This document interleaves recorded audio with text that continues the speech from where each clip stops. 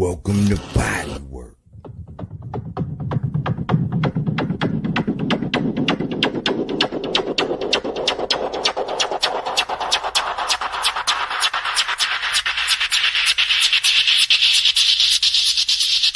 Please fasten your seatbelts.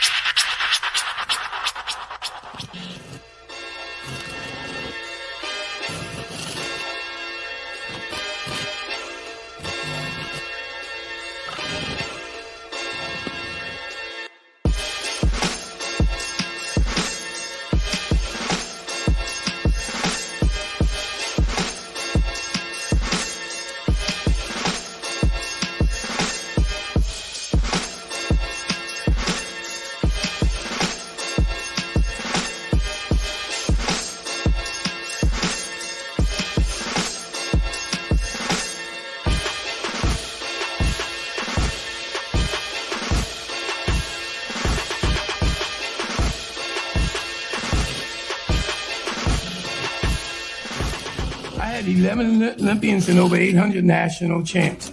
And all those men, they wouldn't do half the work that she do. And I'm seeing it from the young ladies.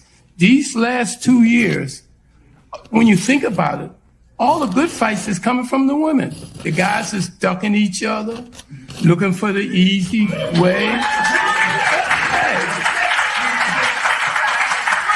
I'm telling you like it is, you know? So again, you know, this young lady done did everything I asked of her, and she did more. And I'm watching all the young ladies that's boxing now. It's like they trying to prove they better than men. Now, we knew they was kind of there, but now they showing that they mean. You know, in the old days in Philly, we call these guys crazy. And that's the way these women are. So when you go back home, speak nice to you.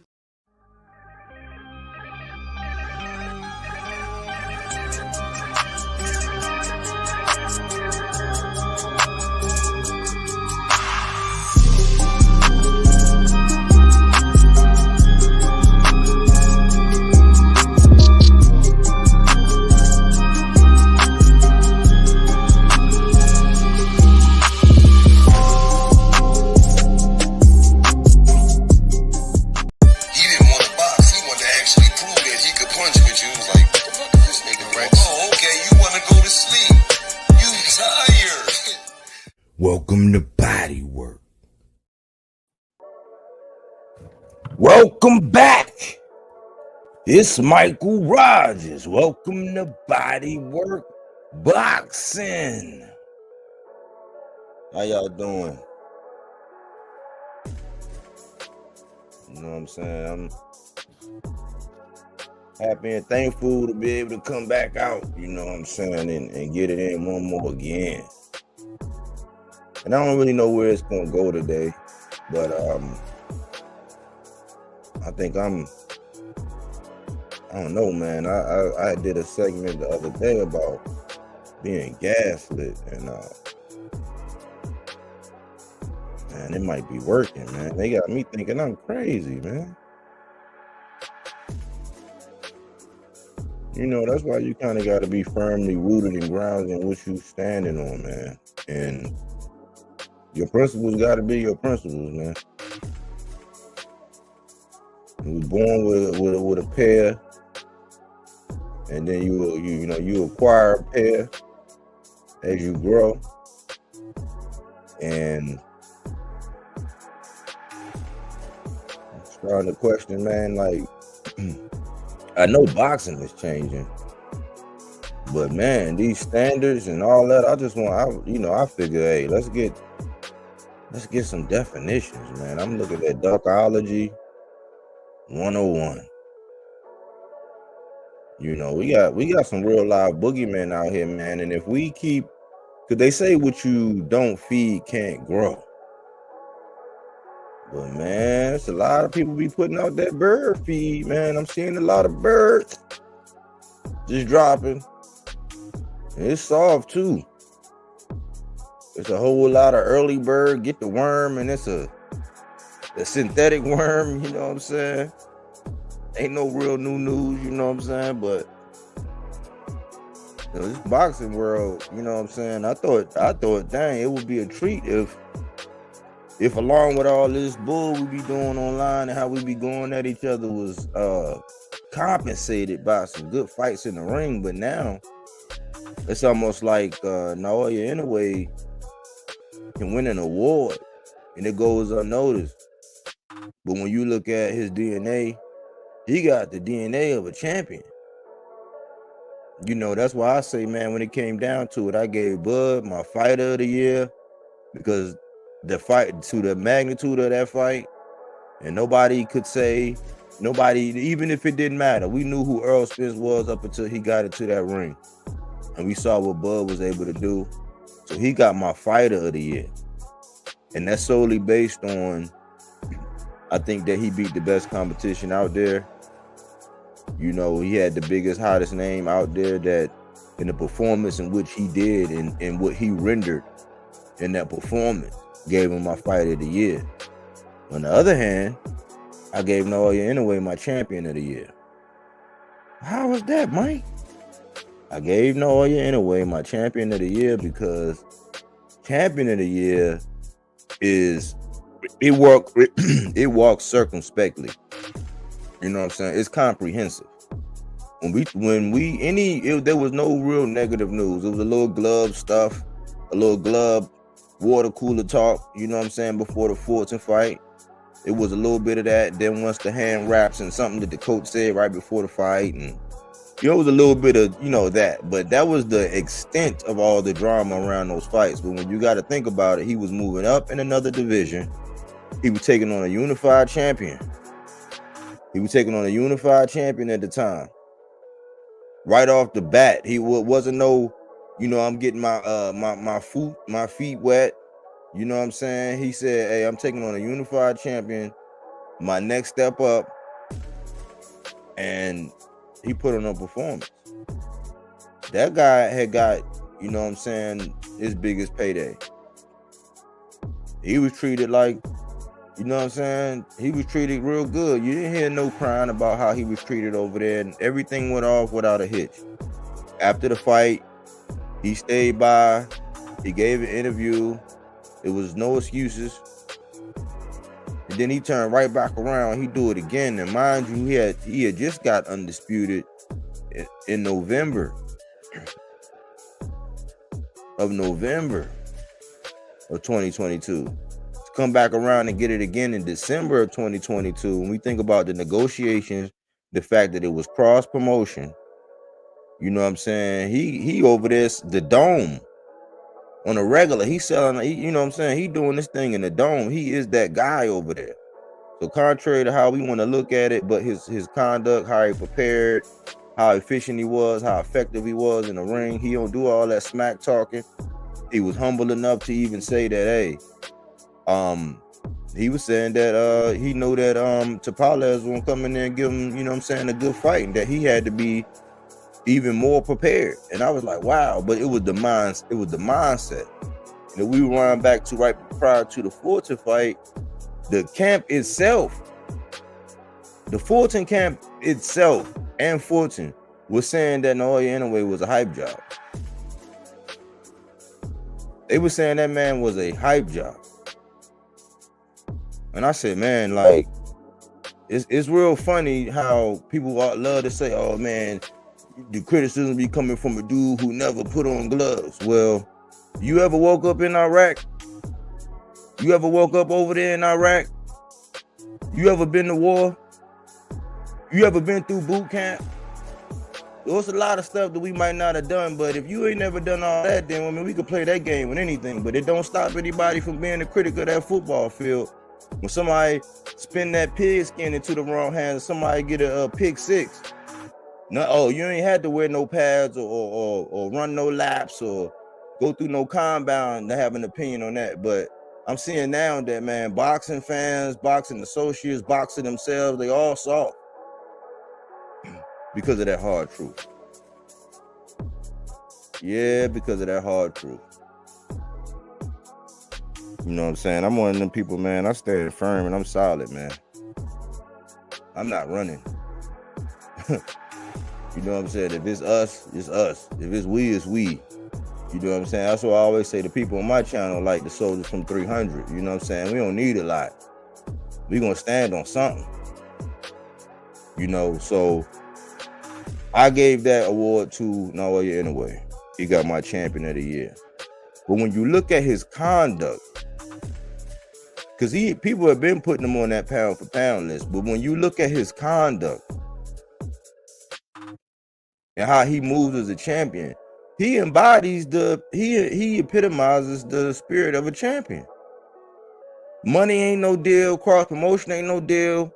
He ain't cherry picking, he ain't going for no easy.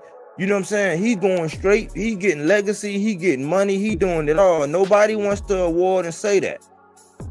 Because 1 minute it's about legacy, the next minute it's about money, and then when somebody get into the money, but if you don't prefer that person, then it's all bad. But then you can avoid legacy to go get money that ain't even no real money. It's like, are you the baddest man in the mess hall with your chest out or not?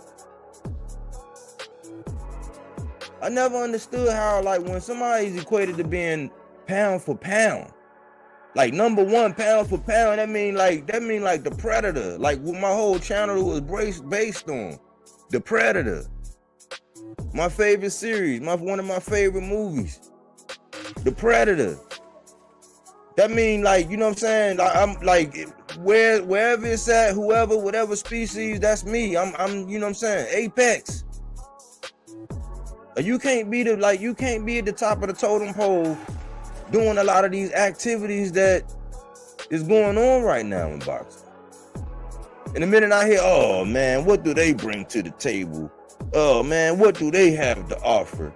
It's different if you are the bag and you got full control over how much money you make. That's different. Canelo showed that, Floyd showed that, the whoever was getting to that bag, Oscar at one point in time showed it, Manny Pacquiao one time showed it. If you that guy, that matters. That matters. But if you're not in that position and you claim that you legacy, or you claim that you the apex predator out there, man, ain't nobody in your division. Ain't no other guy should be around. Y'all should be like Highlanders. I don't know how old y'all are. Might be dating myself, but you should feel like a Highlander. You should feel like a Highlander out here where it's almost like your spider senses get tingling when it's another. I mean, you know, if you ever been in any kind of sport, whether you play football, basketball, any kind of league, you already know how it is. With some people, you just see them and on site, it's just a vibe that y'all don't like each other. We're not too far removed from nature. But when you start talking, when you wipe away all that gossip stuff and all who's doing this to what and who, all that stuff, when you wipe all that away and you talk about inside that ring, if you and that other person was inside that ring trying to do bodily harm and damage to each other, you should feel like a Highlander. But now I'm seeing that, man, like, that's why I say, man, one of my things, I got to do a We the People episode. Just like when I was saying We the People with the IBF rehydration, that was a big hit. I like that video. I think, you know what I'm saying? Like, my next one, I got to do another We the People. Because we gotta start sitting down and thinking about, man, how we view this sport, man. You know, we gotta try to be responsible about how we talk about it, man. We gotta try to hold these same standards, man. We gotta have some definitions laid down.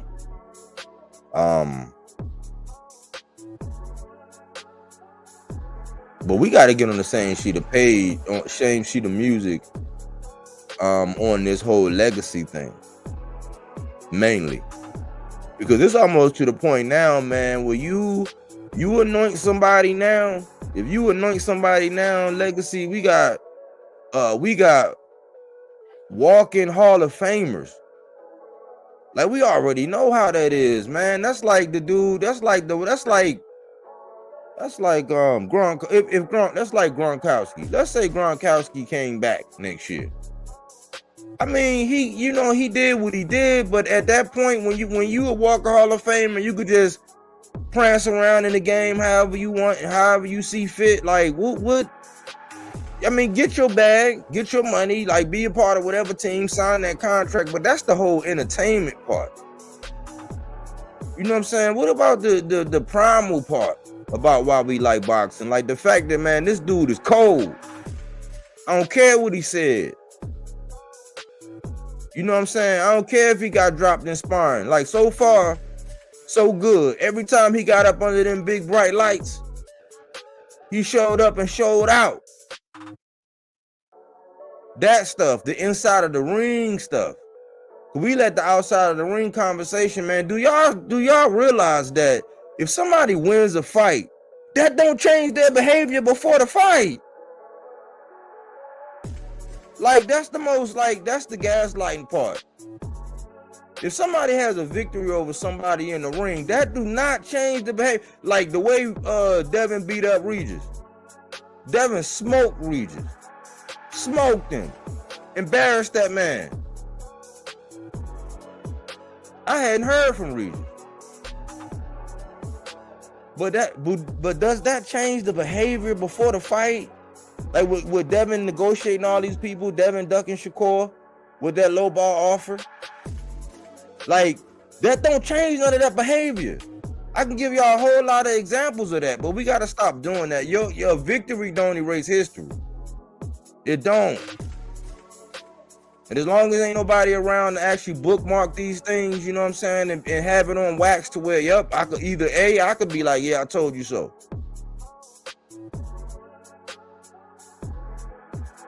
I might be sarcastic in how I say it, but I'll be like, I told you so. And we'll have our laughs about it. You know what I'm saying? If you real, you're going to be like, yep, you did. You know what I'm saying? And if you did that to me, I could take that, though. Somebody be like, I told you, my man told me what Bud was going to do to Earl. He even said he told me, man, my man Wayne. That's why I told Wayne, I said, man, stop bullshitting. Get on here and get on this panel, bro, because he got a personality. I said, man, go in there and talk your smack about Bud, man. Come on. I'm going to do it. Never hit me up. But he told me, and he told me way before. He said, man, I think he going to target. And I don't even think he targeted our, but he's like, man, Bud going to Spence up. He was like, man, that dude, he ain't right, Mike. You know what I'm saying? He ain't right. This is my man, Wayne. He told me I was going to do a segment with him on it called Wayne's World. He know I'm a Spence fan. He know I am. But because of that fight looked like that and Earl got, you know what I'm saying? Earl got his ass waxed. Like, that don't change none of that behavior beforehand, y'all. That don't change none of the behavior before that, man. That don't change none of the behavior that before Earl Spence fought Ugas. Right before he fought Ugas, the options for everybody, what everybody online was pushing, the options for Earl Spence was either you gonna fight Ugas, you gonna fight Bud, or you better not run from Boots. You better not run from Boots. It was so much pressure. I'm like, well, okay, well, if Bud and Camp and company said that they never wanted to fight Ugas, so they wasn't going to get that strap. In order for there to be an undisputed, somebody had to collect all the straps. So you mean to tell me with all this inactivity that Earl had, all that time, all that inactivity that he had 2 big long spurts of inactivity. He lost out on the Manny Pacquiao fight because of the eye. He was going to try to fight. I say that all the time. I said, man, that was the warning sign right there to let you know. It's some fighter that ain't going to let you know it's nothing wrong. If they can get through, they're going to fight. If you seen that movie called Gladiator with Cuban Gooding Jr. in it, that man knew if he got hit upside his head, it was over for him. He was like, man, if you will fight me.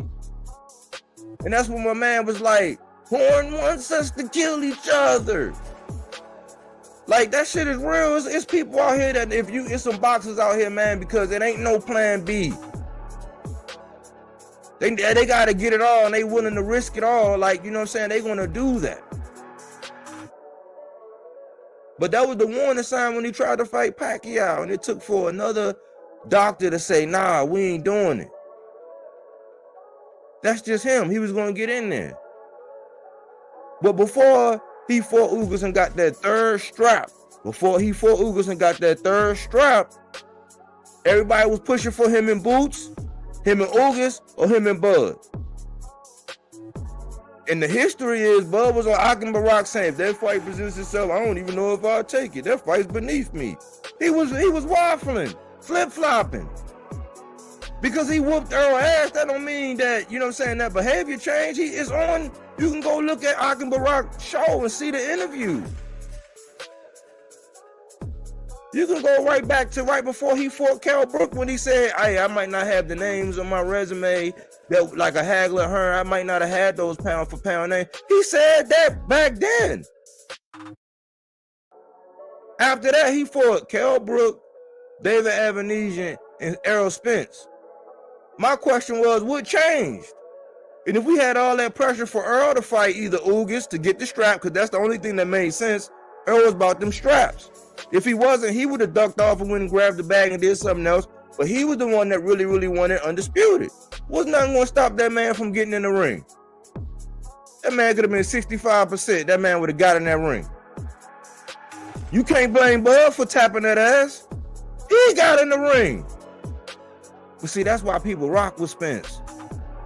Because it don't matter when it's up and it's, you know what I'm saying? We going to go in there and try to do whatever we can. You could, you know what I'm saying? If you ever lost a fight before, you already know what I'm talking about. That shit don't feel good. But Spence fans were saying, oh, well, you know what I'm saying? Earl's trying to get undisputed and somebody got to go get the straps. And Bud and them said they wasn't going to fight Ugas. They never even brought up no Ugas. So who was going to get the strap? Like, you can't have it both ways. Earl went and got him.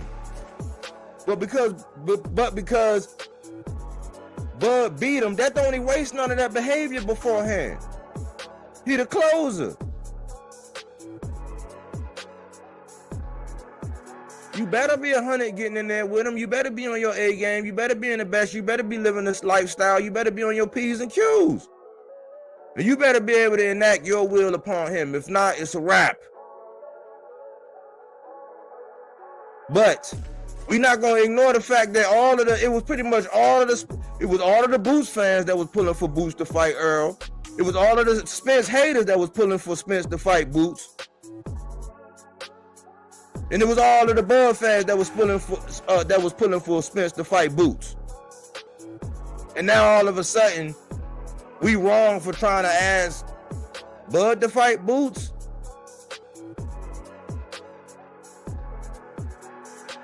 No, man, that's not wrong, man. Don't try to guilt trip with nobody still in your same, especially if you the apex predator, you at the top of the totem pole.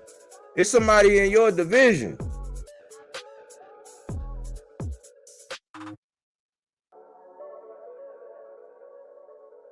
What are you talking about, bro? Like, that's not, bro. What are you talking about? Ugas, come on now. Ugas and Pacquiao had to fight.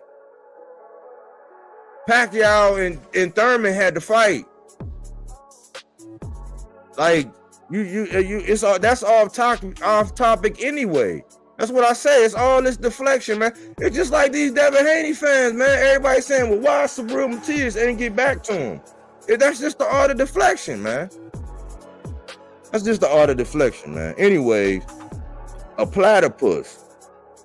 The platypus, sometimes referred to as the duck-billed platypus, is a semi-aquatic egg-laying mammal endemic to eastern Australia.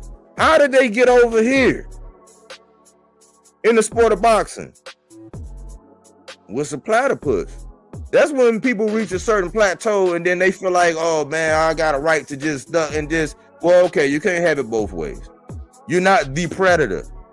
The predator's gonna come down. He showed you. The predator gonna come down and show you at whatever it is. He went up against the gorilla. He went up against the bear, pit bulls.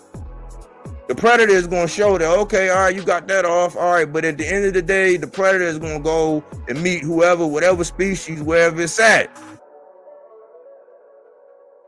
The behavior don't be matching different. Why was Bud getting ready to why did Bud come out and say he was going to try to break Mr. Gary Russell's neck then? For telling the truth about punching him in the face. All he said was I punched him in the face because I felt like that. That's why I say people don't like the truth, but when Gary said that in that interview, it sparked a whole nother energy. And Gary Russell was doing his thing, and don't act like, because people like to act like the whole, since the Devin and Gary Russell fight didn't happen, that it wasn't all this weird behavior with people ducking Mr. Gary Russell Jr. Mr. Gary Russell Jr. is one of the most ducked boxers in the game. And I heard that same excuse today for Bud, talking about, man, Bud was the only champion who ever stayed and fought all his mandatory. Well, Mr. Gary Russell did it too. Mr. Gary Russell did it too. People was running around ducking him. So when Gary Russell said, hey, yeah, I punched him in the face, and yeah, I would love to go up and do it, and that was on some principle. That was because, that wasn't built up. That was already equity built up in there. That was already ill will. That was just, let's sign the venue. Let's, whatever we going to agree on the weight. Mr. Gary Russell said, I'll jump up there. That was his opportunity to be great. That was his opportunity to be great. Bud came on and said, man, I'll break his neck. But where's that same energy with Boots?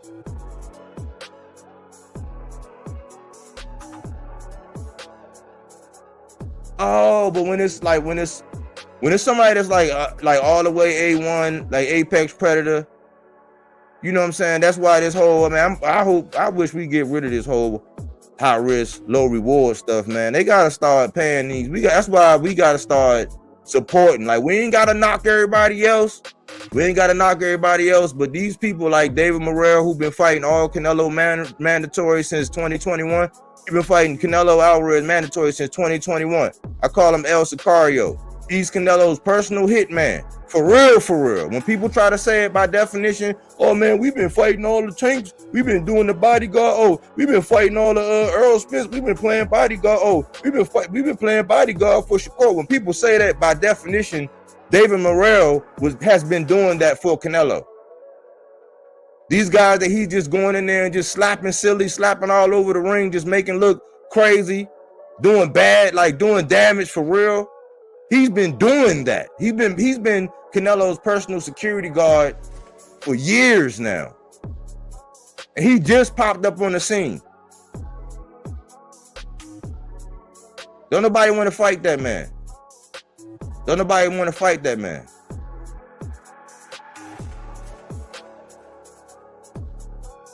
Then we got a whole bunch of peacocking. It's called peacocking. You know how peacocks are, how they get all flashy, be talking all that stuff, like all everywhere, man. It's so befitting with all the colors and all that. With social media, just peacocking. I'm the baddest man in the mess hall. I'm gonna take your cornbread, all that. Then somebody come out and be like, man, you a chicken, man. Like, what's going on? What's happening? What's good? Church mouse should have been on this list. Church mouse. I ain't talking about all the antics. I'm talking about the energy behind these boxes. That's peacocking. That's what we're seeing. We're seeing a whole lot of peacocking. People saying, oh, I'm this, I'm that, won't take the risk, won't go. You know what I'm saying? I don't know. It's still people out here. There's still people out here that go to Wendy's looking for chicken McNuggets. Yes. In 2024. Can you believe that? With the level of technology we have, can you believe that? And then people getting real creative with the ways and how they decide how or who they want to fight or whatever. That's why I say, man, if it's okay for some fighters, it got to be okay for all. How your favorite fighter, how you don't have no accountability for your favorite fighter, but then I'm supposed to have all the accountability in the world for mine. It don't work like that. We twins. Cause I'm gonna act ignorant too. I'm gonna act like I don't know what you talking about, like y'all be talking, man. Come on, man. Y'all know that energy don't be the same. All I keep hearing when it come down to Subriel Matias is, but why Coach Pan and them, why they ain't called back to Haney? Why they ain't never called back? I'm like, hold on, fool. When the last time you ever heard Devin and them be this quiet, not respond, not be unrelenting for the smoke? It's apparent in the behavior.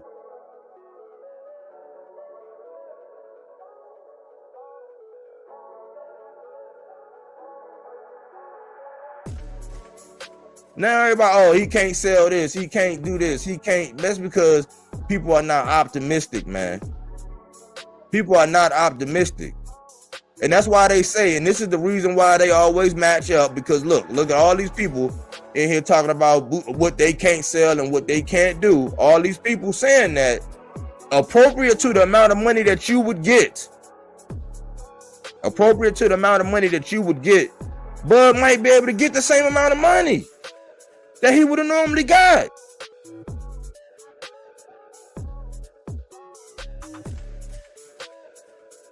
Like, how do anybody even know how much money Bud and Boots? And this is what people try to do. With this conversation right here, people are gonna try to bring up two other boxes. They're gonna try to bring up two other boxes.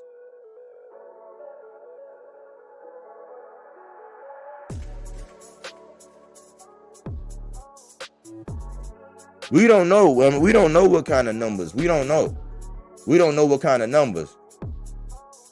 I know that if Bud got a number in mind and he threw it out there, that would say, hey, all right, well, cool. Because I heard his folks saying, hey, what's the number? Tell them, hey, send the number. Like, what's the number?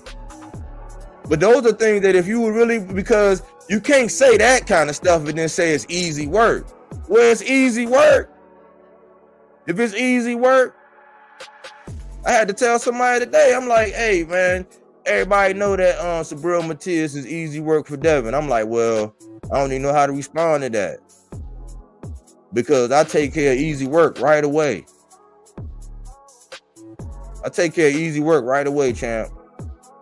Like if on my way home from work, I can stop and mount a TV and just put, you know what I'm saying, pocket a quick 75 to 100. It's done. On the way home, easy work. Like, what am I talking? What are y'all talking about? It can't be it can't be the same thing. That, because in reality, you know that ain't easy work. You can't even look at yourself in the mirror and say that that's easy work. You might say that, oh, okay, well, you know a combination, or you see some flaws and you see what you can exploit. But ain't nobody in their right mind that just look in the mirror and say that would be easy work. And what's up with all the guilt tripping for the fans who actually pay for the fights, can prove that they pay for the fights, saying that we want to see that fight. I'm talking about the fight paying customers, not the fire sticks, not the fire squad. You know what I'm saying? Not you guys. You guys need to lower your tone.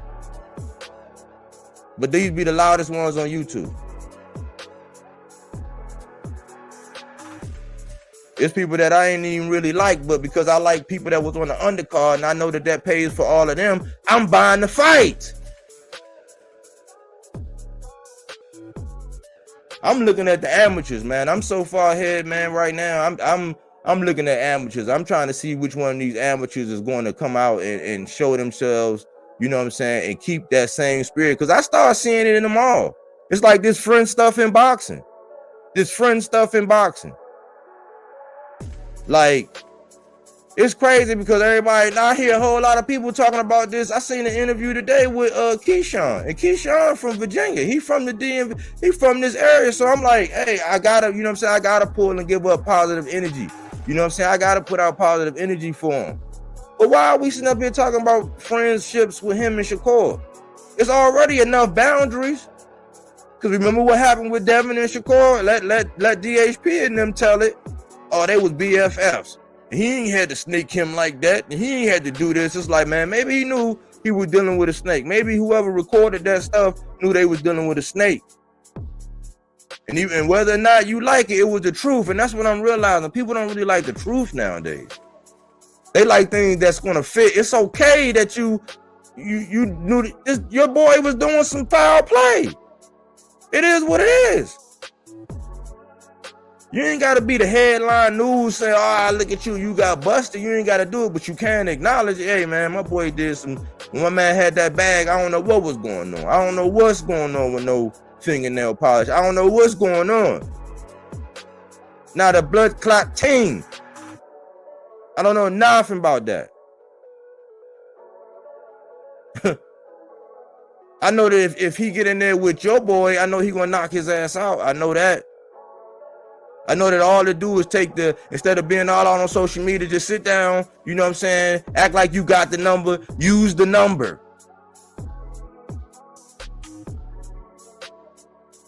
And I ain't been a player for a long time, man. I hung up the cleats a while ago. But I ain't never known nobody to have a bad one on the line, man. Just, you know, you got the number, you know what I'm saying? She saying, just, you know what I'm saying, hit me up. This is when I'm normally at home. You know, I got everything you need over here. You got the number. Ain't nothing wrong with your fingers. But you all on Facebook. And when I get over there, I'm, you know what I'm saying, looking ass. Like, come on, man. Like, you know how to hook up. You know what I'm saying? It's like, oh, you don't really want it. You don't really want it. You was talking all that, you know what I'm saying? You mess around, got the number. You don't even know what to do with it. You don't even want to call. You out doing interviews on this panel, on that panel, and on this chat, and got a whole bunch of sheep out here just co-signing that you just scared of you scared of it. You supposed to be over there Ving Raymond it.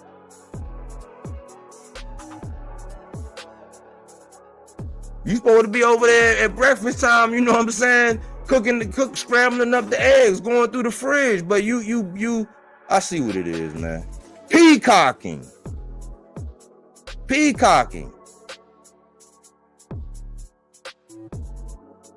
His twin laughing. I'm saying though, his twin, I ain't never seen nothing like this. You ever seen a mother, like, get the number, bag her. You know what I'm saying? He bag her, she mean, you know what I'm saying? Every bit of a dime. Got the number. Told you what time she was getting home. You don't even want to have a conversation. Man. I guess in a lot of ways, man, in life, we do be projecting, because that's probably some real life. That might be the character in real life, though. That might be the kind of character. You know what I'm saying? This man, Subriel Matias, came out and said, you a chicken, bro. And all his fans are saying, why they ain't never call him back with a number? It's like, man, why y'all ain't going to go get this? Why y'all ain't going to go GTD, man? Remember what time he said on Martin, got the draws, dog.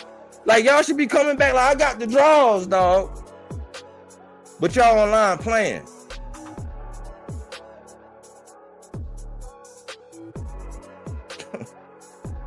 Y'all giving out big boy numbers, like with the Ryan thing. I'm looking at it like y'all giving out big boy numbers to Ryan, and it's like, man, get in there and smoke that fool for whatever bag. You trying to tell me it wouldn't have like crazy overshadowed what you just got for Regis? Because I don't even know if y'all. I think y'all might have been still in the red. All these people that could tell you how much and this and all these big, you know what I'm saying? Like all these big channels can tell you all this stuff about all these numbers. But nobody ever crunched that math. And it ain't even to be pocket watching. It's just so that you could lower your tone when you're talking about the boxing business aspect and what happened versus what you want to see. We all want to see it, but we're not putting the energy in the right places. We're not even giving the people, we giving the gladiators, the real ones, the ones that's still hungry now. Because I'm starting to see, man, you got to catch these boxers before the silk sheets. Oh, yeah. Before the silk sheet. You catch them right before that silk sheet period. Before they get to sleep on them silk sheets, those are the killers. We need to get behind them and match them and give them the biggest, baddest guys out there right now. And if they having to climb that mountain and get to that level to where people are looking at them like, oh, you do have something. I've never heard man, Subriel Matias actually had a belt. I remember last year when I did that video called The Road, that was in April. He had just got his belt last year when he had that belt. People are saying, well, who on his resume has he? I'm like, the dude got a belt. The dude got a belt. And now it's who is he for? And If you came in for the, you know what I'm saying? If anybody came for the drama and the juiciness, no, I'm talking about how we all can put our energy towards getting the biggest and the baddest, the ones that's looking for all the smoke, the fire-breathing dragons. If you want to see the fire-breathing dragons get in there, you know what I'm saying, and breathe on somebody, let's get behind the guys that's seeking the smoke. You know what I'm saying? Let's give them, because we'll just act like they don't even exist. We'll act like they don't even exist. But we'll spend all our time from somebody that actually clearly was peacocking. That's why I said, man, La Biblioteca. That's Subriel Matias, the librarian. 140 was popping. I told y'all back in April of last year. I called it the roll. I told y'all that last year. Now 140 is quiet. It's like Subriel came out and said, hey, y'all, you supposed to be studying, getting back in the books. Lower your tone. Okay, Subriel, I'm sorry. The librarian. They gonna let Boots. Man, they gonna let Boots look. I'm gonna tell y'all what they gonna do. They gonna try to put Boots on a pattern just like they did Maul Charlo. I got a video. I gotta go back and look at the thumbnail when I did it. But look, if y'all look at this video, the thumbnail said, "Are they aging him out?" It was about Jamal Charlo. This was years before all this stuff went down, because I saw it coming down the pipeline. And if Boots don't grab the bull by the horn and jump up to 54, and in this day and age, they tell you to get disrespectful. Then when you get disrespectful, it's all you're too disrespectful. So when Bernard Hopkins see Bill Haney, and you know what I'm saying, be like, you know what I'm saying? Like when that happened, oh man, look at you. You should. But then they telling Boots he got to be disrespectful to get a fight with Bud. They in the same division. And Earl, a rematch with Earl honoring the contract ain't even part of the plan. God damn. Like, y'all don't want to honor no business. You left the man at the altar. You don't want to fight Boots. And then I heard somebody try to hype up Tim Tszyu and basically said that he was resume-wise and all that, he was way better than Boots. I'm like, do you even watch boxing, bro? Tony Harrison lost his pops. He went over to Australia and did a press conference over there in Australia with no shirt on. Tim Tszyu was looking like a G. He got in there, he looked woozy. When you looked at him in the corner, he was woozy already. Brian Mendoza upset the apple cart by Fundora. Fundora had already shown glimpses of, he was just able to impose his will. He had already showed glimpses with Lubin when he dropped him. He was just smart. He took the knee. He gathered himself, got back up, did it again. But Brian Mendoza, he had a couple upsets, but because Tim Tszyu got served them two guys at them states, not to take away from Brian Mendoza, but don't act like Gaucher. We didn't see Gaucher boxing and drop Tim Tszyu. And Tim Tszyu wound up, you know what I'm saying, outboxing him. He got knocked down, gathered his whips, and outboxed him again. But to try to say that, and he's way above Boots, I'm like, what? Come again, say what? Like, people, like, just to make stuff fit. If you are that guy and you are the bag, that's different, man. I'm done arguing with people about that too.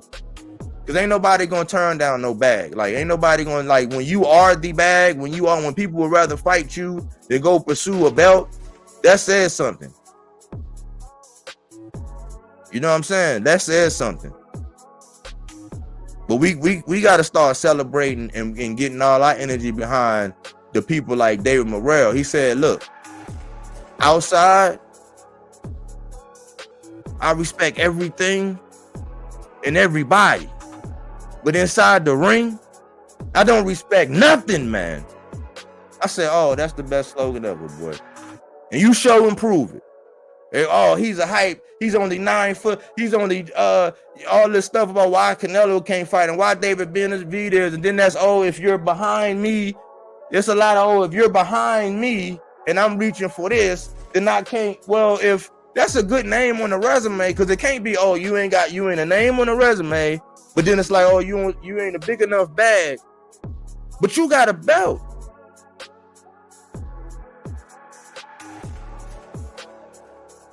He been over there, granted it's Minnesota, but he can pack out of Minnesota. All he needs is a dancing partner. They already, see, that's what you call developing yourself.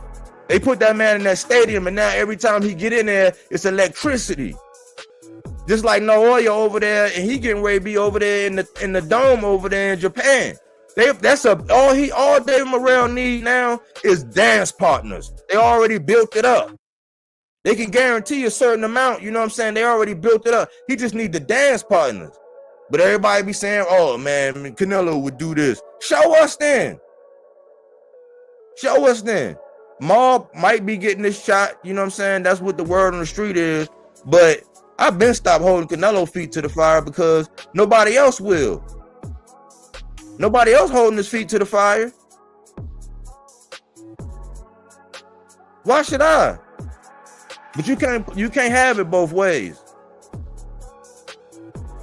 You can't have it both ways, man. Like, what I'm saying is, as it applies to stuff that's inside of the ring, let's not talk about the gossip and who got this and who got that. If we look at fighting styles and what people are able to do, whether this fighter has had all of the advantages, you know what I'm saying, or not, we got to analyze that stuff, and we got to be real, man.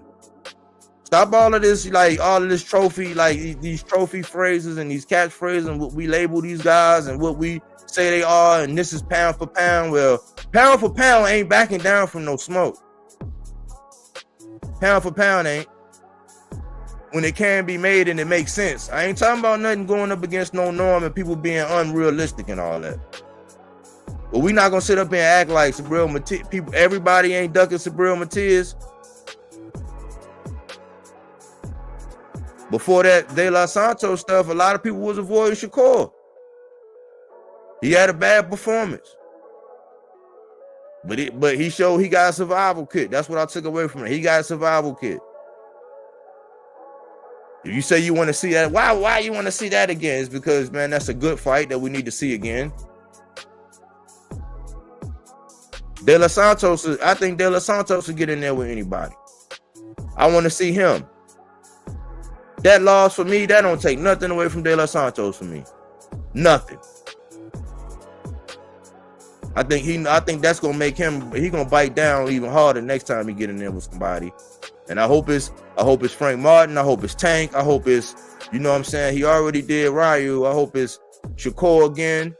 You know, he even said if he can't get it at 35, he said he willing to go to 40. And if you look at these guys, because Michelle Rivera, he just went from 35, went to 40 after he got popped. Now, that's why I kind of fell off him.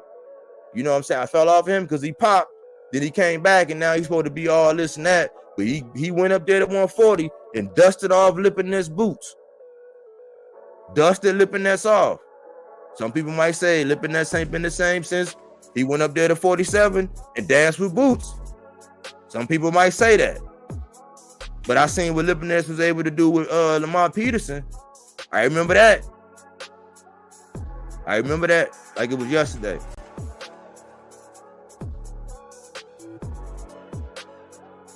But Michelle Rivera boxed Lipinets' ears off.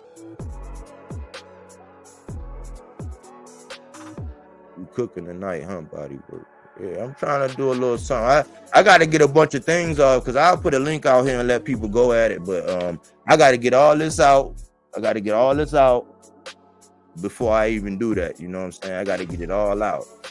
But Michelle Rivera boxed Lipinets' head off. He went to 35 to 40 and transitioned against somebody that shared the ring with Boots before, had been fighting at 140. I think he fought Mikey Garcia. He was a veteran, a journeyman like type level. He was able to transition from 35 to 40. But the same thing that I'm saying as far as wanting like a Devin since we know he all big and stuff, to go up there and fight Boots. I was saying, all right, well, why Matias won't go ahead and fight Boots? Because if Michelle Rivera can go from 35 to 40, like, people transitioning all the time. Like, they like, especially at that weight class right there, they're transitioning all the time. The minute that people start talking about, oh man, that's why we can't do this. It's like, man, people find any excuse as to why they don't want to see these killers get a shot at some of these people who we think are who they really are.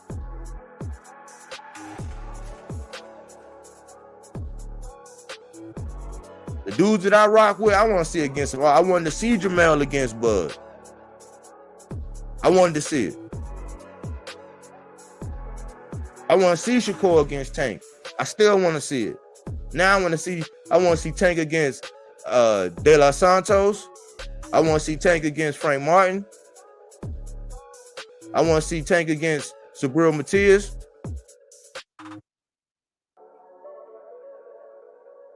I want to see. I'm done saying that I want to see this Devin thing. It just gives me a migraine every time I think about it, man. Because I don't know. Once again, I don't know how you got a bad one. You got the number. You know the schedule. You already know what it takes to hit, and you won't even go over there. Cheapest creepers. So I'll be wanting it. I'll be wanting it. Like, you can't, as fans or people that watch boxing or whatever and find yourself in boxing conversations, man, give yourself the privilege of not having to combat some of this dumb stuff, man. Like, if you don't respond to, if somebody say something real dumb and you just don't respond to that shit, they gonna go away. You know what I'm saying? They just gonna go away. You know? They're gonna get disrespectful, and then when they get disrespectful, that's when they show you your true color. When they start getting personal, or when they hit you with that line, oh, this coming from a guy that never put on a set of gloves. Well, okay. Well, anything I say is, if you haven't been over there in Iraq, if you have not spent any time and you woke over there in Iraq, don't talk about anything that's going on in the world. If you ain't been to war, that would be a stupid ass, dumb ass perspective for me to have, but I don't walk around like that. Well, if you ain't never drove a CDL truck, if you ain't never got your insurance certification, we could do that about everything, but you ain't never been in no goddamn NFL huddle, but you got everything to say about Jalen Hurts. Why that don't apply to boxing? It's called a checkmate. So when somebody do that, all you got to do is say checkmate and ignore them, because you have proven to them that they have no good response to what you're saying. It's the art of deflection, and they can't give you a real reason as to why, when it all makes sense. I told y'all what gaslighting was on the last segment. It's when people try to manipulate your memory. Your memory. That's one aspect. See, people will try to, like, you know, you like if somebody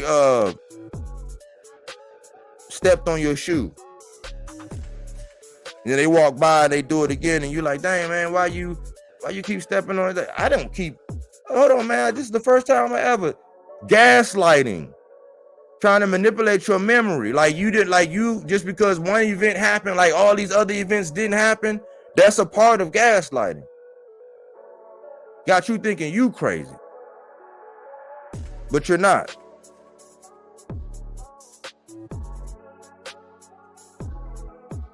So don't let them make you think that.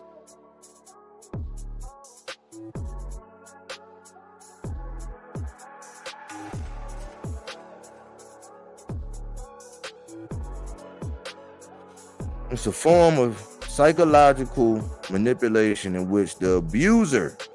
So one, when people do that, they're trying to abuse you. That's one. That's kind of wild. They're trying to abuse you. Like, when people gaslight you, it's actually a form of abuse.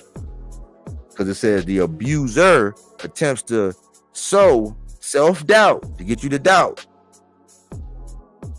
and confusion in their victim's mind. So they try to get you to doubt and be confused. That's why they mix you up. They'll trip you up. Typically, gaslighters are seeking to gain power and control over the other person by distorting reality and forcing them to question their own judgment and intuition.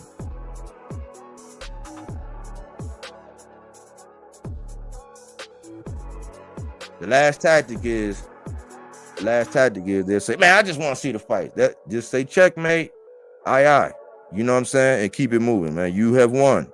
Do not gaslight yourself, because a lot of times what you're doing is you're arguing with your own self.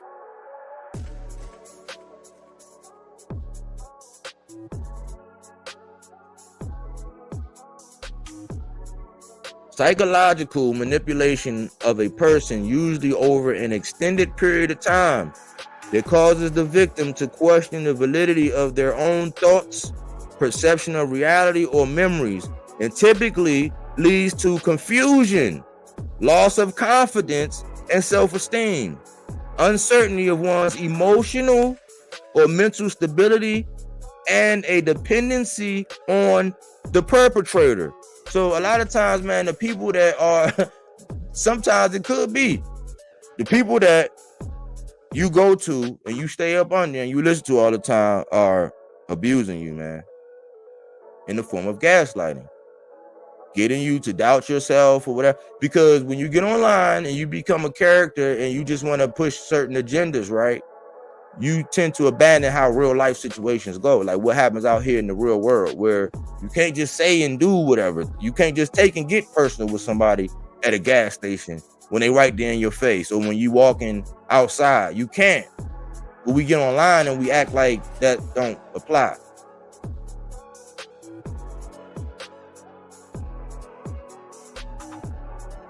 It's almost like us. I think sometimes, man, us as boxing fans,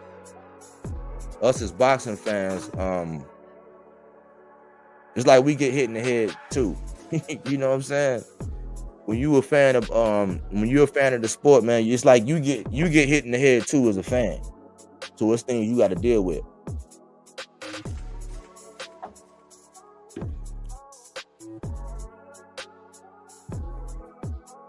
But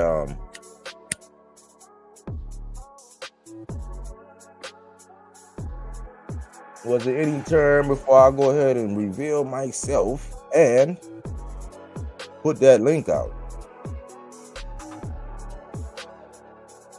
I'm talking about these three guys. I'm talking about Jaron Boots Ennis, the talented Mr. David Morrell, and Subriel Matias. I think I went over Peking duck. You know what I'm saying? That's the Peking duck. Like sticking their head out, acting like, oh yeah, I'm about that. When they really not.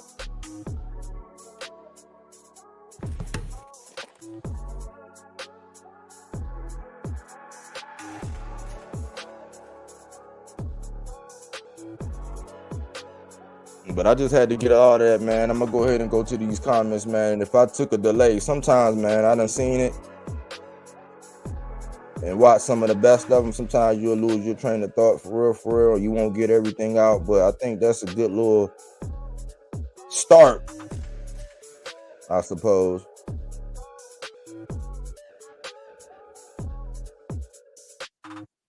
I gotta go all the way up, man. Y'all was in here going ham. Okay.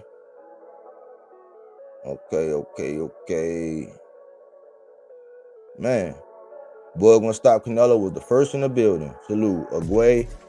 I wish fights got announced already. I'm already disappointed with that Hitchens announcement. I know Lemos is tough, but he really a 135 dude. I just wish we had more exciting news coming. Yeah, that Hitchens thing, man. That's one of my guys too, man. But that kind of disappointed me too. Just like that Frank situation with Shakur, that kind of disappointed me too. You know what I'm saying? And Lemos, man, a hard hitter. He's gonna box circles around that dude. Lemos never gonna really be able to reveal his power. I think if he can have success going to Hitchens' body, if he catch him and time him and you know what I'm saying, crack them ribs, put some hot sauce in them ribs, you know what I'm saying? But I think, you know what I'm saying, I would have. He say that his reason was because he'd rather fight Subriel Matias once he have a belt, because then he won't have to go by the IBF. But that speaks to my whole other plan as far as these. I don't know about the same day. thing, but I think that it need to be something, man, because we don't even know what we getting in these guys, man. All it take, really what it is you have a talent for doing it, but then when your body tell on you, your body just gonna tell on you. And it might be right before a fight, man, and it's gonna mess your bag up. I'm glad Virgil was able to get on track, but his body just started telling on him. I'm glad he able to get back on track. That's all I can really say, man. I thought Hitchens should have did that, but he got a plan. I hope he don't let Eddie play keep away with him, because there's no reason why, with that affiliation with Devin, there's no reason why Hitchens shouldn't be able to get a shot. Hitchens got a good resume. I feel like YouTube boxing community is in a crazy place. It definitely is. None of Spence fans were saying nothing about Boots. Stop it. They said Boots can't beat Bud or Spence till Spence got smoked. Now he can beat Bud all of a sudden. I ain't even saying he can't beat him. I'm just saying he earned his right. Ugas got elevated when the Spence fight got made. Yeah, I went through that history, man. We already know that history. I don't know what history. Carlos Garcia, salute. All fears Subriel Matias, real champ. BB, coward, chicken. Facts. Because Gary was talking tough. Tell Boots to talk like that. That's what we saying Bud and Bernie said. Yeah, that's what I was saying. That's what it's crazy that, but I mean, that's like you welcome that kind of energy. It's like, that's why I said bread and circuses. Boots shouldn't have to get disrespectful. I think Boots, up until this point, he been classy. He done said his little stuff, you know what I'm saying, here and there. And he was like, it's in the contract, but he been real respectful. When I said talk dirty, maybe you gotta talk dirty, I was really being sarcastic, like, really? I gotta do all that? But then you get it both ways to where you could just do that. You know what I'm saying? Floyd, it would have been some opportunity where Floyd would have passed the torch, just like Floyd got in there with Canelo. You know what I'm saying? Floyd got in there with Canelo when they were trying to say Canelo was going to be all that. Beat the, you know what I'm saying? Like, you talking about boxing clinic? You know what I'm saying? Like, if you need to pick me up and you really want to know, go back and watch Floyd box Canelo. That's what I do. If I'm down, I go back and watch Floyd Mayweather beat up Canelo. That's one of my favorite pastimes. Boots ain't talking like Gary because he's scared. Okay. Boots can't even sell out arena. Stop it, bro. Yeah, that's when the sales come up. I was addressing that while I was talking. I'm gonna have to start a channel I see to get the truth out there. Yep, get your version of the truth out there. You know what I'm saying? Just welcome people like me in there when I want to come and build a little campfire over there and set everything ablaze. Matias is about to turn Devin Haney's dream into a nightmare. Nah, man. Devin ain't been on social media like that, but he ain't been asleep. He keep having Subriel.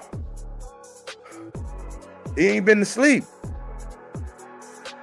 Devin ain't had a dream since he played chicken, man. The other kind of chicken. All Haney fans can say is Bill called. If I was Haney fan, I would be upset to why Bill Haney declined the meeting with Matias' team. Bill won't even give Matias' team a chance to talk. Right. This is like, that's when you know that it's weird energy. That's why I call it peacocking. Like when you start showing and exhibiting behaviors that wasn't like you, and when you know these fighters, and they start doing something different, if Devin would have been like, yeah, all on social, still hyping it up, whatever, and business could have been going on behind the scenes, I'd be like, yeah, that's Devin. That's just typical Devin. But Devin ain't even doing what Devin normally do, which is a red flag. I'm trying to tell you. You don't want that smoke.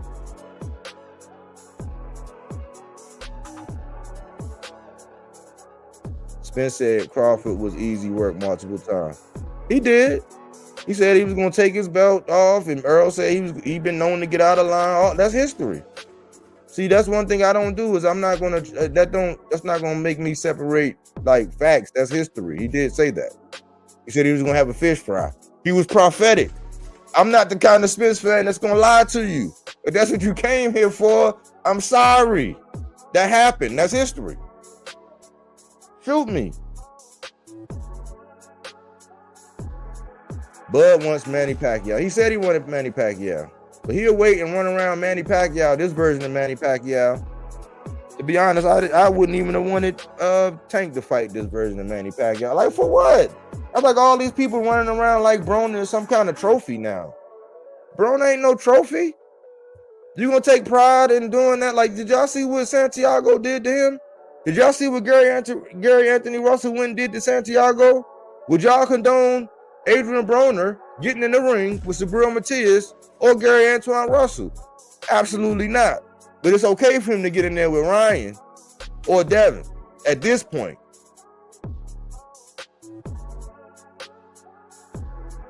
Haney fans should just be fans of boxing and push for the fight to be made. That's what I'm saying, man. They putting more pressure on, like how are you gonna make? I mean, let's remove A side and all this and all that. You want to fight with that dude? How you gonna keep running out here in the streets talking about that dude should call you? You got the number. Go smash.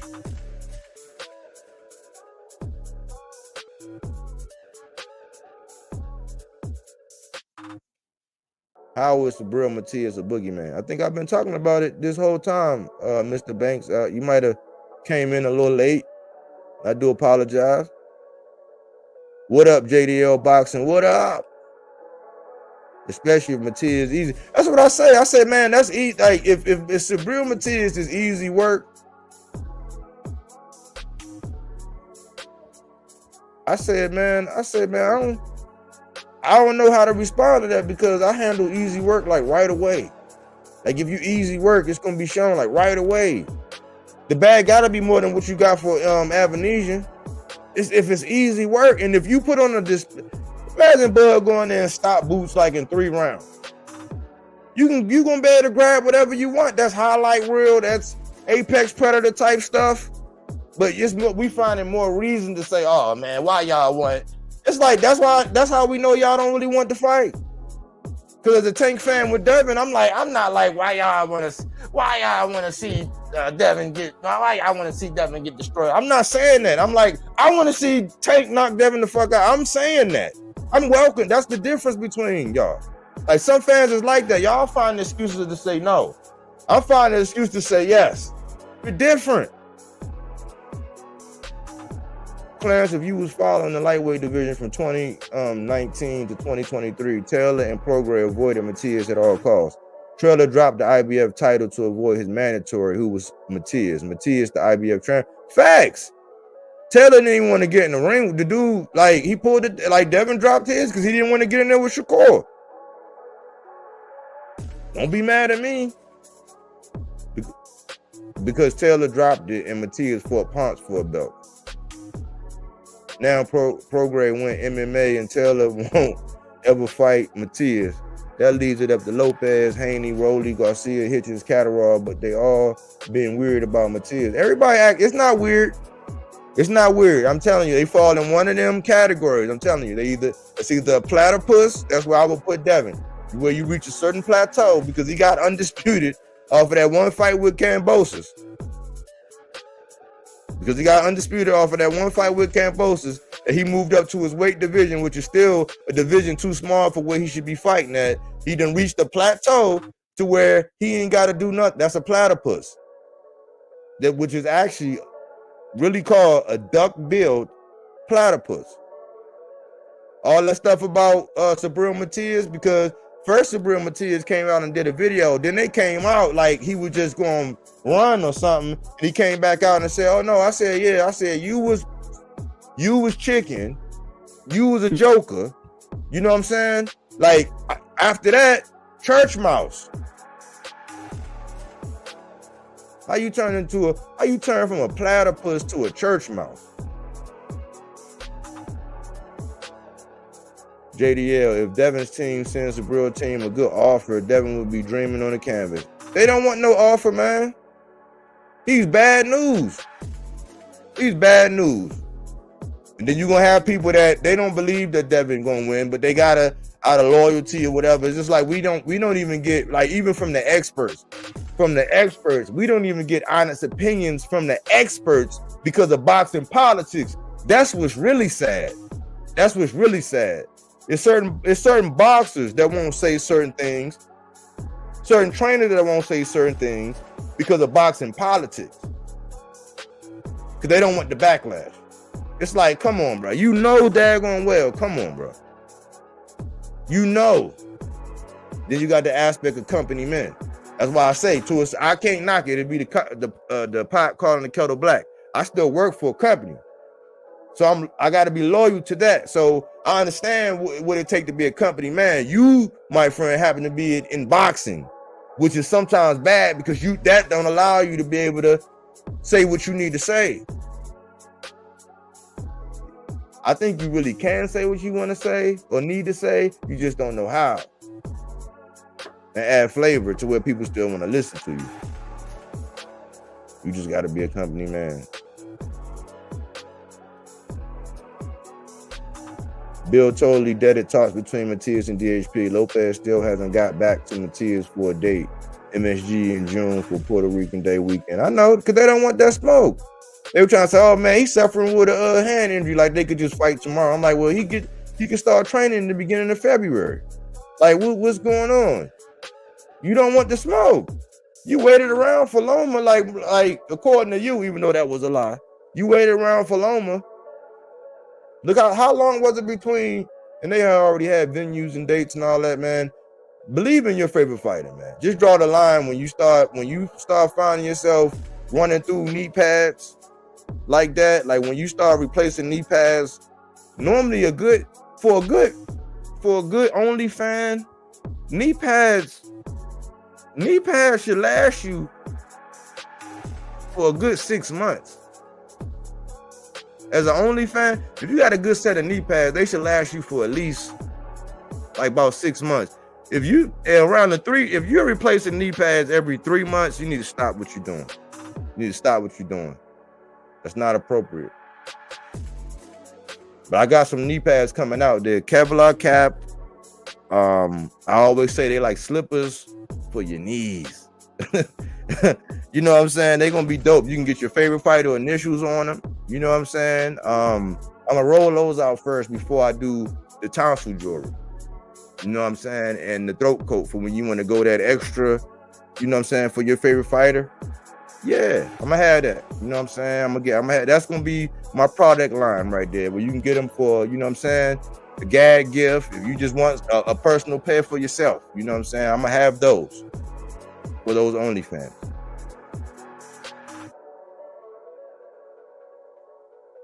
At Aguay, facts, but Haney just got to the division. See, T.O. beat Taylor. We know Rolly ain't.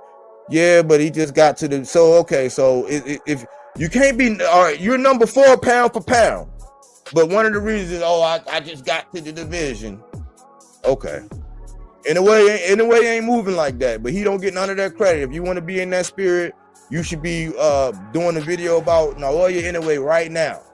Right now, he didn't come up and get his feet wet. He came up before the unified champion, some of whom had him on this pound for pound list, but we don't see no Inoue video. But we know who Stephen Fulton is, and we know what Inoue did to him. He didn't move up and get his feet wet. He moved up and for the unified champion, then in the very next fight for another unified champion. But we don't get no videos about that because it's not about that. That's just a goalpost move. Stop it. Matias would fight Devin for cheap, honestly. I'm not confirming, but talks and PR indicate Matias just wanted a big name. Man, them guys, De Los Santos showed you that.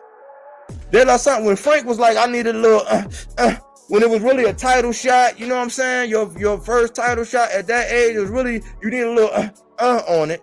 But you see how fast De Los Santos signed that thing?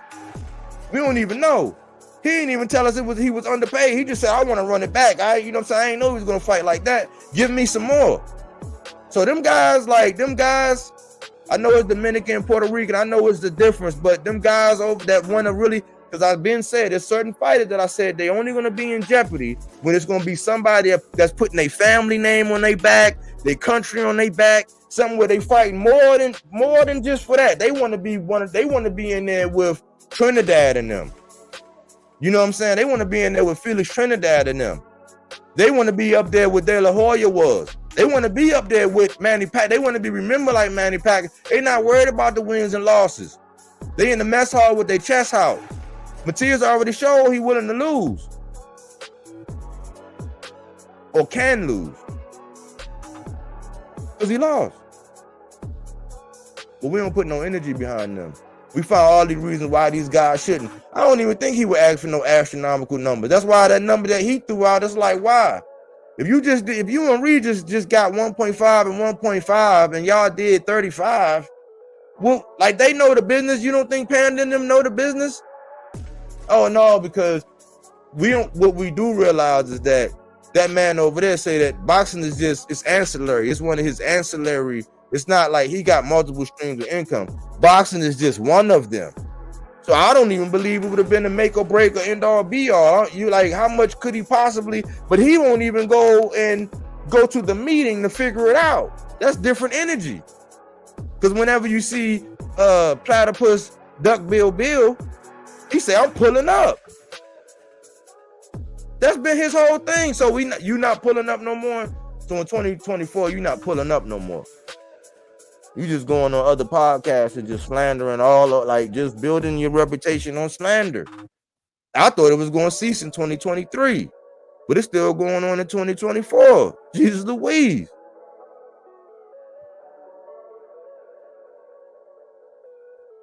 I'm way behind. Garcia father got on IG account, be commenting some crazy stuff. His twin said body work.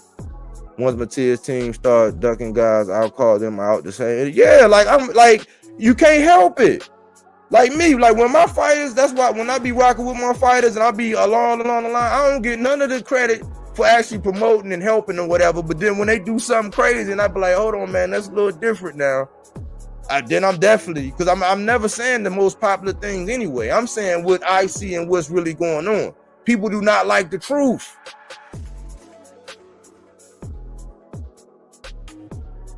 The only analogy I can always say is when the Eagles won the Super Bowl that last time, when we won it, I could say that we didn't have, we had like the weakest strength of schedule. We won the Super Bowl, but we had the weakest strength of schedule. That's the kind of person I am. That's how we need to be when it comes down to boxing, man. If your boxer's doing something funny, man, just say what it is, man. We're not going to get the fights like this.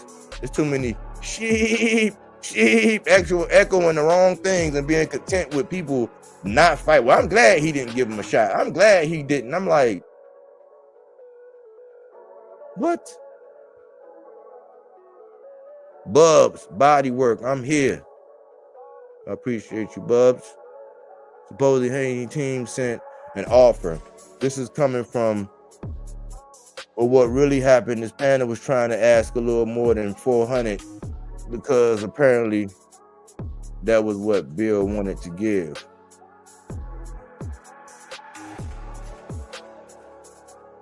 I would say I won't confirm that, but that don't sound too far-fetched, man. Which would be, it just shows you, man, like that's the tactic. Y'all do know that what animal is that? What animal in the duck family got low balls?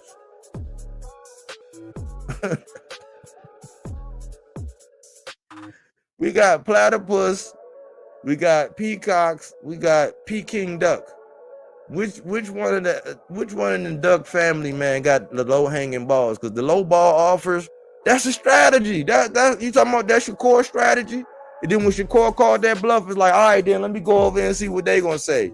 Then you like, all right, I'm out, and drop the belt.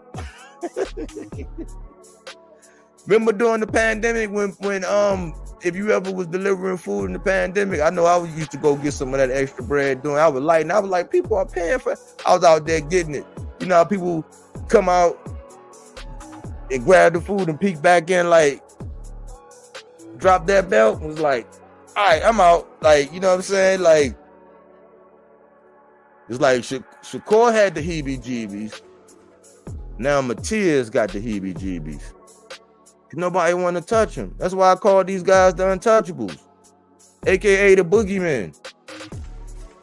David Morrell, I'm like, man, like maybe do you gotta dial? You can't dial it back because you can't play boxing. And Agway say, dang, 400K, yeah, man, like that sounds greasy, man, like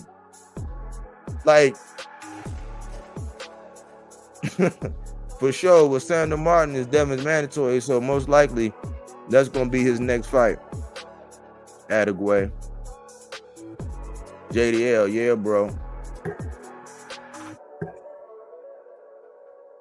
They lowballing Matias, yeah, man. I feel like T.O. owes Martin a rematch. I feel like T.O. owes Martin a rematch, but who knows with T.O. He's on and off these days.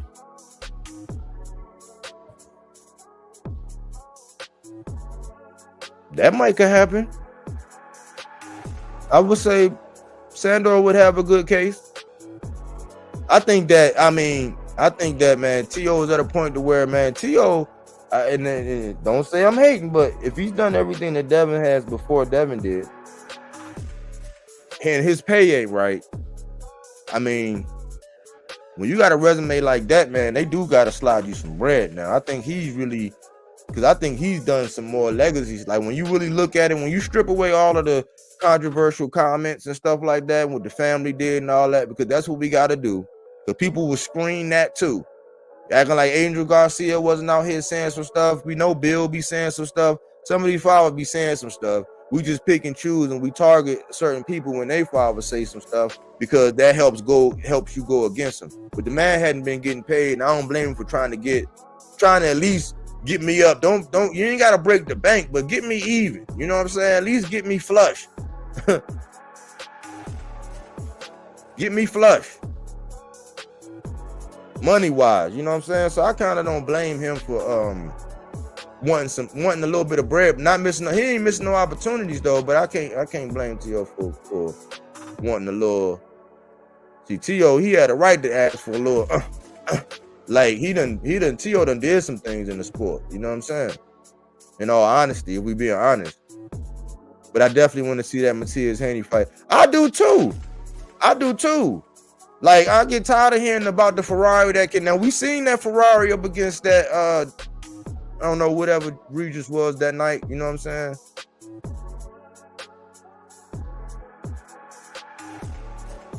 I would want to see it, man, because it ain't no sure shot thing. You know what I'm saying? We see a killer in Matias. We know what he capable of, and we know that if you ain't still got something in the tank by about the fourth after, and you done hit him with your best shot, I just think that it's dangerous because of the break. I'm thinking that, man, Subriel already been getting hit by perceived knockout artists at that weight already.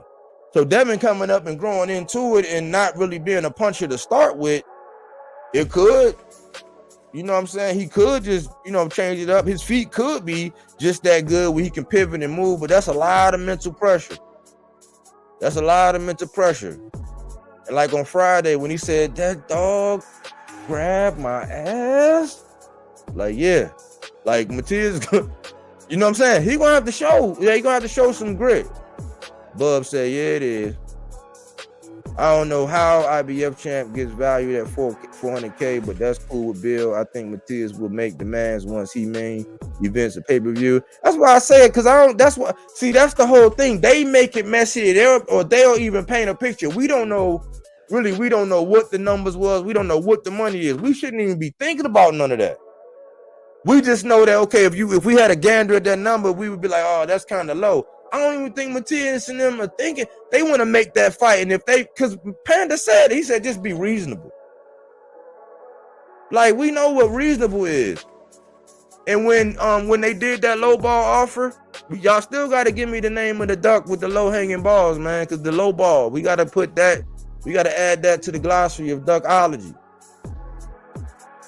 You know what I'm saying? That's why I got my hunting vest, man. I'm about to run down, I ain't you know what I'm saying? We gotta still define that, because when they did that low ball to Shakur and them,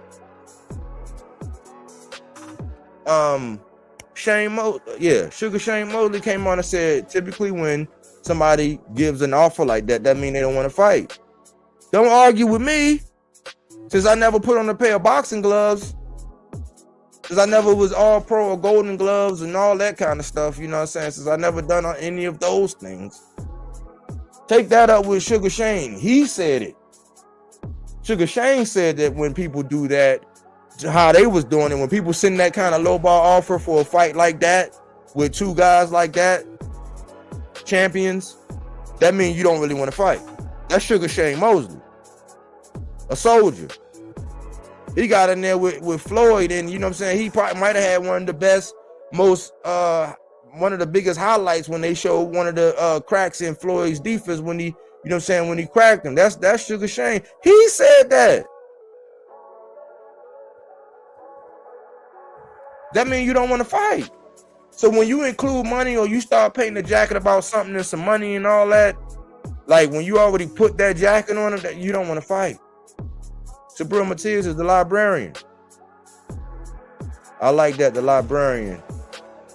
That's a cold boogeyman there. Yeah, he come by and make people use their inside voices, man. He like, hey, lower your tone.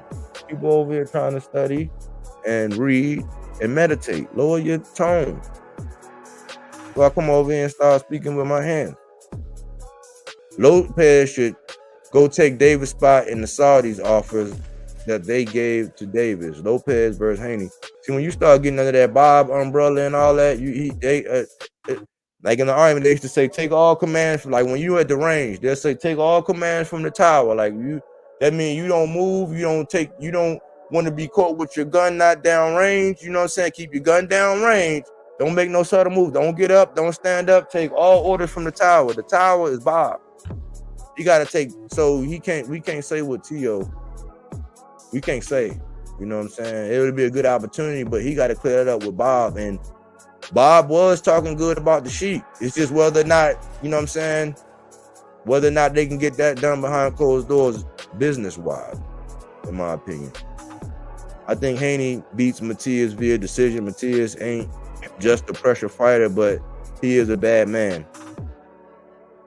Via decision, how? What tools he gonna be able to run around? So he's gonna be able to run around and put points on the scoreboard for 12 rounds against Subriel Matias. Tell me what he gonna do. I want to know. What are you gonna do?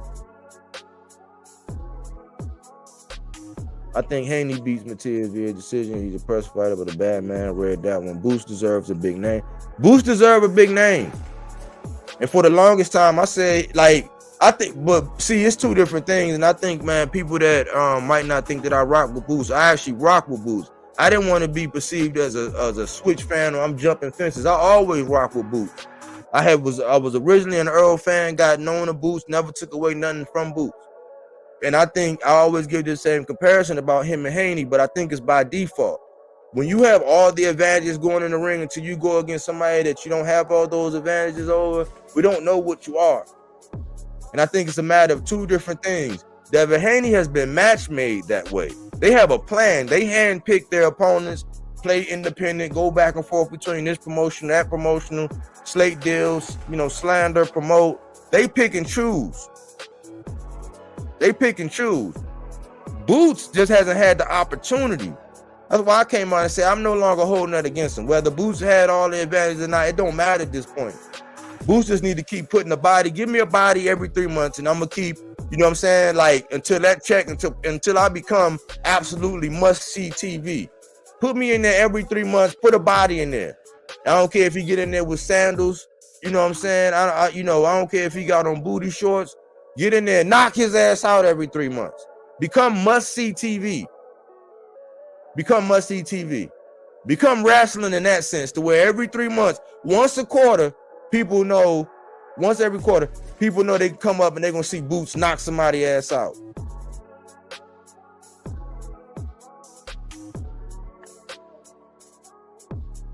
Because people will be, if Boots started taking that Logan Paul, Jake Paul thing, if he started taking that route where he'll get big muscular, my man had a whole keloid on his chest, you know what I'm saying? Looked like he was in the mess hall. You know, I don't know what happened. You know what I'm saying? But dude came out looking all broad, man. Bang! And dude kept saying before in the first round, He kept saying in the first round, I think he gonna knock him out in the first round. Dude came out, I think dude from Florida or something. He had all like a high percentage knockout and everything. Came in there first round, boom. That's what Boots need to do. Pick out some of these dudes, all these big, like how Custio Clayton only be looking. Just keep lining up these big, like the biggest, stronger, most brolicky looking people in there. Have Boots go in there and just knock his ass out. Because people are not gonna be lining up to go fight that man. In this, he played by the rules. He sat back. He was like, man, he made it be known. I want this. I do this. I do that. It was a whole thing about the WBO versus the IBF. All this mandatory stuff. I had just reasoned that the way negotiations was going, it just looked like Boots was thinking that, man, I think Spence would fight me before Bud. I think Spence would fight me before Bud. Maybe if I press hard in this line. Because Earl a stand-up dude. He just told the man, young lions hunt. You know what I'm saying? You'll get it. Earl was looking up for something. He was looking at trying to get undisputed. He had to go get that strap from Ugas. That was his stance. He finally got it from Bud, waited him out, got it from Bud. So he down bad because he lost. He got his rings busted like Sonic. All over the place. That happened. That's facts. I'm not going to deny that. That happened. Boots played the game right. He been waiting. He got a lot of fights. I was saying go ahead and go to 54. Where at least, if your skills are just like that, where at least the size and all that, people feel like, oh, that dude look like he might be able to, you know what I'm saying, do something and knock his ass out. Because they're going to start mandating stuff, but it's going to be like, it's just like we done seen people pulling out of title eliminators, and we seen people pull out of title fights. We just seen the Frank Martin situation, and we just seen the Richardson Hitchens situation. We seen somebody pull out of a fight to get a vacant belt against somebody, which is a step above somebody getting elevated and you getting tossed one. That's a step above that because you actually fought somebody for it. We saw somebody say, nah, I don't want that. Now, what he does on the back end, if that's a big fight, if that's Tank, okay, you gamble, you bet on yourself. You know what I'm saying? You know what I'm saying? I could play poker with you. You had your poker face on if that happens. But as of right now, we seen somebody duck a shot at a vacant belt. We just seen somebody get out of a title eliminator, where if you win that, you get a shot at the title. In today's day and time, we just saw that. So people be thinking that Boots gonna rule and reign and all that. I think Stan Giannis should get in there and mix it up with him. You know what I'm saying? I think Stan Giannis should mix it up with him. But when I used to hear about him and Virgil, when the conversation used to be him and Virgil, because that was kind of like building up. You know what I'm saying? That would have been like the best of both worlds at you know what I'm saying, if they would have, you know, linked up at 47. Got the whole Hispanic fan base, black, you know what I'm saying, Philly, you know what I'm saying, like got that whole thing going on, you know what I'm saying? That would have been good. But it wasn't a whole lot of energy. It wasn't a whole lot of energy on that end. And I call Virgil the dark horse of that division. He was the dark horse. Body told on him. He finally moved up. I'm like, man, if I was Boots, I would beat them to the smoke. I would go up there, and if you go up there and you start slapping them 54s around like they toddlers, oh yeah, you're going to have your Roy Jones. You're going to get the same thing that Roy Jones got. People going to sign up and come out and see it. But until then, get the biggest, brolicky, most fittest looking, you know what I'm saying, get you, you know what I'm saying, these dudes that personal train all day, got muscles on top of muscles, and knock their ass out. David Morrell, he going to have to do the same thing. Or he going to have to try to start calling for Bivol. I don't know if Bivol will give it to him, but Bivol don't seem like he going to duck no smoke. But if he go ahead and get undisputed, man, I think he need to start calling out bigger names, badder names. Because you can go between this whole, I'm locked into this division, I want to conquer it.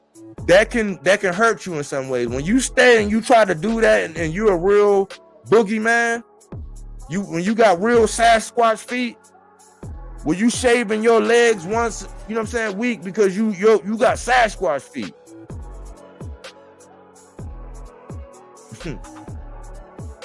You might just need to start heaping bodies in the ring, man, and getting them up out of there. Just give me a body.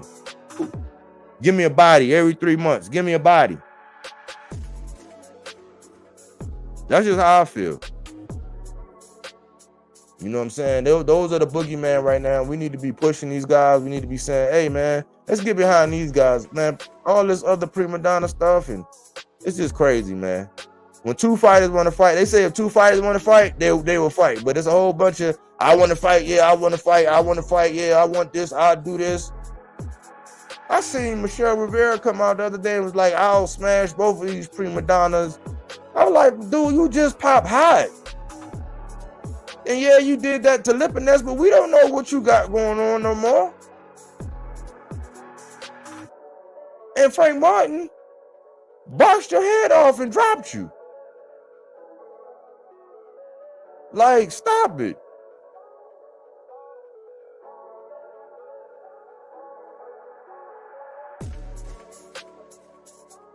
Yeah, Hitchens said he needs time before Matias. I don't hate on a fighter trying to improve. They can build their career. Yeah, I mean, and Richard, he talked like he got some sense. It's just, people going to refer to that. People going to go back to that and they're going to be like, yeah, but you're right. He got to build his career. He got to take responsibility. Now, I just wanted him, I would have rather seen him go that route.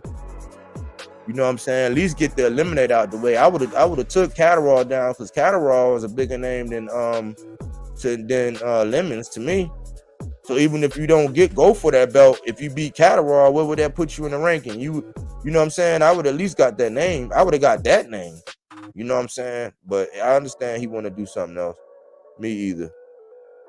Boost needs to go after Thurman. I don't know. I mean, I feel the same way about the Devin Haney and Adrian Broner, or Adrian Broner and Ryan Garcia. Thurman ain't been in the ring, man. Like, I don't know, man. I'm like a predator, man. I think like a predator, man. Like the predator wasn't like, he wasn't laying up the dog that was chained up in the backyard. Like, he wasn't going after the dog that was chained up in the backyard, just, you know what I'm saying, getting fed twice a week. He was going for the best species on the planet, the top dogs. He was going to go annihilate the top dog. That mean the ones that was active, and but that's another game, man. You can't. Yeah, I understand having a veteran on your name and all that. I do, but like, don't you want to see it? Look at Speedy. Look at Speedy. Speedy had been inactive for so long. By the time he fought Villa, which I had him winning that fight. I can see why the judges awarded the Villa. I had Speedy winning that fight. But if Speedy had been more active, we know that fight would have been different. I don't want to see no Keith Thurman, because Keith Thurman underestimated Manny Pacquiao and dropped him. Keith Thurman with inactivity, yeah, you can be going and punching around in the gym and all that, but like, man, they say it ain't nothing real like being in that ring, in that real ring. And I can imagine, because if it's anything like football, ain't nothing like actually putting them pads on. You know what I'm saying? Being in, because it's different from practicing game. It's just different. You need that time. You need that spotlight. You need that pressure. You need that anxiety up on you. That adrenaline pumping. You know what I'm saying? You've been inactive. Like, I would say, okay, cool, I'll watch it, but I don't like when inactive fighters like that go in there, because it's like you just serving somebody up. Who am I? I thought, like, with inactivity, since Thurman been inactive, I thought Thurman and Stanionis would be good, because Stanionis been inactive. Ever since he beat, who was that, Abdullah or whatever, he been inactive, man. Dancing, thinking he had a Virgil for a payday. Oscar De La Hoya wants Ramirez versus Garcia so bad. Stylistically, I wouldn't be mad at that fight, and I think that they deserve each other in a way, because Ramirez done ducked like 3 shots at the title. I don't know what Ramirez is. Ramirez like title. He didn't want to go against Regis for it.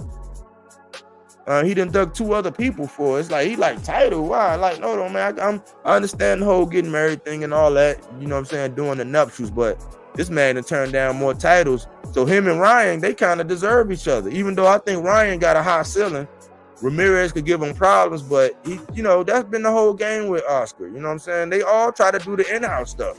We just act like it's one fighter or a certain fighter, a group of fighters' fault that all these guys can't fight everybody when they want to. And we don't put no blame on the other, on any other promoters. We put all the blame on one set of promoters for not making fights happen. And that's not how it is. They all are ducking and dodging. Some of them, this is a trend. They are actually signing people and shelving them to keep them out the game. Don't act like that don't happen in other sports. It happens in boxing. Somebody gets signed over to promotion, a la Andre, to play keep away for the real threat. Well, you right there, but you're never going to see the light of day with those people. So I hope Richardson Hitchens got a superior plan and he, you know what I'm saying, figure it out and get out on Eddie, man, if that's the game plan. Because I don't think he's ever going to see Devin Haney. Big risk, no reward. Barboza said he'll fight Matias. Barboza said he would. He got another fight on his belt, so technically he's back active again. If he wanted to go into a fight with Matias, I co-sign it. You know what I'm saying? He got a good resume.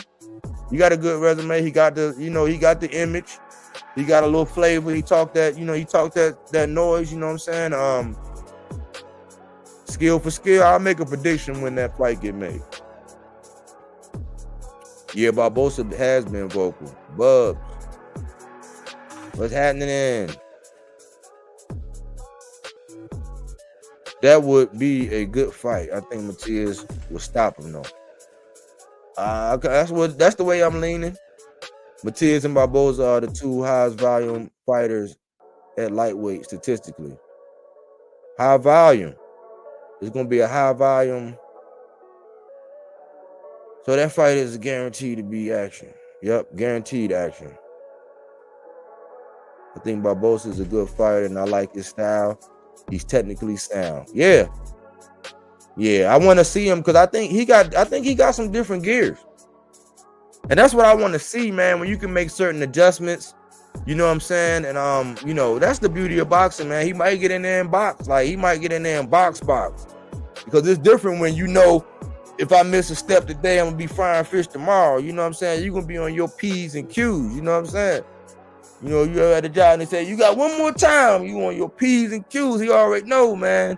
You mess around, get hit with one of them, get distracted by one of them throwaways and get hit with a short, choppy joint. The Matias got them short choppies to a science. That 1-inch punch, about a half a foot punch he got. You cooking tonight, huh? Body work, yep. Manny said he wanted to win us, Spence, but I'm done. I mean, Manny, I thought he was a senator. He came back, man. Manny, one of these young boys, he gonna get in there with, man, one of these young boys gonna get in there and crack that melon one day, man. He don't stop it, man. He need to stay like Floyd doing the exhibition, or do it with Floyd. I can see people tuning in for that at Reese. Hakeem in the building say, salute body work. Abdul Watweet ain't never going to make this fight happen. Devin should focus on making the T.O. fight instead. I agree that Devin should focus on making the T.O. fight happen instead. I agree with that part of it. All these fake champs don't want to even fight Matias. He already plant fear in their heads and heart. That's the first loss for all of the end of the second loss will be if they fight him. Anubis, salute. Yeah, man, it's the writing on the wall, y'all. The writing is on the wall, man. The writing is on the wall. It just is what it is. Matias. Anubis is back. All this champs saying, okay. I think I'm getting caught up. Let me see. Malaysia, Conseba. You know what I'm saying? What's going on? Salute, man. What's up, guys? He says. Matias versus Loma. Matias versus Loma. Then that would make them all run after Matias stops Loma. Like, man, Loma wouldn't dare. One of Loma people gonna come after you, man. You better be glad you unknown, because Long when people will come after you like that, man, that's almost like putting a threat. You know what I'm saying? That's almost like putting, you know what I'm saying, the scope of one of them little beams on somebody's head, man. One of them predator beams, them three dot joints. Matias versus Barroso, or Matias versus Prograis, Matias versus Richardson, Matias versus Barbosa, Matias versus Taylor. Those are all good fights for March. I don't know about Taylor because we don't know where he at. He might need to go to 47. We already know Richardson, he ain't gonna fight Matias until he has another belt, and then by then I'm thinking he gonna be going up to 47 before it's too long. Matias versus Barroso is probably the most likely fight to happen. And I don't know what I mean. I think style-wise, Regis and Matias will be a good fight because they come forward, but I don't know, man. I gotta look at Regis, man. Was that a fluke? Was it because he had an off night? You know what I'm saying? Like, I don't know, man. I ain't even heard from my man Regis. I was promoting the hell out that fight, man. Holla at your boy Regis.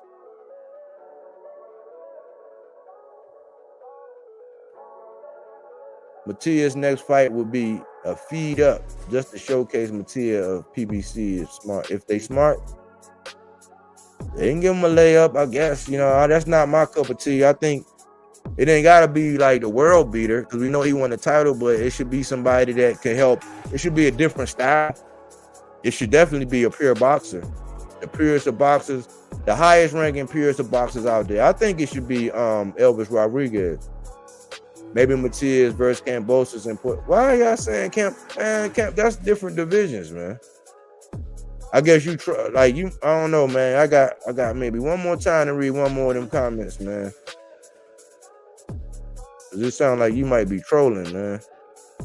That was almost offensive, man. Kambosos and Matias. Are you? I don't know if you trolling me, man. I think these new divas using money for an excuse not to fight. Yeah, I think you might be trolling me, man. All fear Subriel Matias, real champ, BB kicking, yeah. They should just have a 140 pound tournament winner, unify all the belts. You got to create an environment where money-wise that makes sense, man. That sounds good in the boxing fairy tale land. They would, but that ain't gonna happen, man. Exactly. Haney hasn't fought as mandatory. They all picking their opponents carefully. Okay, I'm catching up there, and I guess I must have been way behind. Jaime Munguia. Jaime Munguia, being the boogeyman since 154. Jaime Munguia.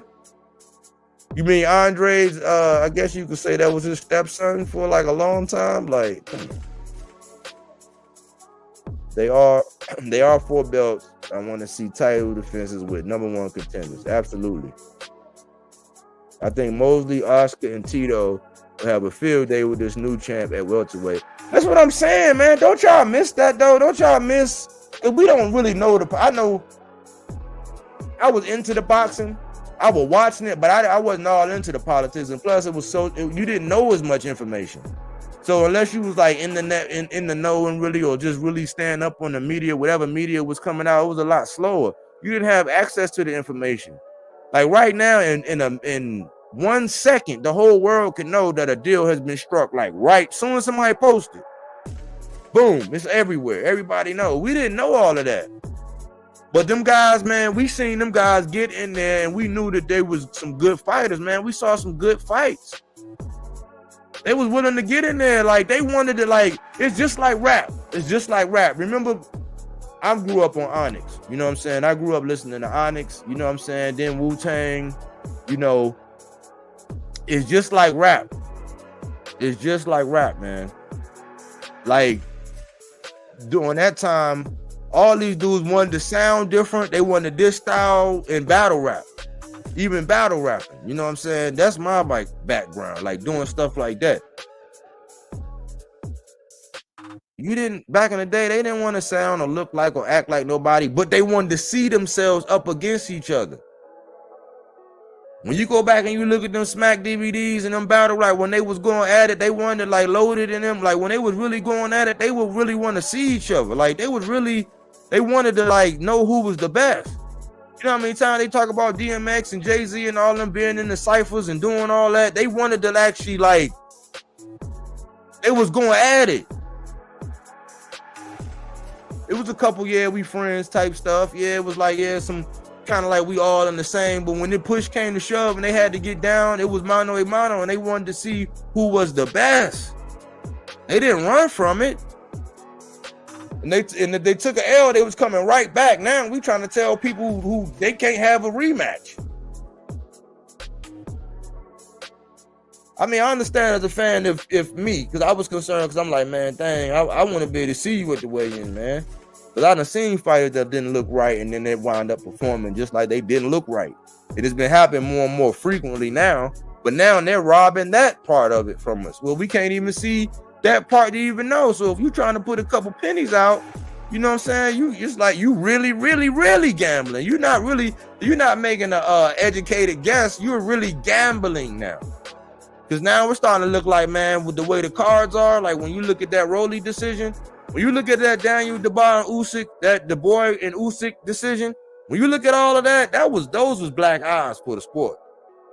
The only other black eye, another bigger black eye, was if Ngannou would have actually really got that decision, because I think he really beat Fury. But if he would have got that decision, that would have been another black eye on the sport.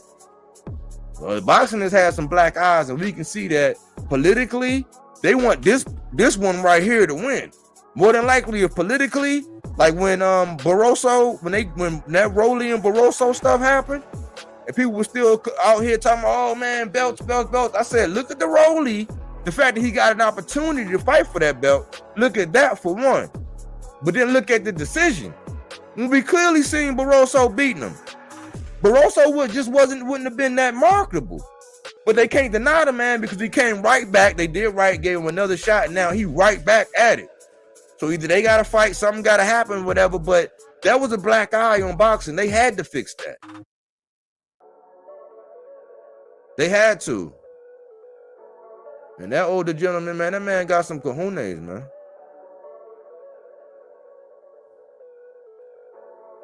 Matias going to press Haney since the jump.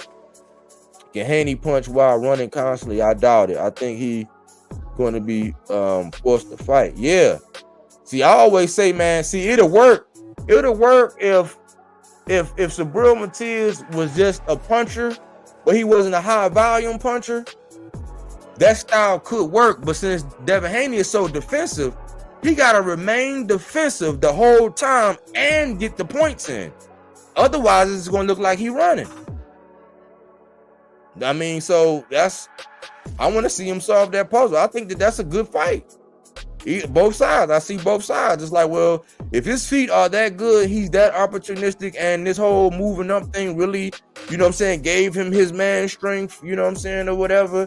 You know, it wasn't something else. If that was really it, and he can, you know, even if he is on that something else, can that something else help him in the ring with Matias? Sign me up. Take my money. Take my money. That's what I'm saying. Like me, as a guy that, whether I like him or not, whether I'm the biggest fan or not, as a guy that support and promote him by talking about him all the time, I want to see that fight. I paid money into his fights. I got a right to ask him to fight Matias. Show me. Solve that puzzle. Matias, show him that his feet ain't that great. Get it on. Devin Haney will not last 4 rounds. I mean, that's about the breaking point. That's about the breaking point. Because if you ain't got a gas tank and some excellent feet, and you have something to make him hesitate at all, that's about the breaking point. The 4th round, about the 4th round, the 3rd, 4th round. If you ain't really got no, if you ain't got no offense, nothing to even make him hesitate, about the 4th round. Devin Haney, yeah. Matias need a main event in the USA first and sell out and ask for fights. I mean, to be honest, I think he's gonna have to be on the undercard. He's gonna have to be on the undercard with somebody that's kind of flashy that can actually box, like the purest of boxers. I think, but he need to be on the undercard of somebody with a bigger name, and that's gonna be it. Once they see him systematically break whatever flashy, brolic boxer down, Because all the rankings and all that, people say what they want. This man got a belt, and people still saying, "Oh, who has he fought?" And all that's why I say it's legacy now, because this dude is a champion who defended his stuff. They said that man Ergashev shit on himself over there in the corner when they called that fight off. Man, people ain't looking to run in there and get in there like that, man. And they had to bring that man the diaper, man, before he went back to his locker room.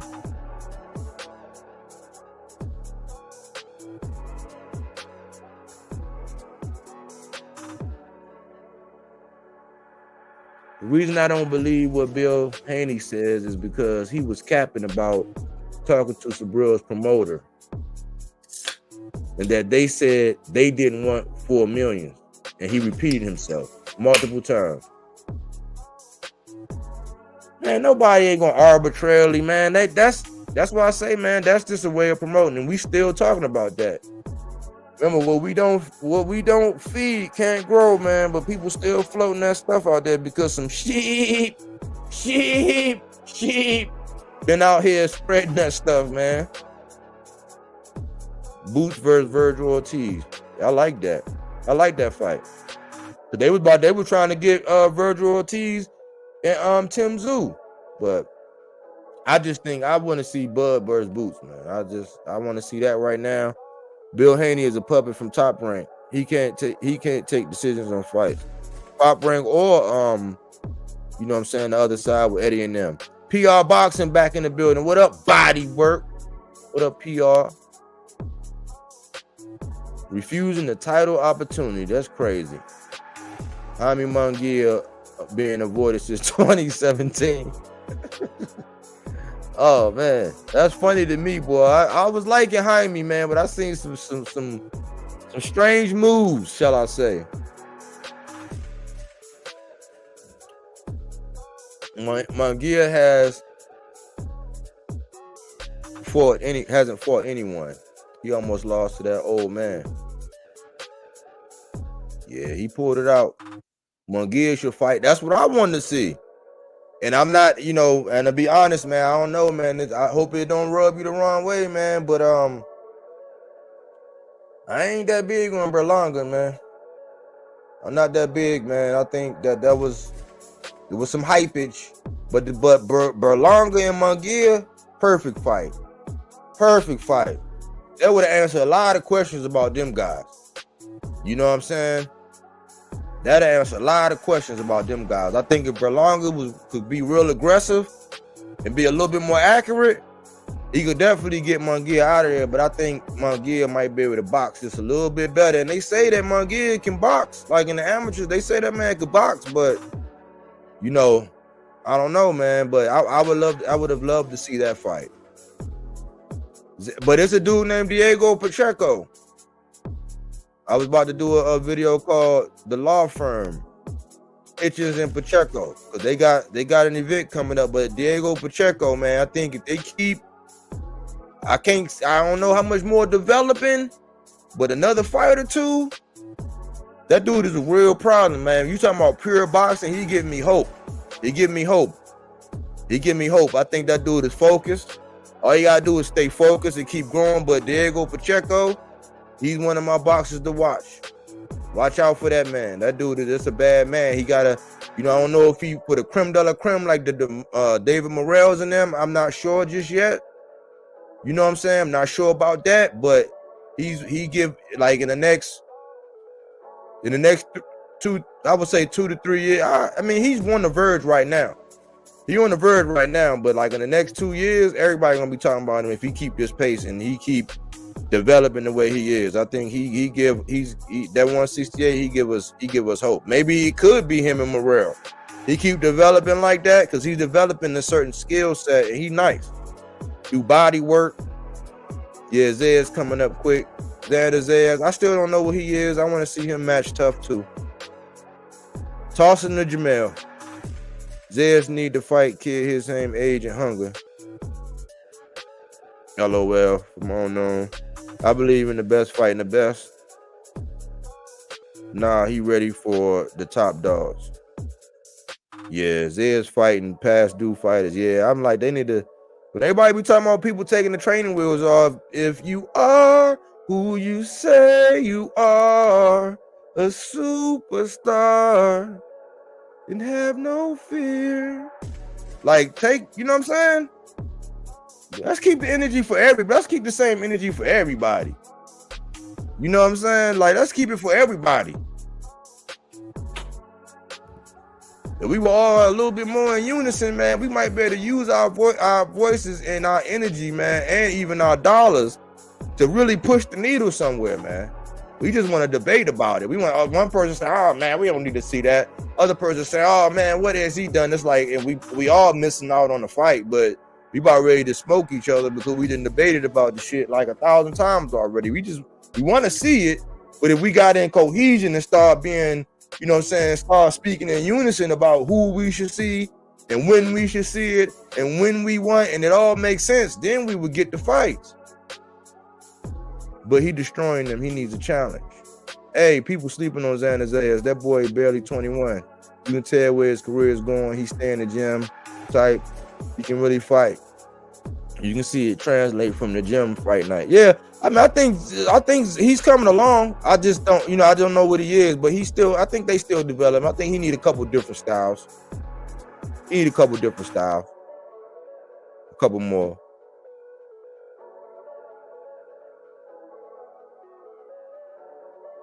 Would be a good fight, but damn, you throwing them with the lines.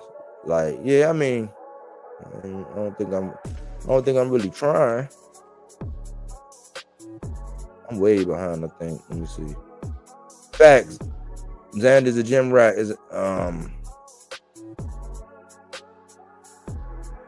There's another kid calling him out, and he don't want to fight him. He even move up weight, running away from him. Jahad Tucker. Yeah. Jahad, man. I applauded Jahad, man. I say that all the time, man. I don't know what he been up to lately, man, but you gotta stay active, man. I want to see the dude again. But I applauded him for moving up, man. And the dude he fought, but that style, man, he can't be leaving himself. But he showed a lot of heart. I said, yeah, they're gonna keep him far away from Xander, but he's calling. He's at least making his case. So when they finally do fight, if he could stay the course, because his course is probably gonna be a little bit harder than Xander.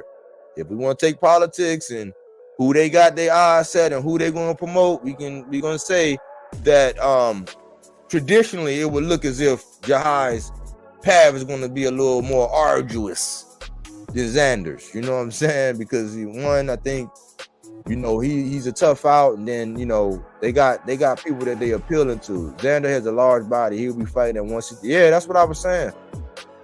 I'm glad that he moved up though. I'm glad he ain't staying just weight bully all that time. Xander's ass is signed by Top Rank, so he will be an empty boxer. Dang. I want Barbosa with one more fight or a title fight before Matias. See, we think a lot alike. See, I be wanting to see him, but I be wanting these people to be ready, because all we see and what we get is fights where people are ready. It's just people don't want to fight these people that are ready. And the ones that we know is going to be a real good fight, they want to rush and they want to do. It's just different depending on how you look at it. You know what I'm saying? I like for a fighter to actually be lathered up. You know what I'm saying? Inactivity shows everything. You know what I'm saying? Some of us can't even. You lay around. If you used to working and getting up at the break of dawn every morning, at the crack of dawn. If you used to getting up and running around and you doing that all week, up and down ladders on roofs, carrying this, doing that, you basically walking and working out for a large portion of the day. And then you go lay down for 4 days. And then you get up and you run back, you know what I'm saying? You get up, your body gonna be like, no, for them 4 days, if you ain't do nothing, you gonna feel that when you get back out there. You gonna feel it. And boxing is just magnified at times 1,000. You gotta be active. Matias has them quick hands in the pocket. Yeah. I think he's deceptive, man. I think he do a lot of things. I think people gonna start looking at way more film. And they say that man is dedicated now in the boxing. They say he wasn't. That's the scary part. They say he wasn't even dedicated when he lost. They said he wasn't dedicated. So that's what's scary. Munguia will destroy Xander in 5 rounds. I think at this point, I think Munguia is a little bit more experienced than Xander, but I think we're talking about 2 different weight classes.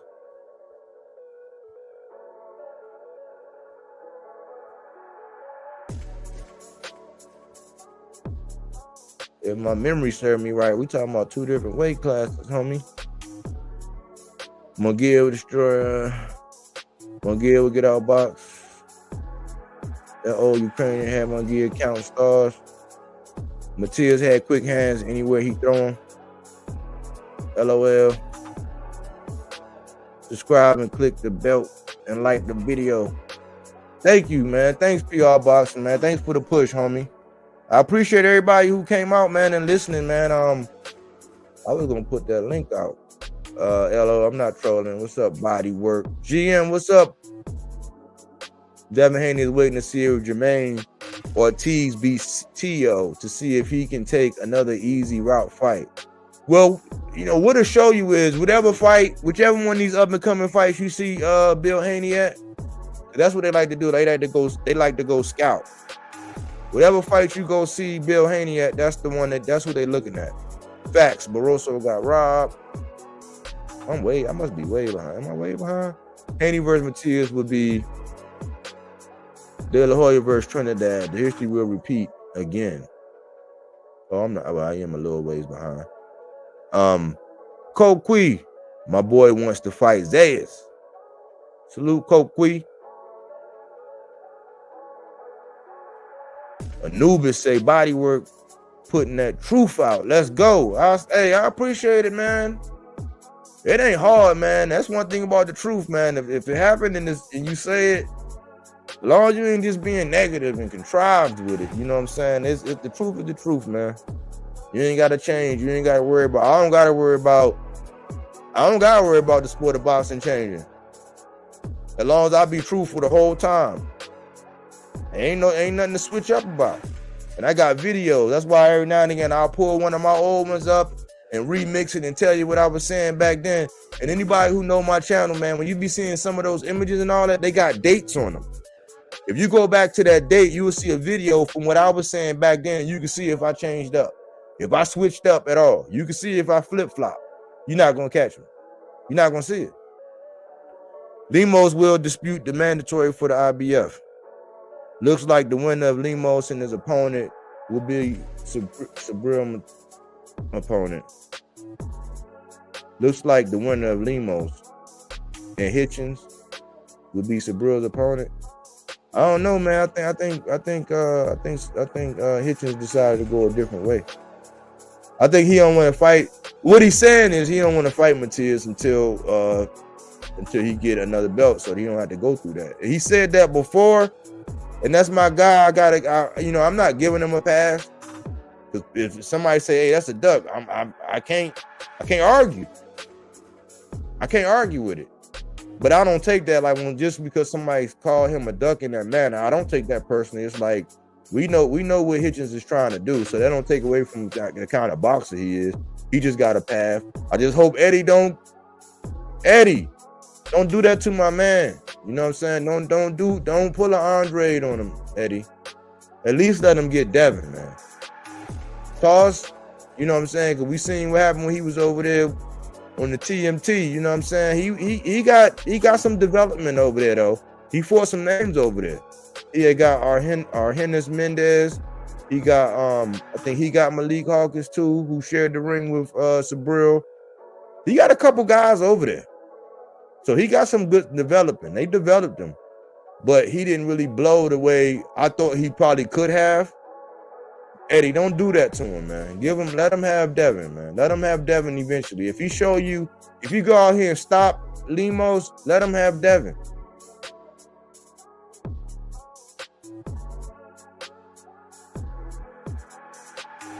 Ghost said Jihad trash. He lost again to an Argentinian fighter. Them Argentinians be tough, man. Purse Snatches by Onyx is my favorite Onyx song. Salute, Presidential Lake. Yeah, man. I used to love some Onyx, man. Like, I think at one point in time, Sticky Sticky Fingers. I done heard Sticky Fingers black out, and I'm like, man, the sarcasm with the ang, like, man, the sarcasm with the ang, and he do the little laugh. He be like, this nigga ain't no show. I'm loco. Like, Sticky used to go off, man. I love Onyx, boy. That was high school, boy. You couldn't. I stayed with headphones on, man. Bumping that Onyx. You know what I'm saying?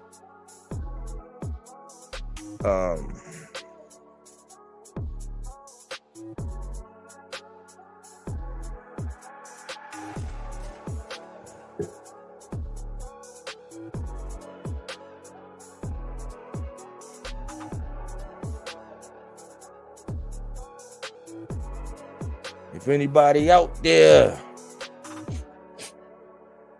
you know what I'm saying? Anybody want to, you know what I'm saying, speak their piece, man. I'm talking about Boogeyman. I'm talking some duckology. I'm not here to put nobody down.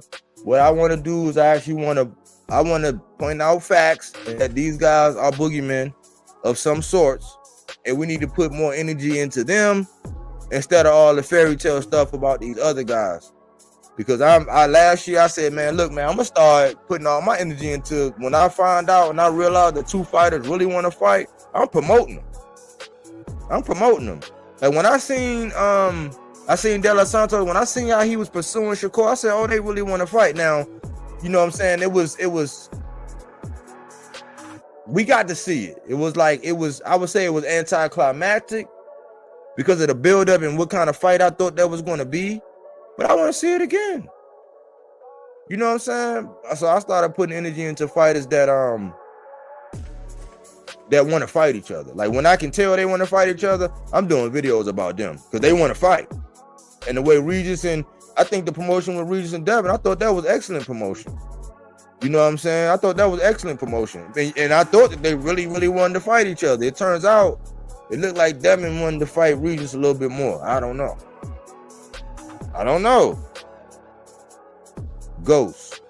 I would like to see Matias versus Gary Russell Jr., but if Russell tries to fight like always, it ain't going to end well.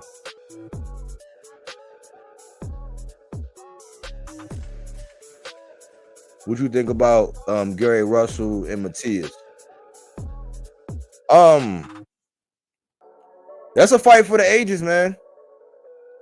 And to be honest, I think it's a trilogy already.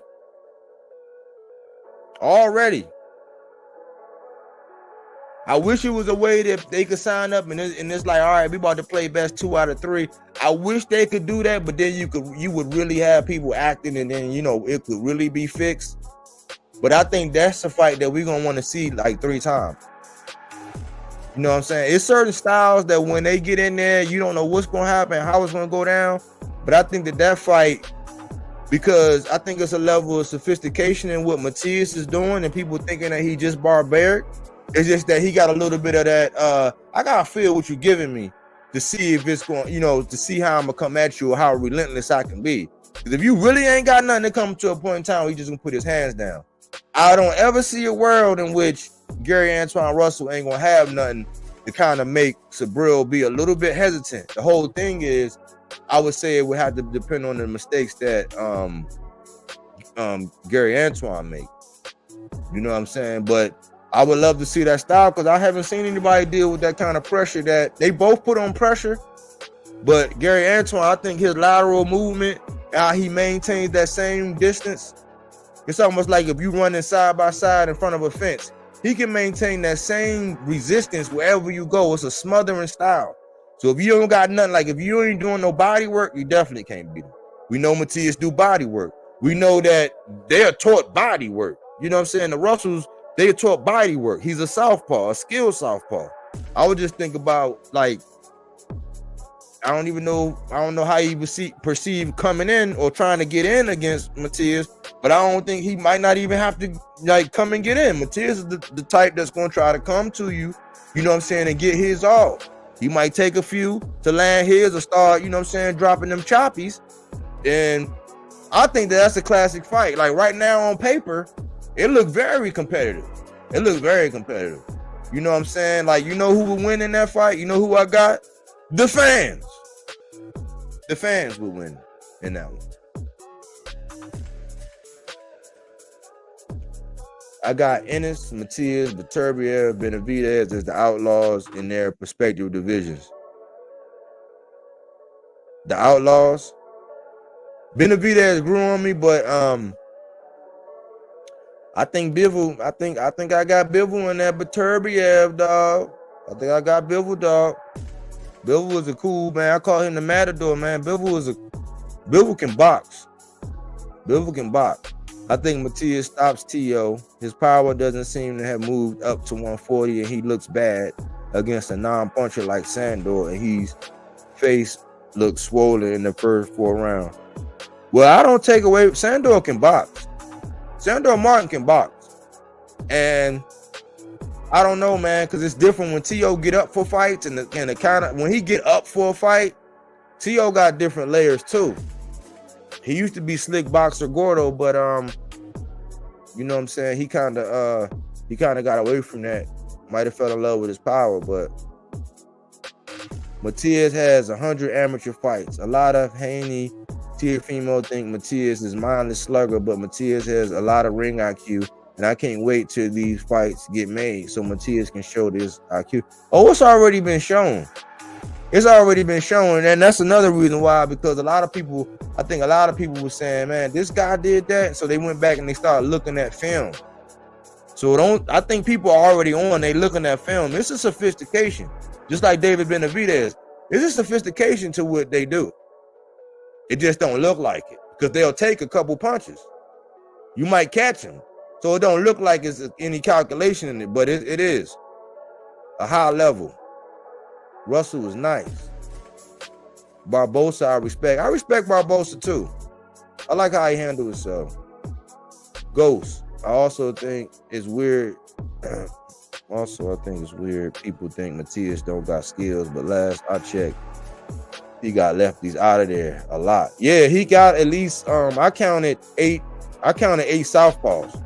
I went down there. I did my homework. It's at least 8 southpaws. So that whole being a southpaw, that ain't gonna be no new wrinkle for him. And he done got a couple of them out of there early, like in the first 3 rounds. First 3 rounds, like he'll get you in there. He'll get you out of there in the first round, the 3rd round, the 6th round. I think those are the most popular rounds where he had the most, I believe. But he done got 8. He done got at least 8. I counted at least 8 southpaws, unless I missed one. He done fought and he done got 8 of them out of there.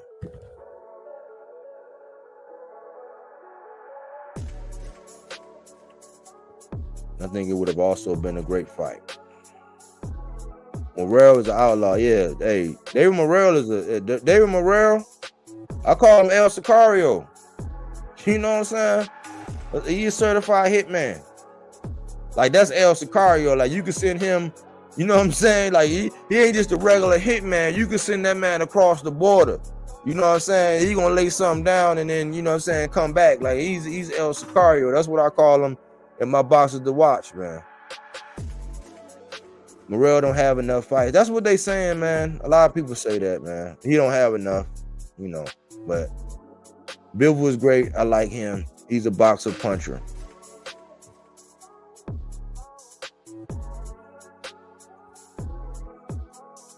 Yeah, but I thought I'd get on here, man. I'm trying to get better at presenting and being live, man. I put a lot into my actual videos, but I figure, man, you kind of gotta have a little bit of the best of the both worlds. You know what I'm saying?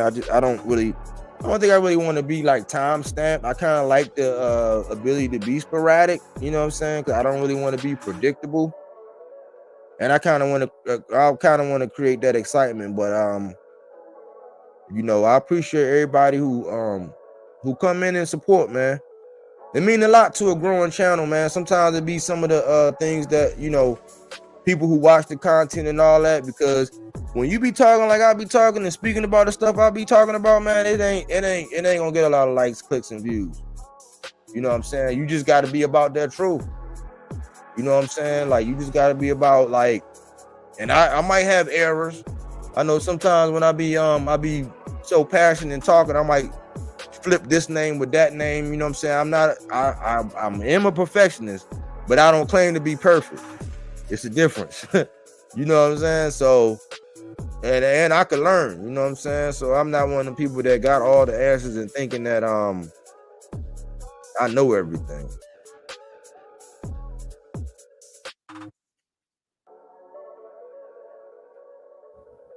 Also,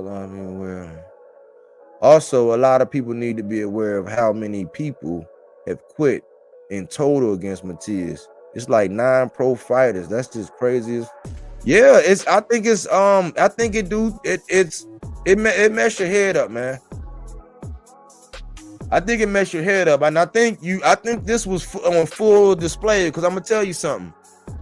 And that last fight he had, Coach said you have great commentary. I appreciate that. Who you think Canelo gonna fight next? Charlo?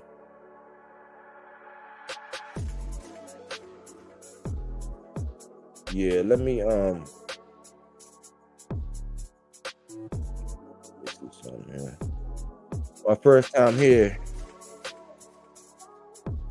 and you keep it 100. I appreciate that, unknown. You know what I'm saying? We all burner account friendly. So I appreciate y'all, you know what I'm saying, rubbing elbows with your boy. You know what I'm saying?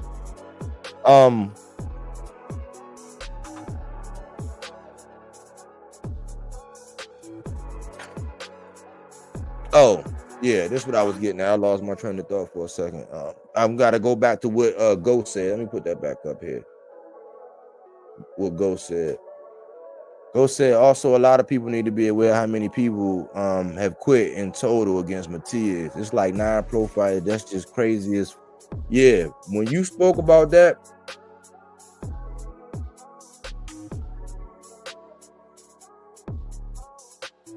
yeah, I'm gonna do that too. I'm gonna be live. I'm gonna go live, man. That's what I'm gonna start doing. I'll be recording and keeping score on my fight. I keep a journal of all my scores and stuff like that. You know what I'm saying? But that thing that Ghost said, going back to this real quick, so I could tell you what I think be happening, right? And that basically when you saying they quit,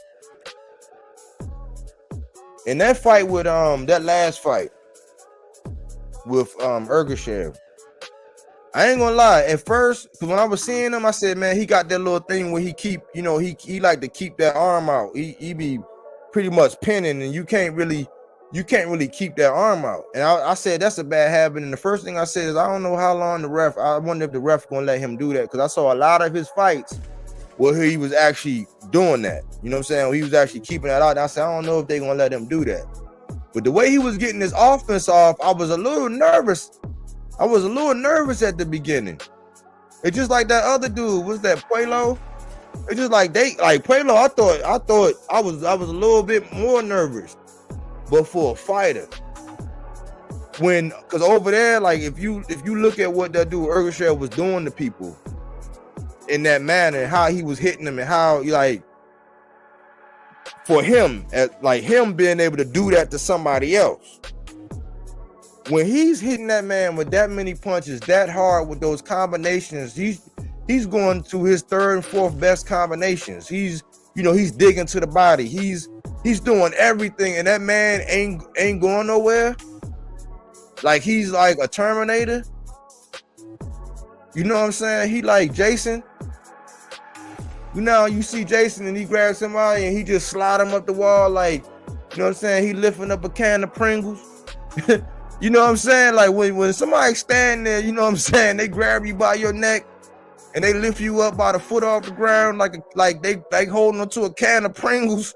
And then when you get to your corner finally and you done shot on yourself. So even technically, even if you really want to go back out there, you really can't go out there, because people gonna be like, man, he beat the shit out of you. Like that'll make somebody go, like when you hit somebody like that, you ever stole somebody real hard and you like, all right, and that like really didn't faze me, and you like, well, shit, I'm about to have to like fight. Like I might shoot, you know what I'm saying? It might be on today. I might have met my match today. That's disheartening to a fighter. And when it's like nothing you can do, and you know that the end is near, and you know that, you know what I'm saying, the Reaper is right there at the door. Yeah, ain't nowhere to run to, nowhere to hide. Ain't nobody stopping this, and you ask for this. That's kind of hard on the brain. That's kind of hard on the brain. I'm trying to tell you, if I ref Matias versus Haney, I ain't stopping it. I'm gonna let Subriel catch another body. Tony Weeks, you know what I'm saying? Oh man, that's classic, man.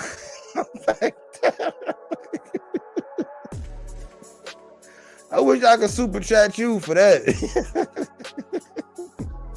You got the thumbnail up there and everything, man. That's funny, man. Si eres boricua, grita, huipa, puñeta. I don't even know. I gotta brush up on mine. Same way I was saying Subriel had to do it. I gotta do my thing. Even though I'm all right. I used to go over to Juarez, you know what I'm saying, and come back with no problems. You know what I'm saying? But I wouldn't say I'm the best. Search up Ergashev face the day after Matias fight. He looked bad, like he had gone 12. I heard he retired though. Hey Ghost, I heard he retired, man. That arm bar was illegal, LOL. Also, Matias was catching a lot of shots with the gloves. He's just as big as long as Haney, unlike Progress. Man, they know, man. They know, Ghost. They know. Ponce, yeah, he came out smoking but got broken down slowly. Unknown. Yeah. I was like, man, this dude might be, you know, but that's the scary part, and that's the whole thing. It's like you can't shoot your load, but then it's like, will you be able to sustain what he got coming? Now he putting on a case to be, you know, it's an uphill battle, man. It's an uphill battle for somebody because you got to be able to withstand what he got, what he is going to bring. It's inevitable, but he's going to bring it to you. But you got to present enough challenge or be able to move around and outpoint him without him really touching you. And like, people ain't lasting, man. You get 4, 4, and 4. It's like after that first, you know what I'm saying, trimester, that's it.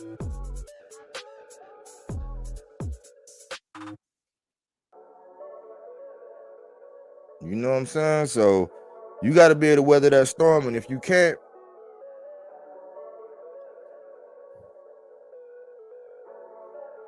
Go says Tony Weeks wilding. Unknown say, ha, Tony. That was real creative. What game plan do you think Haney needs to use to beat Matias?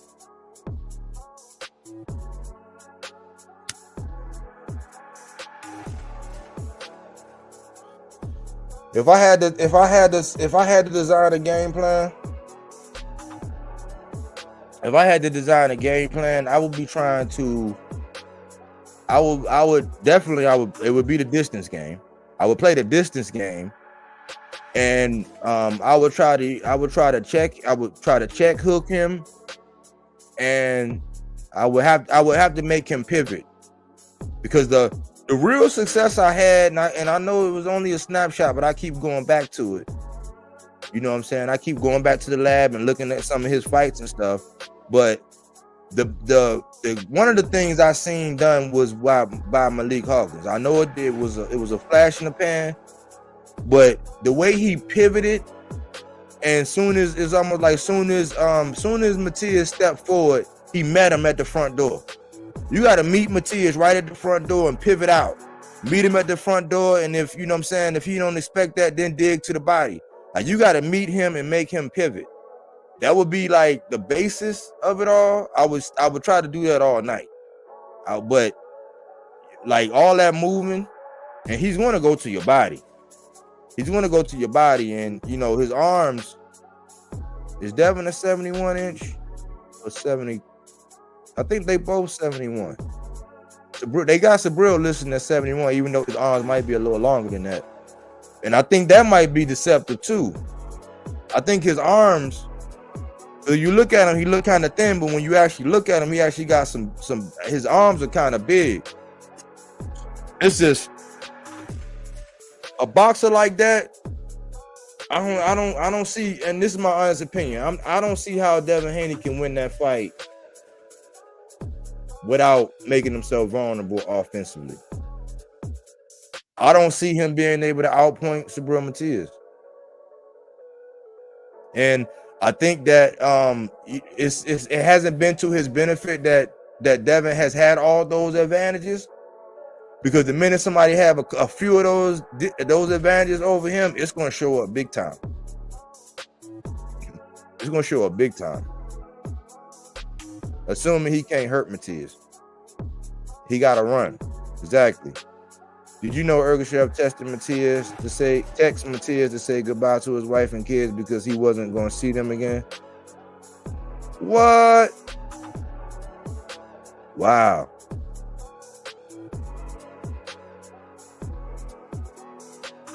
Yeah.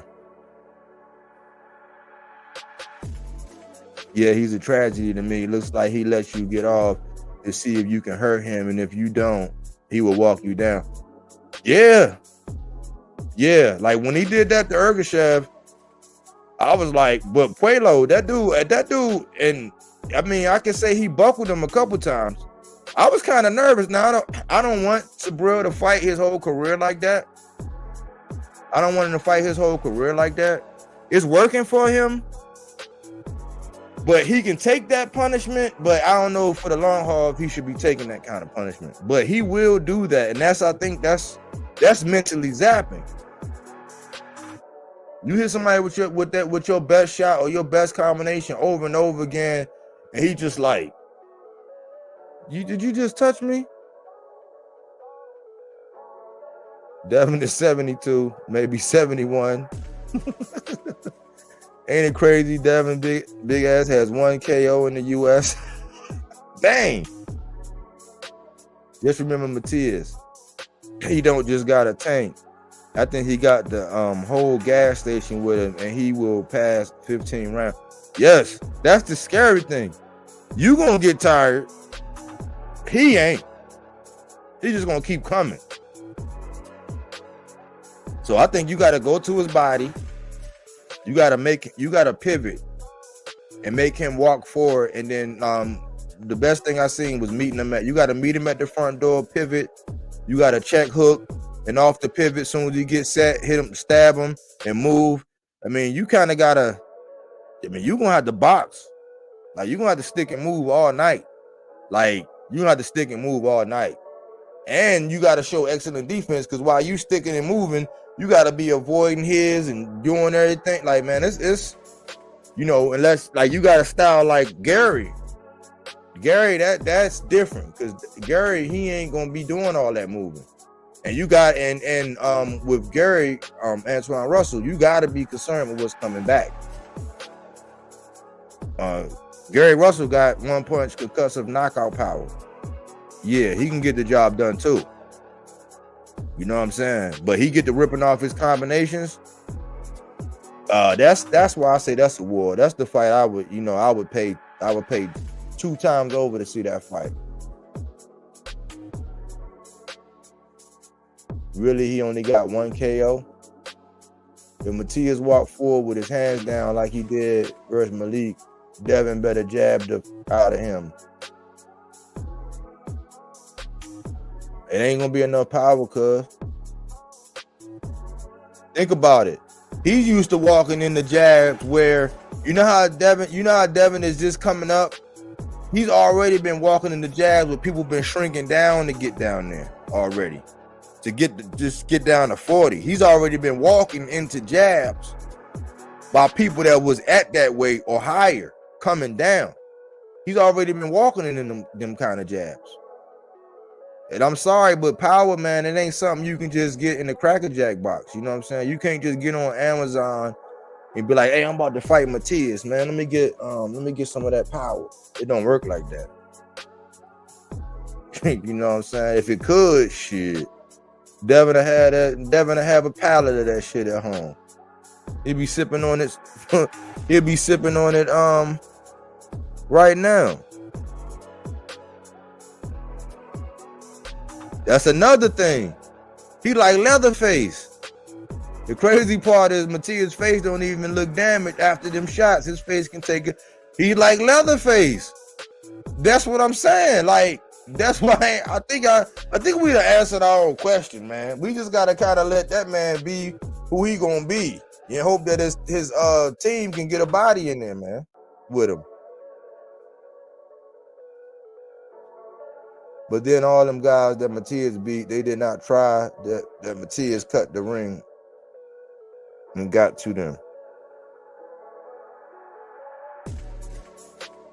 Oh yeah, but then again, all them guys that he beat, they didn't try to cut the ring off, or he was able to cut the ring off on them. Gary would be a tougher fight for Matias than Haney. Absolutely. And my whole thing is, man, it's okay. I would say, you know, Devin, because it's one of them things where, man, because somebody said something the other day where they said that they saw Devin as growing right in front of their eyes. I think Devin is growing right in front of the world's eyes. It's just that don't act like you're the creme de la creme, like we're the best and the best, but we already know that. Just like they be saying Ryan needed to develop, it's still some things Devin needed to develop. And he would be much more acceptable.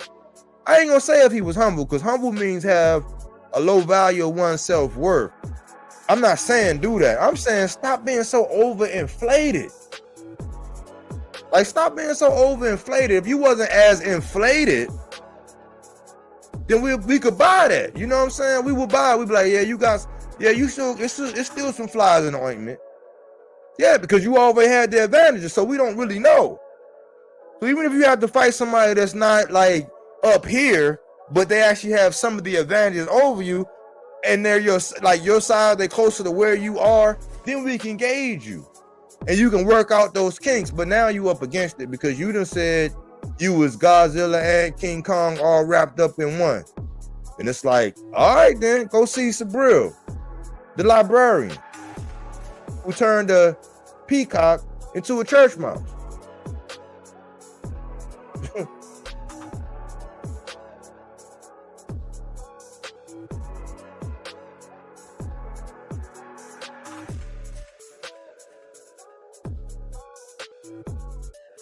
See Matias walking with his hands down.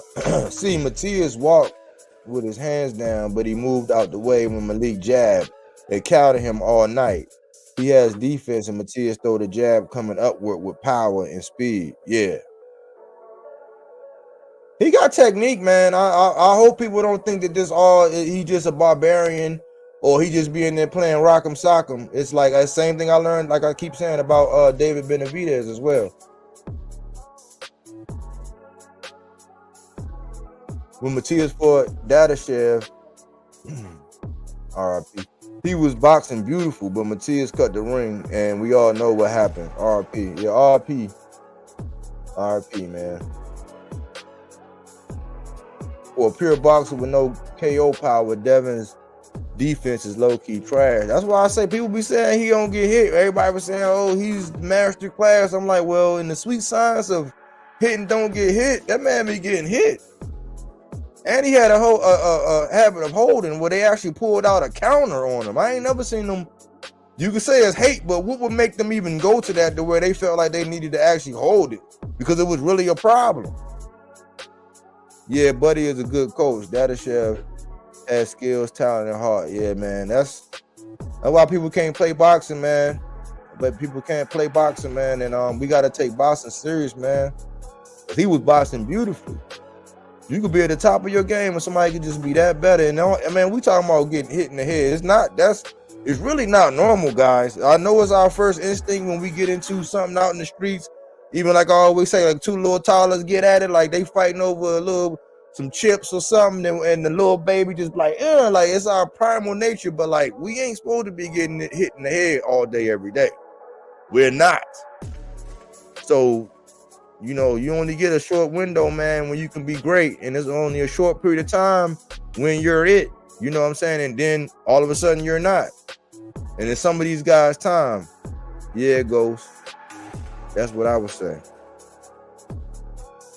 See, for Haney to work Matias' body, he gonna need to sit there and take some of Matias' shot. That's what I'm saying. Like that, in order to be in that, do that body work, you gotta be in range. So your technique gotta be A1. And I don't know, man. Devin used to getting hit. He ain't used to getting hit by nobody like that, man. Well, you probably could say maybe in sparring, because he's like, I think he's like Spar Wars champion of the century. I think he got the golden Spar Wars. Like I think he got the golden Spar Wars. I think Devin been getting the golden Spar Wars since about 2017 now. He get the golden Spar Wars like every year, because in sparring, he's that guy.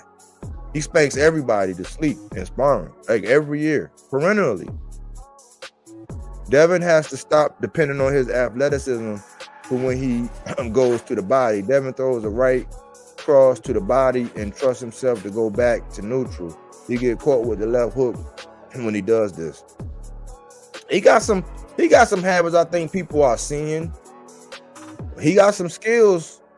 He got some skills that he need to heart. Like I think, man, once Devin start becoming like, he's more defensive than offensive, but I think once he steps his offense up another gear, it'll add another dimension to his game. Right now, he'd be so quick to get out and move, but that's like, according to Bill, he's kind of like train him to not take punishment. You know, they are defensive first. I just think that when you're defensive first like that, when you do commit on your offense, you got to be like dangerously accurate. And it's interesting, man. I think he's still developing, and I think that he shows flashes of brilliance. He just got some things he got to work on, and that outside of the ring, machismo stuff where you the baddest man and you in the mess hall with your chest out, they need to abandon that image, man. In my opinion. You know what I'm saying? It's not right. It's not good. And people are coming up behind them thinking that they got to market and promote and do things like that. And that's not the case. In lapses, Haney definitely has elite footwork. He do. I would say he do. He do. If you don't know what you're doing, if you're not, even if you know what you're doing, but you're not as athletic as him, he can get out of there. So at a minimum, you got to be just as athletic. But if you ain't got no feet, you ain't gonna be able to hang with him. When Matias throws as much to the body and head, he can double the jab and the hook to the body and head. Those to me are great skills. Yeah, he got a variety. Like his punch variety is different. And then some of his combinations, like that double left he do.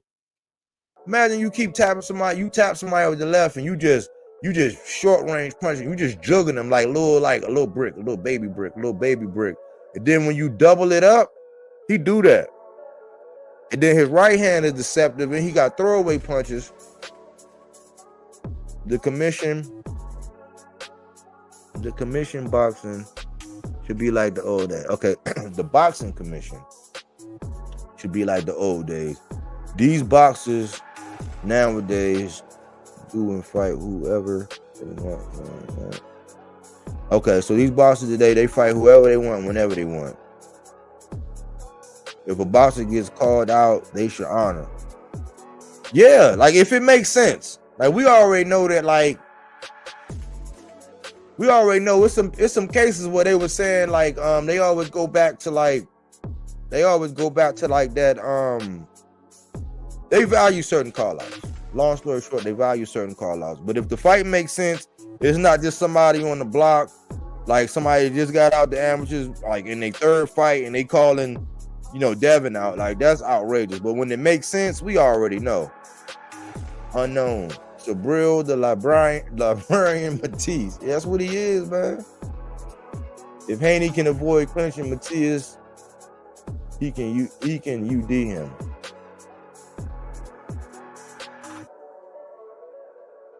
I don't know, man. He got to put up some points. You got to look at Devin's plus minus rating. Go on, do some homework. Go look up Devin's plus minus rating, and he's gonna have to, for as defensive as he is, he's gonna have to be able to put up some points. Loma outpointed him, and Subriel Matias is a high volume puncher, so he might not have the same footwork, and he's not gonna get in and out like Loma and all that, and be all, you know, swift and nimble like that. He's still a high volume puncher, and Devin can be touched. This thing about him not being able to be touched and defensive, he can be touched. He just gonna have to use his feet and be opportunistic. You know what I'm saying?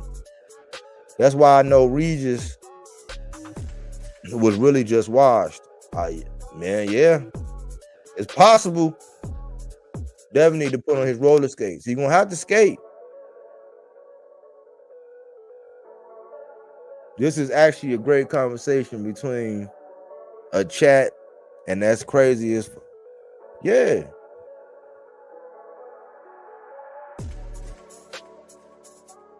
That's why I say it's burner account friendly, man.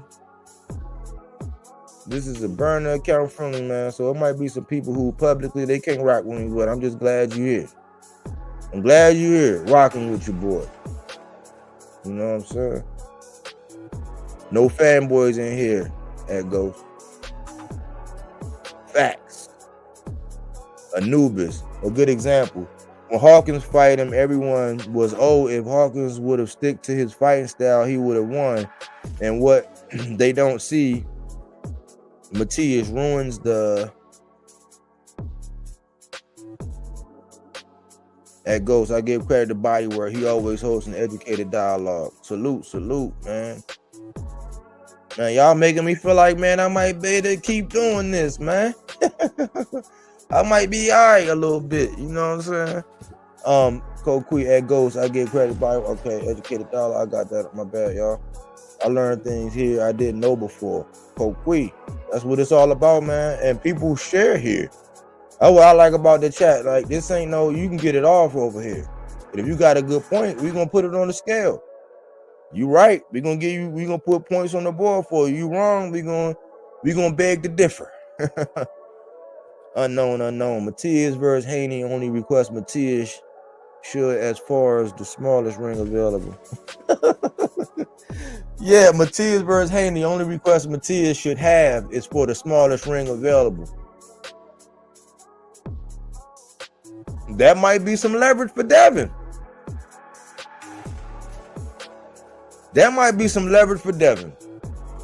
Devin, that's maybe what Matias can concede to. Give Devin the biggest ring possible. Now, to your logic, that would benefit Matias. Give Devin the biggest ring possible. Let him be able to exercise his skill and then show that it ain't gonna make no difference.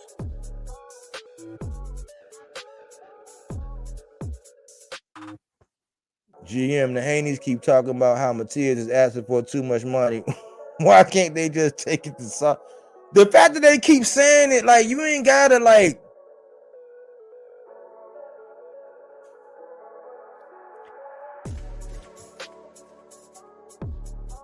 that's like somebody keep telling me, man, hey, man, your zipper open. Hey, man, your zipper open. Hey, man, your zipper open. It's like, I heard you the first time. It's like, when you got to keep reiterating that. And plus, it's like, why you keep watching my crotch, man? You know what I'm saying? Like, what's going on? They got to keep spreading that, man. That's why I said, man, Boogeymen. The untouchables. The problem is, like, Matias ruins your plans. Everyone, Hawkins should stick to the plan.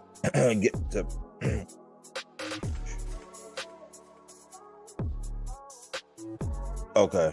The problem is Matias ruins your plan. Basically, you could have a good game plan, and then people was thinking that Malik should have just stuck with his game plan. And Coach Kenny was trying to tell him, man.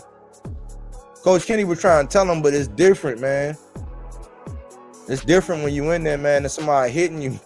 Like, when you hitting them and you looking for that reaction, like, normally you'll get a tweak or you'll see something in somebody's eyes, or when you hitting somebody and you ain't seeing no results, you ain't seeing it affect them at all. Like, that's demoralizing.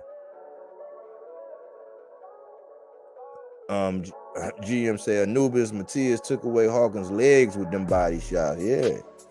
And you know that's what be getting me. That's what be getting my attention when I see somebody and you ain't gotta tell them.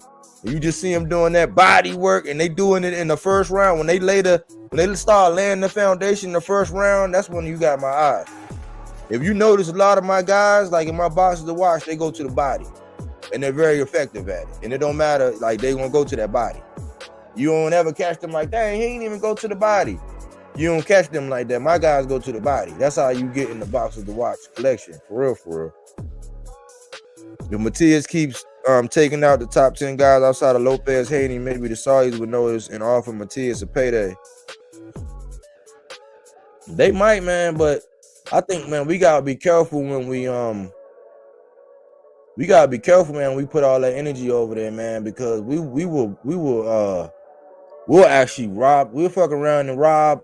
We'll rob the sport, man. Like, you gotta think, man, when you got commodities and you build them up and they're over here, you can do stuff like that and really upset a whole lot of things. Like, if you start bankrupting our good fighters and they start going over there, because it's basically like you latching on to the breasts, you know what I'm saying? It's like you latching on for that milk. And if you get nursed over there, who's gonna be feeding who? All that you built over here, who's gonna feed that or cater to that? So we keep looking to these people, we keep looking for outside entities to fund us and do all of that, man. Because think about it, man. If I come to you with a whole bunch of bread and I be like, hey, man, you know what I'm saying? I just need you to take the trash out. You know what I'm saying? And meet me, you know what I'm saying, drive the car over to such and such, and I give you a absorbent amount of money. If you ain't really do nothing but take my trash out and run me to the store, you know what I'm saying, like at some point you're gonna have to do something for me. You're gonna want something back, you know. And when you give somebody that power, when people start paying you and giving you money and making you feel a certain way, and plus, if you wasn't on the live the other day, I done connected some dots for y'all the other day. I told y'all that there were two people that went over there and got their Saudi money, and when they came back, they lost their mind. In a way, Big Baby went over there, got that Saudi money, came back over here and had that whole car situation, got locked up after getting that bag. That's an actual behavior. And then, you know, out of respect, I'm gonna say, and then somebody else went over there, lost. They got a bag, they lost. They had an opportunity to get another bag, but they lost. Then they come back and they weren't their brother's keeper. You know what I'm saying? That money, like, sometimes people don't, it's a principle, bro. Like, you can't go get where you make your money and who you get your money from and how you get it. It matters, bro. There's a lot of people that think it don't, but it does. You know what I'm saying? I know that might not get a whole lot of likes, clicks, and views, but it's the truth. Exactly. Everyone has a plan till they get hit. I'm a little bit behind. You know how I get off on my little tirades. Unknown, like Ryan Garcia. He not even top 5 in the 140 division, but he gets whatever he want. That's what I'm saying. He get whatever he want.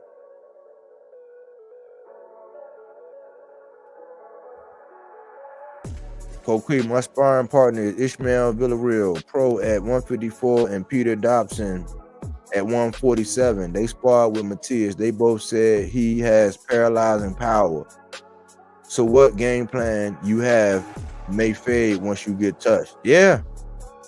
It's but you know, in the sport of boxing, there's been history of people that just had power like that. They just had power like that to where it's like it's their time and it's their era, and you just gotta, if you line up and you actually during that time you get in the ring, more than likely you're going, like, they're going to get rid of you. There's been people like that, you know what I'm saying? It really has, you know. So he's a throw. I think he a throwback, man. I put him in a throwback. People say, "What do you know? How is the?" That's people that's scared for their fighter to get in the ring with him, man. That's all that is. Matias on defense, numbers on defense versus Ergosher were actually Mayweather level while it lasted.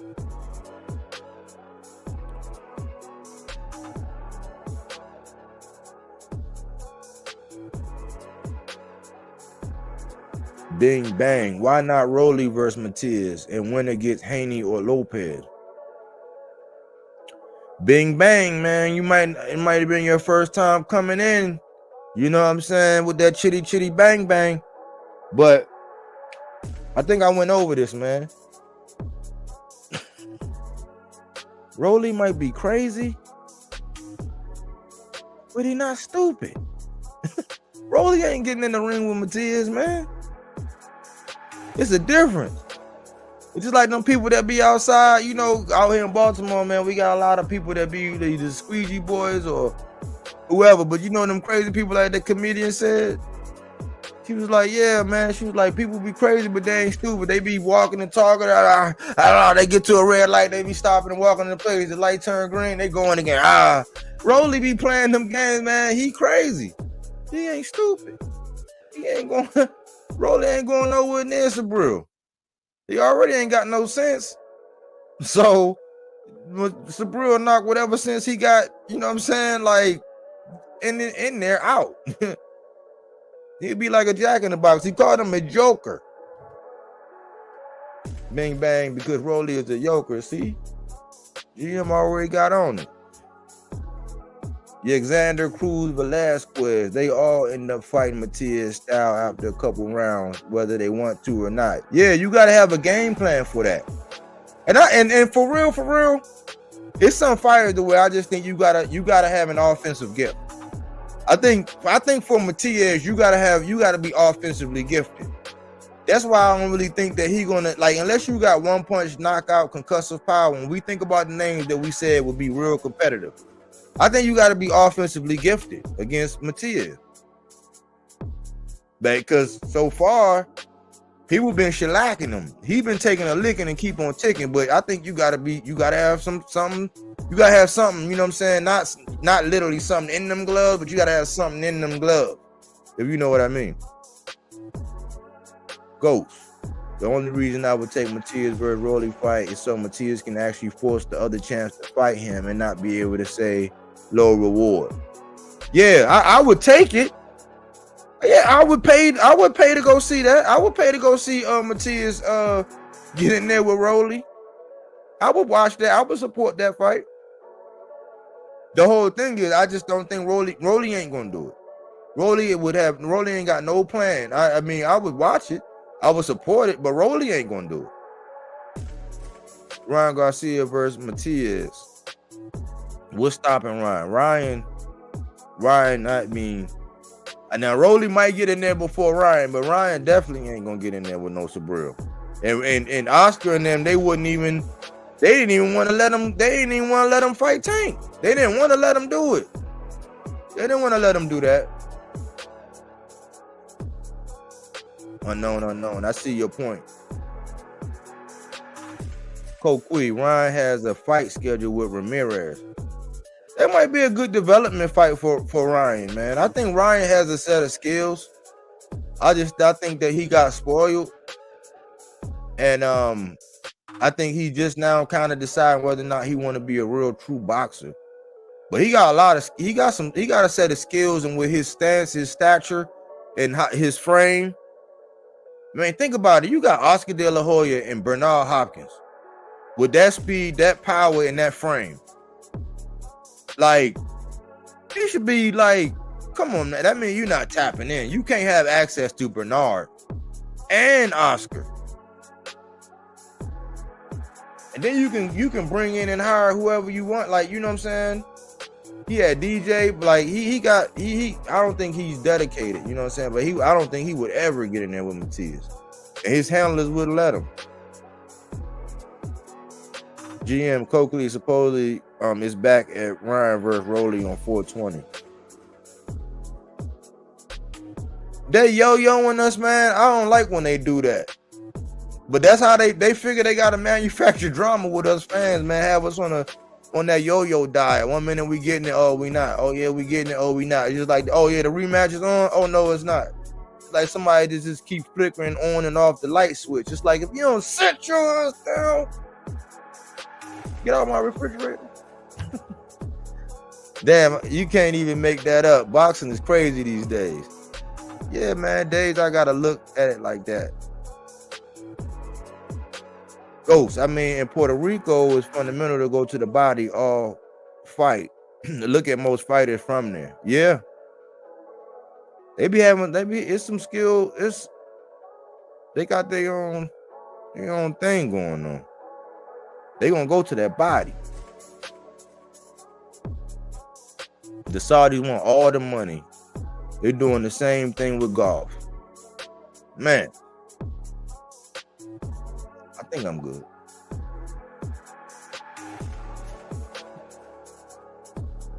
Yeah. GM Teofimo Pussy Haney Chicken. Anubis, I feel Haney doesn't have enough power, stamina, and pressure to go to Matias. Matias just going to keep going forward like Jason Voorhees. He breaks you. He even hits you inside the hair if he can. Wilfredo Santiago. This dumb. Oh man, he said that, man.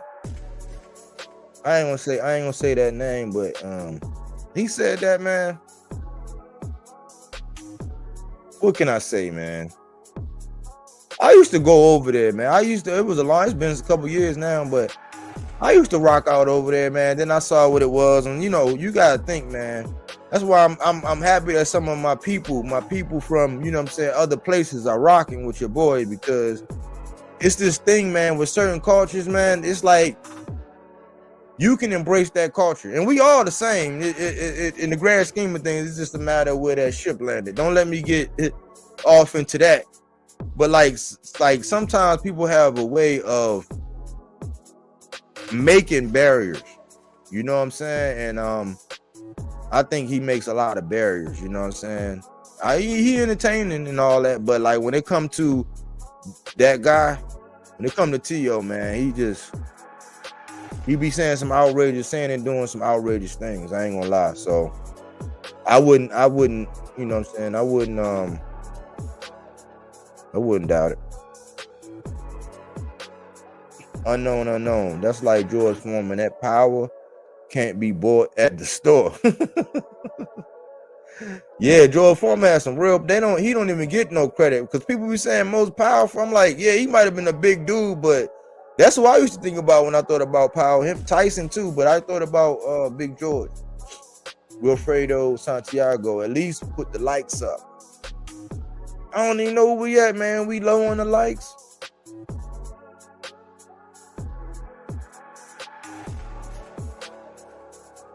Ghost. Hey, I was watching the Roberto Mano de Pedro documentary.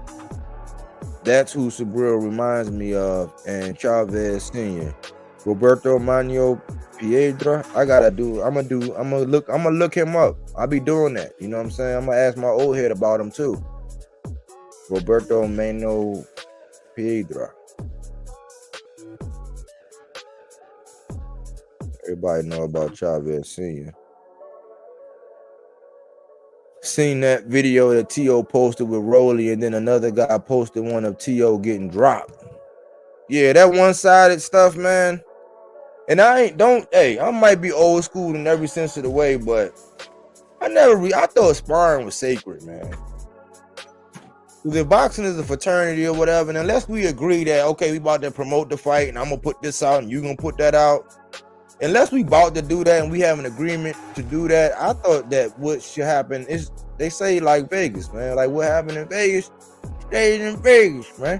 What happened in sparring should stay in sparring, man. What y'all think about that? It should be like Vegas. What happened in sparring should stay in sparring. That's just me. I also think Jermaine Ortiz can upset T.O. Oh man. We might have to wager on that, Ghost. We might have to wager. Wilfredo Santiago, Subriel Matias reminds me of Salvador Sanchez. I'm still drawing my comparisons. I think right now, I think him and David in an eerie way. It's a different style. It's definitely a different style, but him and David got a lot of features, man. To where at first glance it don't look like there's much science to it, but it's a science to it. It's a science to it. I had to put respect on Benavidez's name, and I was still wondering what Subriel. I was kind of still wondering, you know what I'm saying? The whole thing that happened with him, that wasn't the thing that captured me. I just started watching him and I started looking at what he's actually doing. See, when you start looking at film, people will be like, man, why are you so? It's like, because when they put it all together, and they're not even like, I don't even know if you've seen his best yet, because he hasn't had to fight against somebody that was just like at his level with the potential of actually beating him. And he has to really like dig down and actually really dig it out. Like, you know what I'm saying? Like, other than that loss, it's like, have we seen his best yet?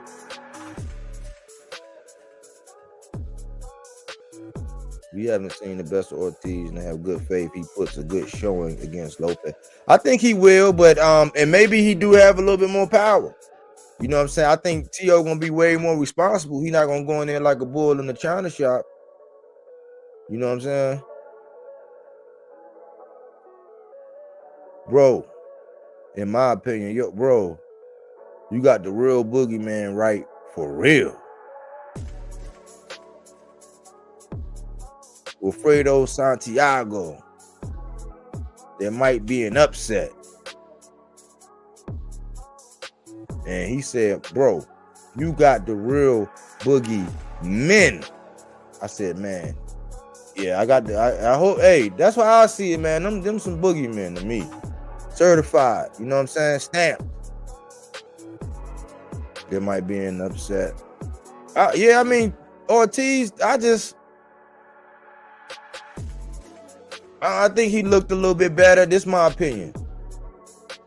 And I'm honest. I'm honest about this too. If you spar somebody 1,000 times and it's been recent, I ain't talking about when you was 17 years old and now you like 27. Like, I ain't talking about that. But when you spar somebody a bunch of times over and over, and you kind of already know really what they are at the pro level,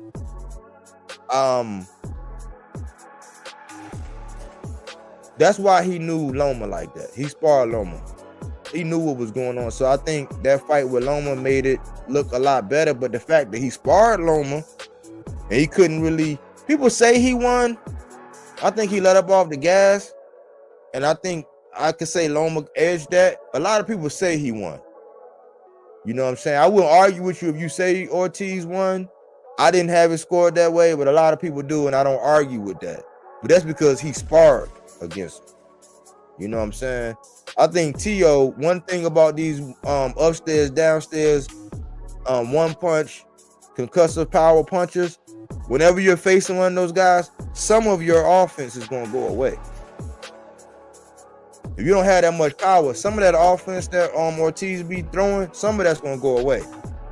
Unless he knows something and been scouting something and just, you know, and you know, the way T.O. had Josh Taylor's number, the way he saw something, like how Mikey thought he saw something against Earl. Like, if he sees something, you know what I'm saying, he could either end up like Mikey, or he could see something and he could prevail like T.O. did against Josh Taylor. But then he could see something like Cambosa saw in T.O., and T.O. went in there like a bull in the china shop and got countered. You know what I'm saying? You know, so I don't know, man. I think T.O. gonna it's gonna be on Super Bowl. He seemed like he in a good space mentally. He ain't spazzing out. It might look ugly for Jermaine. I ain't gonna lie. It might be ugly for light-skinned Jermaine. Salvador, one of my all-time best fighters, died way too young. Yeah, RP, man, and Salvador Sanchez, man. Salvador was like a fantasy prototype boxer.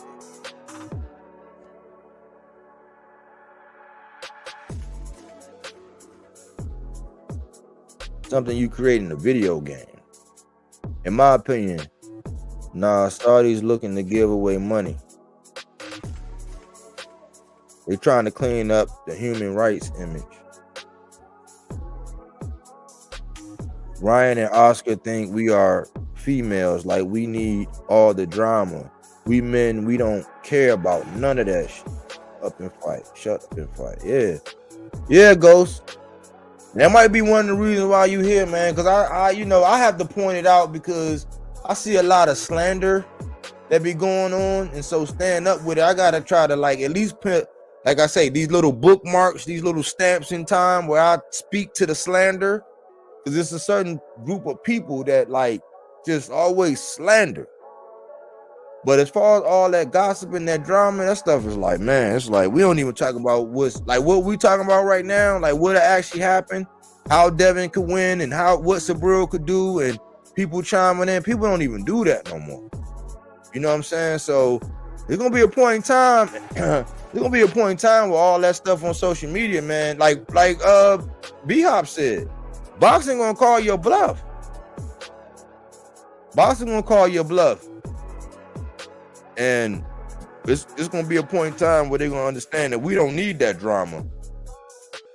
And I think the kind of drama that certain people had, even if I had to list like the one everybody referenced in Floyd, like in the way he did it, he was actually witty and sharp with his responses. It was like kind of like something that, you know, it wasn't just, oh my gosh, why are you ducking me, son? Like all that. It was like he had sharp counters and comebacks.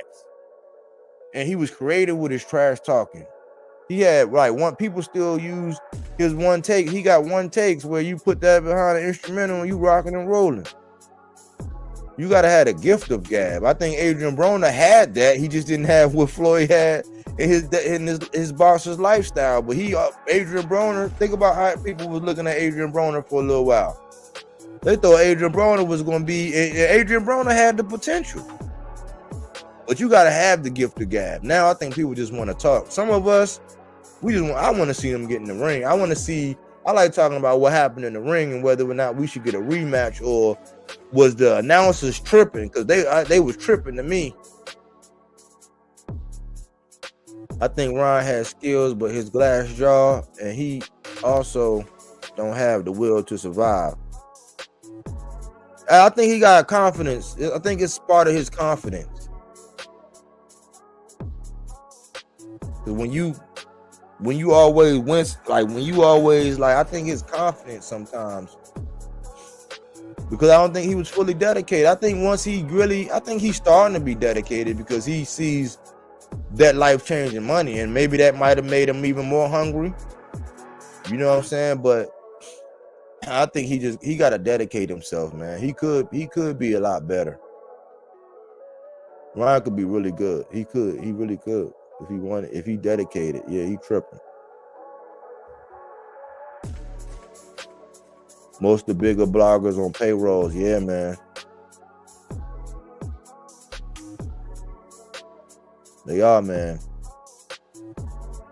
Coquis said lied about getting in a car accident, asked his subs for donation money. I'm Latino, but it's too pro-Latino and got hella biased. I was around during that time. I remember that time. You know what I'm saying? I remember that whole, you know what I'm saying? I remember that. I think that's around the time. I think right before that was when that channel took off. I used to rock over there. But I just said I can't do that. And I don't like that. I don't like when people do that. I don't like when people go overboard with it, because then it made me kind of weird. I done worked in the army next to people that like all different. I'd work beside all different kind of people. So to be in the army over in Iraq, or being in some of these situations, being in the trenches with some of these people and come back and people act like that, it's like, man, we ain't act like that. We didn't. I mean, yeah, it was there. It was an essence of it. It was an element of it there, but we didn't. You go to where you don't. Just like in life, we go out and work. Some of my co-workers, some of my, you know what I'm saying, my folks. He in that manner, he does do that. He do, man. He would have a great if he stopped, but maybe that's his edge. Maybe that gives him his edge. I just couldn't do it no more. I had a ton of amateur fights back in the day, and I never saw an arm puncher hit as hard as Matias does. Canelo do a lot of that too. Canelo wear that arm out. PR Boxing. Talk about everybody that a funny channel. That's what I think. He is funny. That's why I said I used to watch the he have good lives. Like when he called fights and stuff, I was in there rocking and you know what I'm saying, and commenting and chatting and all that. But then when I, you know, after a while, I don't like when people play both sides, man. I think it's a balance, man. It's a balance to it, and you can be pro whatever, but it's a point where you go too far, and you know that it's something else. Some of that stuff can be created, I think. Called out Southpaw to a fight in real life. Most of the dudes are just circus acts for. Oh, that's a thing too. Where they'll start a beef with each other to keep that. I'm not doing all that, man.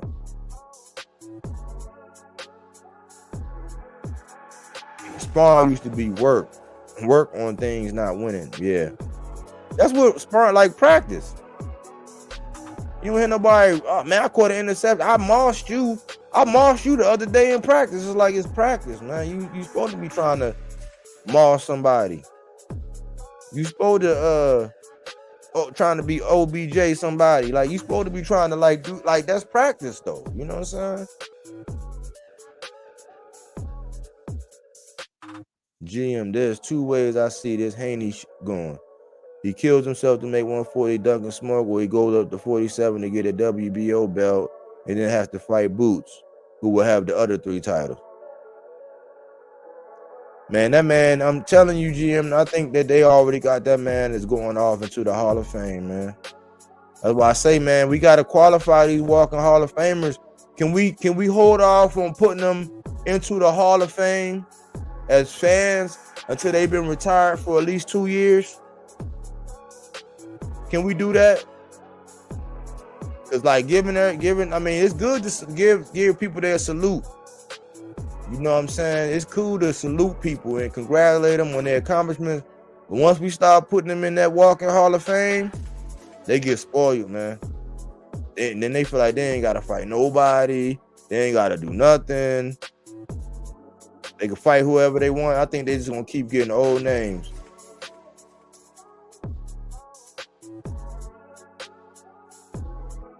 PR Boston say T.O. did not have to do that to post that video. Bing bang, Manny De Pietro is the Rand. Who's he referring to? Oh, I didn't even know. I didn't even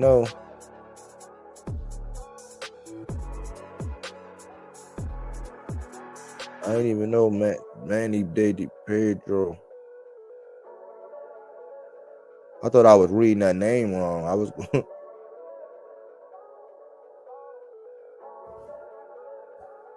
about to get my old head on.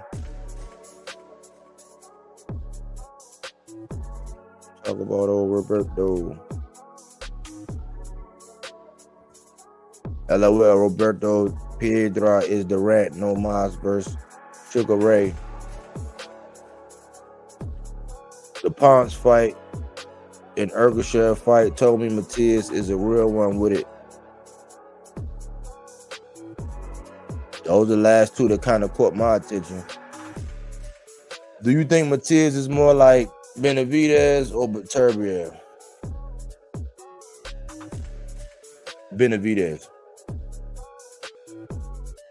I say Benavidez, and GM says, in my opinion, Beterbiev. But see, I actually seen. I thought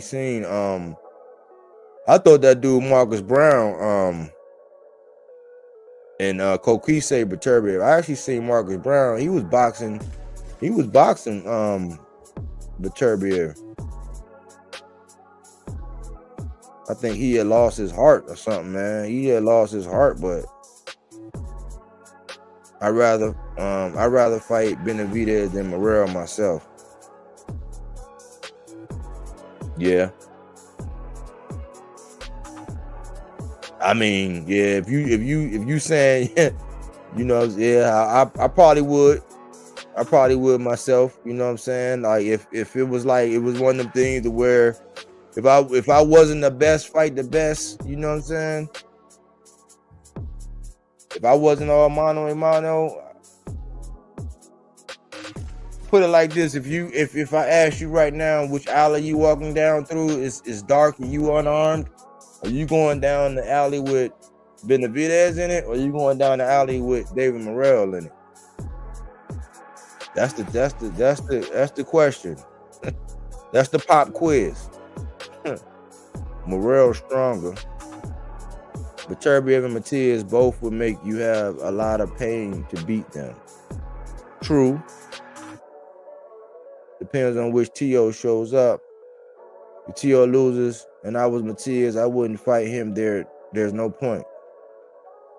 I mean, they still all got to fight, though. Nah, I think they, in a way, they still kind of all got to fight, though, man. Those big names like T.O. with what he's done, it's certain fighters that no matter who lose to who, they still got to fight, man, to see what's going on.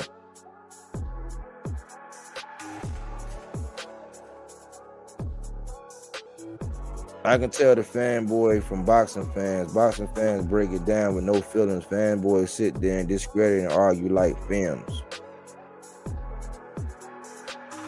And Wiz says, stop the hate, bro. Ryan Garcia is a great fighter. And GM say nobody hating.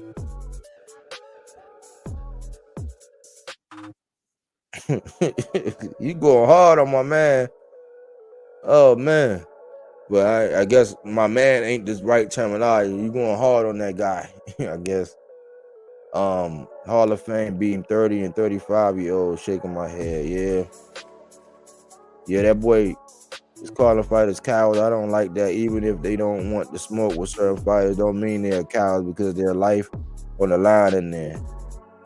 Yeah, I mean, you got that approach. You know what I'm saying? You got that approach. The ones that's walking around, like I always say, in the mess hall with their chests out, those guys, you got to call those guys out, man. Or if not, we're warranting that behavior. But I feel you on that, because they are.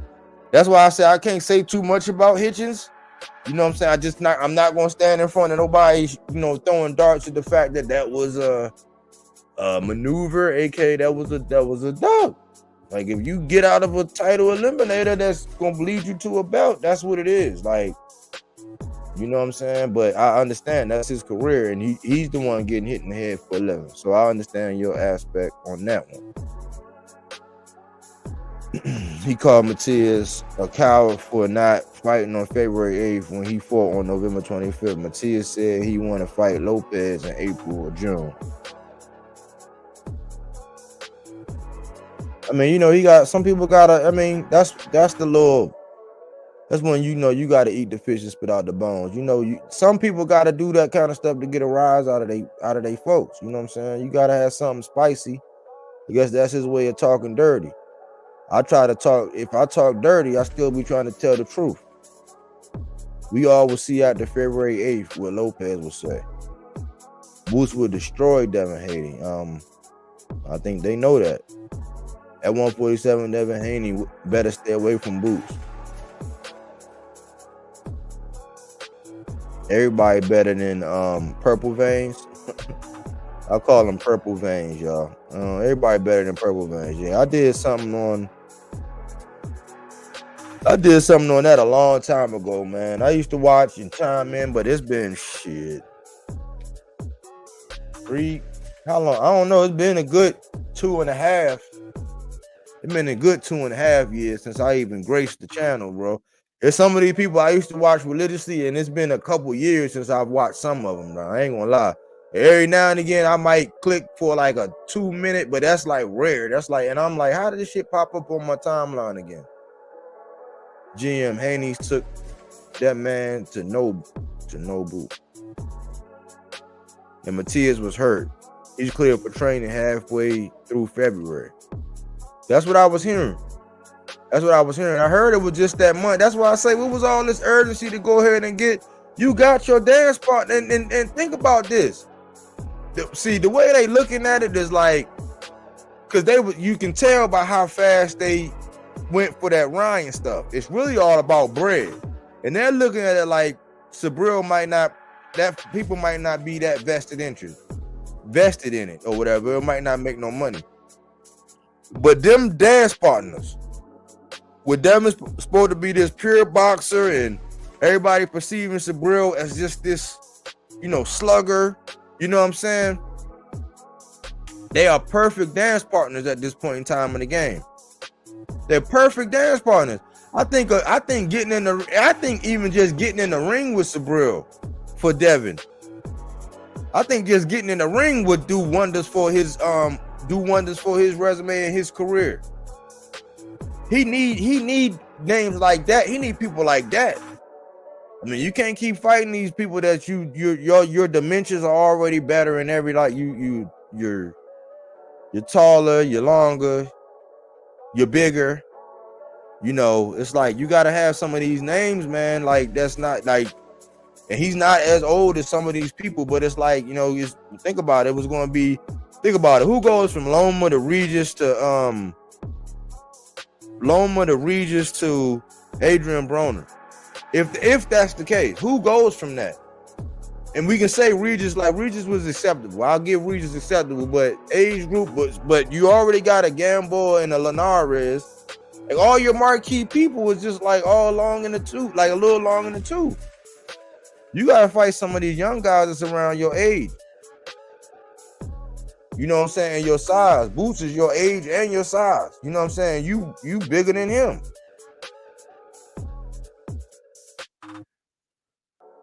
Who you think Tank should fight next? He needs to be more active. I hope if these rumors, if what everybody's saying is that it's going to be Frank Martin, I hope it's Frank Martin. I hope it's Frank if it's next. If those rumors are true, hey, sign me up. Take my money.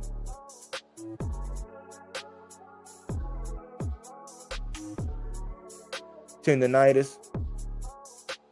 Shakur Stevenson asked Coach Pandas if he could spar with Matias since he used to coach Stevenson.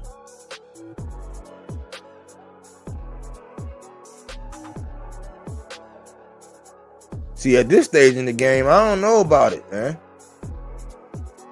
I don't know, man. I mean, that sounds like good work, but like that's realistically, they should have to fight. If I'm looking at everything the way I'm looking at everything, man, they might have to eventually at 47, they might have to fight. You know what I'm saying? I'm thinking they might have to fight. So I don't know. I don't know if I'll be trying to have like that kind of sparring. We might have to fight each other. You know what I'm saying?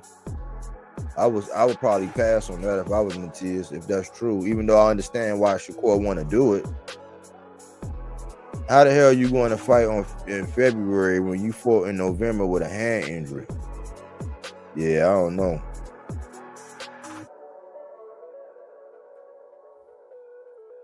Yeah, Matias ruins careers. Keep him away from everybody but the elite.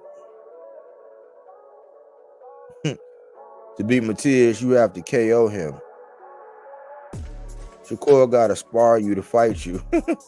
I heard somebody say something like that. I like T.O., but I think he needs to get off the socials and focus. Yeah, you gotta have, like, I don't know why these guys, man, I don't know why, man. You know, I done had a little bit of bread in my past, but I ain't had nothing like what they had. But I done had a little bit of bread, and it made me sit down and think about, oh, okay, how would I do things different? You know what I'm saying? And you gotta have a driver. You gotta have a chef, a personal chef. And you gotta have a PR person, somebody that's responsible for your branding, that actually have a direction, and somebody that control that and monitor and do all that. You know what I'm saying? It's just like if they on top of their game, they're gonna have you out. They're gonna put your name up in lights, but it's gonna be done the right thing, the right way. But I think some people in the social media, they make it that way to where people think that they gotta do that, but unless it's like something like what you're saying with Ryan Garcia, with somehow some of that fan base translated over into a fight, man, it ain't really. Or you can get a Haney, with a Haynes or a Fruit of the Loom deal. Get you, you know what I'm saying? Get you an underwear deal or a sock deal or some glove deal or something out of that social media. But right now, all it do is make fans and pit fans against each other. And I don't even know if it equates to people buying the fights, because with Fire Stick, if you get too offensive against some fan bases, people are like, oh yeah, all right, I'm gonna watch the fight, but I ain't buying it. So it's a slippery slope. He never sparred De Los Santos, so he fought scary. T.O. talk too much nonsense. This thing about T.O. is, you know, he don't believe his own cap. It's different from Bill, who can lie them up with a straight face. T.O. doing the same thing he did versus Cambosa. Start overlooking him and talking about other fights, other opponents, and not focus and took an L.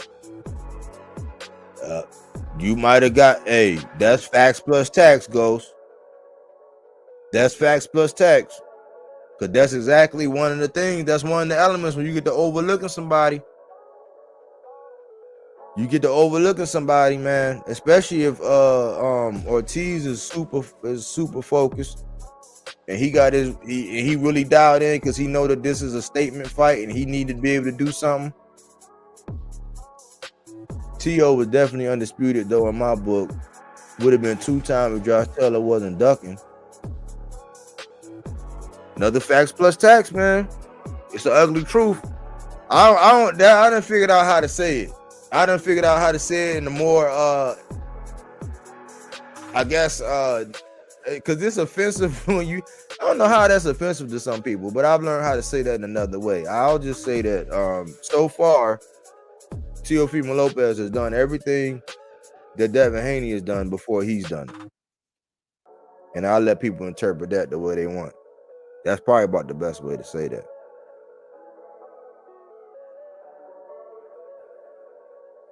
Hitchens versus Shakur, that would be an interesting fight. I don't know who will win. Well, apparently they was friends, and now they not. You know what I'm saying? Even though I don't want to get into it, but I don't know if now that they're not friends, if that'll be appealing to actually make them fight or translate that into a fight. I'm not sure. But who David Morrell gonna fight? Let's talk about that boogeyman. I think we ain't talked about him that much. I believe he does believe everything he says. I just think his mouth is going to write a check. He can't cash. You ain't never told a lie. History going to repeat itself, and Devin going to get a split decision versus Sandor too. I don't know. Sandor, man, I think Sandor know that that's a statement fight. Sandor going to come. That's, you know, if it wasn't so, see, they done overcast and overshadowed everything. If they were just truthful, and let us know that, hey, yeah, I had Regis, but then I'm going to take that, and they had already built it up. They could have already been building up Sandor and building all that up instead of the drama. So now, since they were saying, oh man, like basically downplaying Sandor Martin can come in there, and if he put on a good showing, man, it's gonna look bad. But you can also say Taylor Duck Matias, when he became the mandatory, he dropped the IBF immediately. So Matias could have been undisputed if that fight would have happened. Yeah.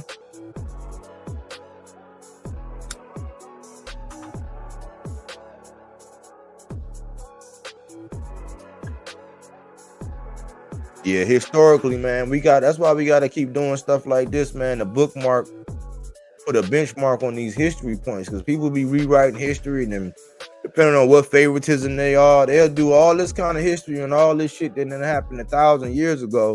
But the shit now, it's like they don't want to record or be real about what's going on now, and then in a couple years try to rewrite that shit. That's why I'm like, nope. I did a video on that present day and time and let everybody know what was going on, man. We need that, man. We need people that do history, like contemporary history, like people that's doing that shit now. You know what I'm saying? Benchmarking and doing stuff, stamping. Like, okay, on this day and time, this is what happened. Because there's going to be some people that's going to twist that truth around that campfire. It's going to be a whole different story. You know what I'm saying? They're going to be telling that Regis story like what Devin did to Regis. Oh, man, in about 5 years, they're going to be talking about how Devin beat shit down Regis' pants leg. And, you know what I'm saying? He was looking like the Elephant Man after the fight. And that shit, man, them legs are gonna grow hair, and those hair, that hair gonna get ticks, man. You know what I'm saying? So somebody need to benchmark this shit and say what was really going on. He put on an excellent performance. He put it down. You know what I'm saying? Then Subriel Matias came out, the librarian, and everybody started using their inside voice. That shit need to be on wax. The coin has two sides. I thought Haney would get robbed if it was semi-close. Never thought it would happen the other way around. Ghost just got back from Cuba. Jose Diaz. Sandor Martin is not a puncher, but his skill set is full. He can cut the ring and use angles on Haney like Loma. I think he's a little slicker than what people think, man. I think he's a little slicker than what people think, man, because his timing. Because think about it, with all that defense and playing the distance, you gotta be able to come in. You gotta be able to come in. And if somebody got good timing, if they know when you coming in, how you escaping, you know what I'm saying? That's everything. I think that fight is, I think it's gonna fall flat in the fans' eyes, but I think that Sandor is better than what most people are giving him credit for, only because of the hype around everything else. And that's what they always do, build you up about this, and then you get that. Even though in this case, that fight is actually all right, because Sandor can actually box, man. He was timing the shit out of T.O.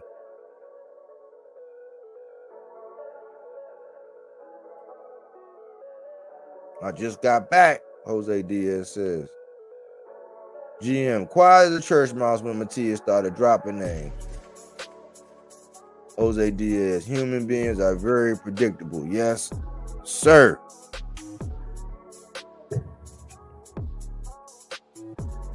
Matias was ducked by Regis and Taylor, but they called Regis the boogeyman. Make it make sense.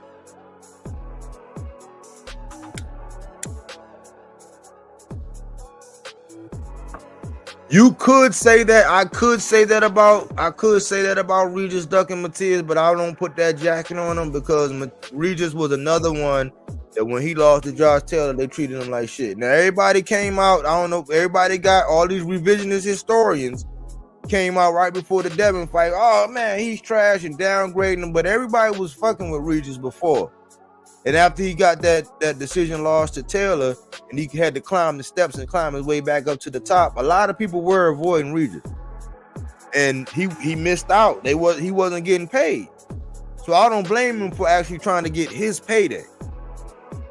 You know what I'm saying? That's why I say, man, you gotta when you figure out that these boys they done conspired to pretty much age you out. They just gonna not make the deals and hope age and time and hope you fuck up outside the ring and start drinking or get drunk or, you know what I'm saying, have an accident or, you know what I'm saying. Once they prey on that and they let some time go by,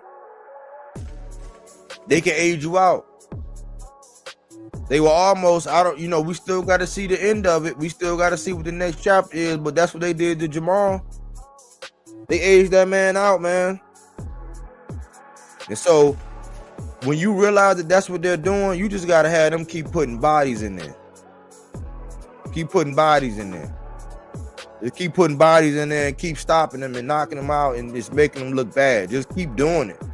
Because long as you can keep finding yourself on ESPN or on somebody's YouTube video or making these shorts or whatever, that's what the social media for, so they can show you a display of you turning out somebody's lights.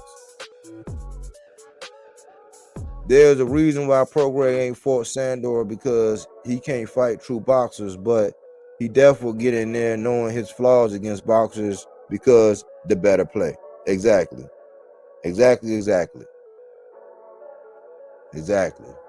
Morrell should fight M. Billy. That would be a step up.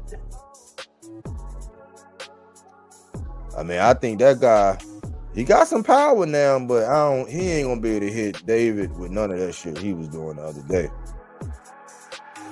He ain't gonna be able to hit David with none of that shit.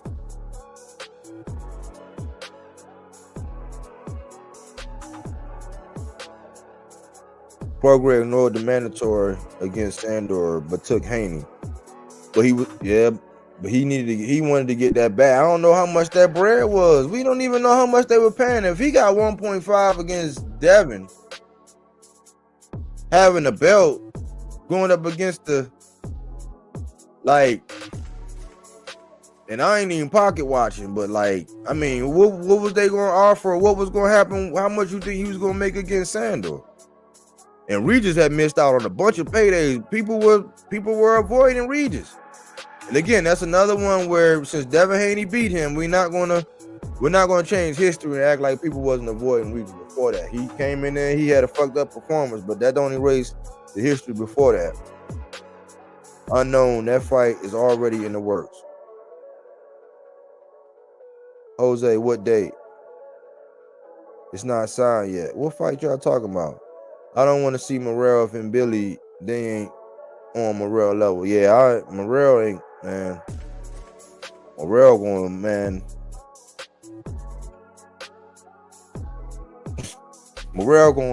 Morrell going hit and Billy like a pin cushion, man.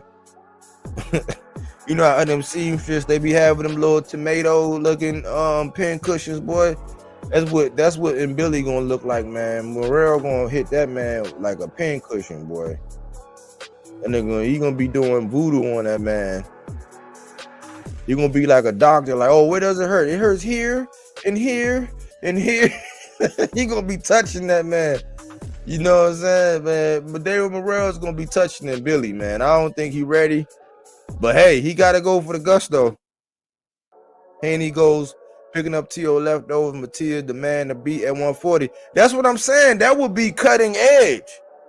Go do that to Matias. That wouldn't be following somebody else's leftovers or something, even though they all kind of got to fight. But that, to me, I thought that's Subriel Matias, man. I think that was money on the table. That was legacy defining and everything for Devin. I don't know why he got that quiet. Like, he need that fight. Okay. And Billy is inside fighter. He has nothing for David. It'll be bad. Yeah, he ain't even gonna get in range. I think he's just gonna be out there getting teed off. He's gonna be getting stood up and sat down. But it would be a step up from Morrell. Yeah, it'll definitely be a name because Billy is getting a name. People are attracted to seeing him because he got that he try to wear those shorts and he's coming with the power hooks and all that, you know what I'm saying? But skill for skill inside that ring, I don't know. But yeah, it's a good name. I think that's good if Morrell can actually do that. I think it'll be a good fight, but I got David Morrell winning. Yeah, you know what the danger in those kind of fights, Jose, the danger is if Morrell don't get all the way up. If Morrell look at him the way I'm talking, if Morrell went in there like the way I'm talking and he underestimated dude, and Billy will clip you. He gonna swing for the fences, and if it touch your chin, that is still a big ass grown ass boxer swinging for the fences, hitting you in your chin. I won 10 bands betting on Morrell getting the second round KO last fight. 10 bands. That's what's up. Like I said, my lady, man, I told my lady about Morrell and we bet on him and he won like 465. Every since then, my lady be like, when that light skinned nigga fight again? I be like, he gonna fight, baby. He a boogeyman right now, but somebody gonna give him a shot, baby. We gonna make some more bread and see this performance. LOL, you correct. How about Pacheco or Morrell? Hey, if Morrell don't get him while it's early, because he actually has the skill set and the principles. He stays behind the jab. He goes to the body. He maintains his defense. You know what I'm saying? Like right now, I think it's a couple little teeny wrinkles. But the longer that fight, the longer Pacheco develops, I can see that down the road for sure. Big fight. I can see a big fight with Pacheco and Morrell. Those are two of my guys. Morrell being that guy, like kind of like cutting edge coming out right now as my guy. But then Pacheco, he's my guy. That's the guy that's like he's being developed. Eddie got him one. I hope Eddie just do right by him now. I hope Eddie do right by him. Benavidez versus Morrell. That should be next. I wish, man. You gotta think that I think it got well. I don't know. I don't want to get my hopes too high. I hope so though. Pacheco, yes. Benavidez. Next, you're correct. The ring doesn't lie. You see, boxing becomes money versus legacy. Boxers this day, money 100%. Calm down, emoji. Yeah, man. It's like, man. It's sad, man. Pacheco fights in April. Yeah, I got a thing I'm gonna do called the law firm. Hitchens and Pacheco. Eddie been signing some talent. I know I'll be taking rib shots at Eddie, man, but I was promoting a lot of Eddie people too, and promoting a lot of stuff that Eddie was doing. So he can't cry when I give him fair criticism. Like, I don't want him to do Hitchens like he did Andre and play keep away. So yeah. Unpopular opinion, I think Canelo stops Benavidez with a counter uppercut. He comes in with his chin first. That's bad. He's going to end up looking like Kirkland. That fight is so up in the air, and when it get made, I'll break it down even more, man. That's almost like me asking for a fantasy fight at this point. We ain't gonna get it. We can't ask and beg. People can beg and ask Tank to fight. Oh, listen, ask and beg. You know, for all these people to jump through all these hoops, we can't ask Canelo or Bud to fight anybody we want. We used to tell Earl, hey, we used to put out energy for Earl. Earl went, okay, yeah, I only want this. I don't want no tune-ups. I'm not doing that. That's what we liked about Earl. We can ask Earl to fight somebody. And he was trying to give us that fight. And he gave us the fight. And he don't get no respect. Legacy don't pay the bills. Yeah, Legacy don't pay the bills. You need some money, but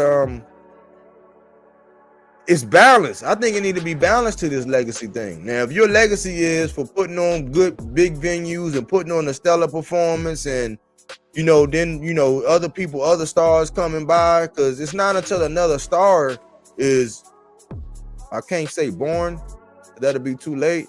It's not until another star reveals itself to where two stars can get in the ring and it means something.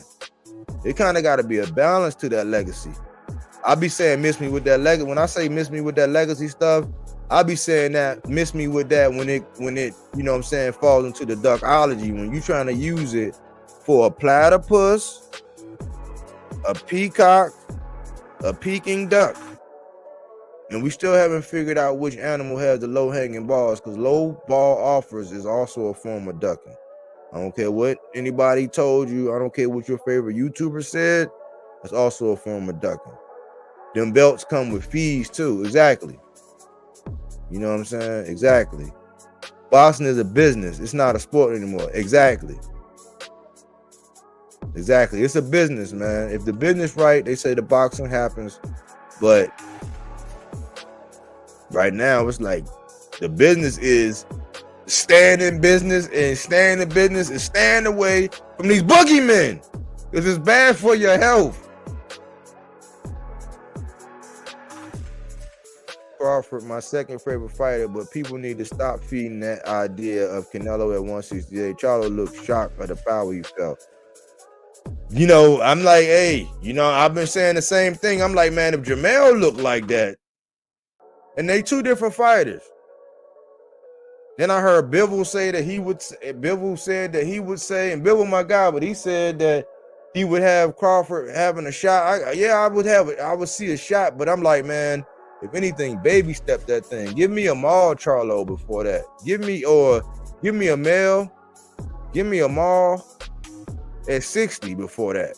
Give me anything in between, before that, if you're going to do that. Boots versus Crawford, make it happen. Eleazar Cruz, shout out. Yeah, make that happen. Let's make that happen. You know what I'm saying?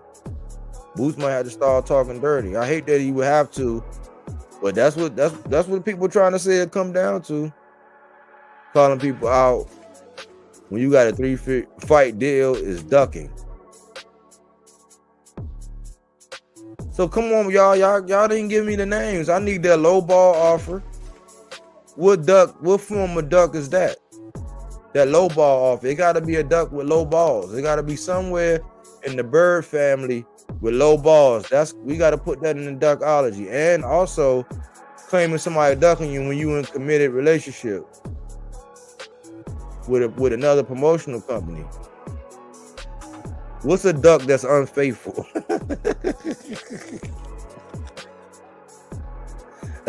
You out here acting like you for the streets. You know what I'm saying? You in a whole committed relationship with this promoter over there. You know what I'm saying? Stop it. Knock it off.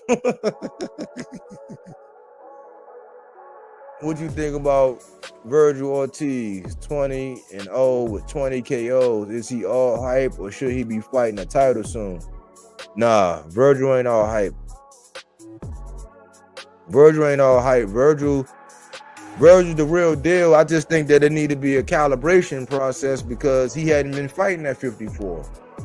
I don't think I would pay. I ain't gonna say I would pay because that's gonna sound like I'm just about ready to finance everything. I would support a fight between him and Zoo. I would, but I don't think that it would be fair to any of the other guys. You know what I'm saying? That's been there. That's just me. You know what I'm saying? It'd be different if you had a belt and you was moving up and you had something and you moved up. That's a little bit different. But no, Virgil is the real deal. He's in my boxes to watch collection. I call him the Piranha. Hellacious body work.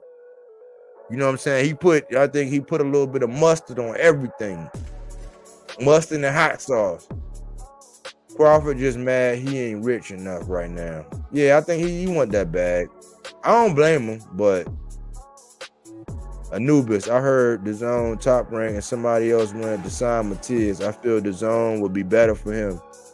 You better stay away from the Zone.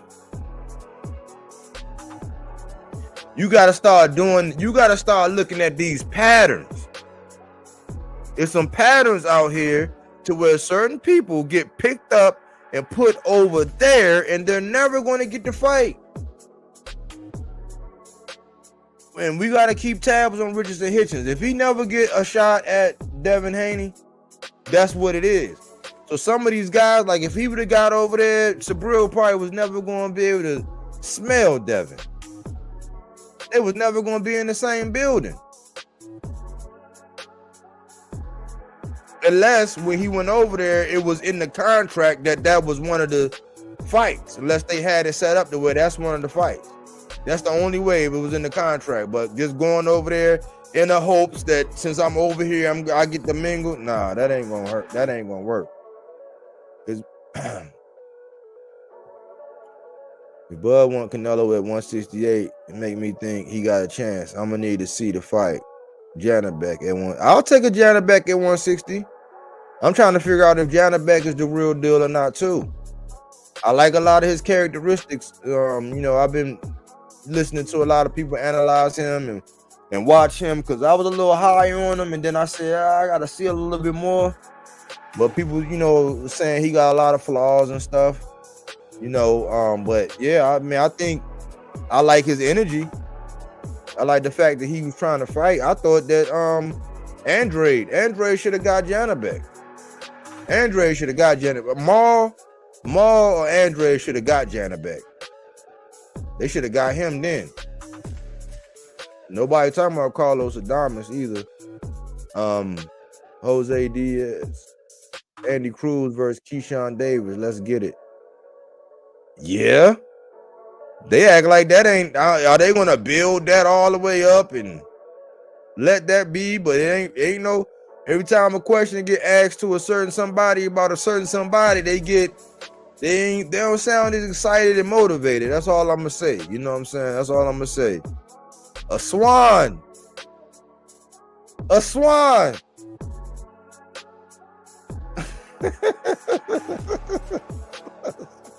A swan. That's what it is. It's a swan. Oh man, I was gonna put mount, but yes, that's what it is. When you are in a committed relationship, over here at whatever promotional company you at, and you out here acting like you for the streets, you are swanning, man. Don't swan me, man.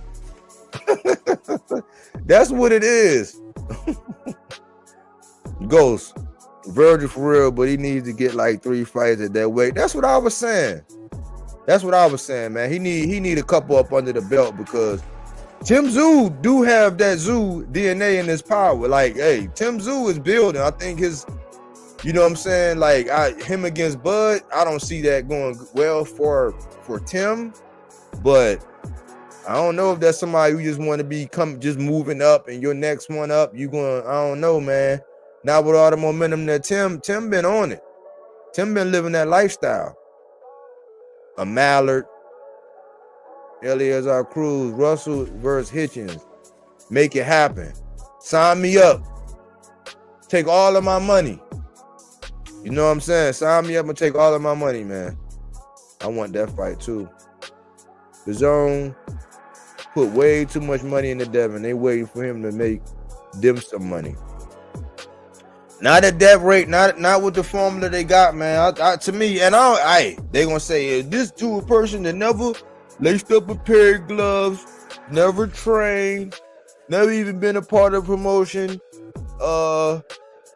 what else? Never interviewed pro boxer. Like, it's gonna be all of these things, but I don't think that they did the marketing thing right with Devin, man. I think you talking about reinventing somebody's image. They need to redo that image. And make that image map line up to what he do in the ring versus his lifestyle for real, and then you got something, because then you being your true self and advertising as such. You know what I'm saying? It's like Devin act like he got Subriel's life history. You know what I'm saying? Like the way they talk about it. Like if you listen to Subriel and his look at his actions, and look at Devin and his actions, you would think that Devin had the past that Subriel got. You got shot, you got stabbed, you did time. Like, did you make it into, like, did y'all switch life paths? Oh, yeah, they need to revise that image, man. I wouldn't have him. He would be the wholesome kid. He would be the guy that did it the right way, got the professional training. If you stick with it, this is what you can do.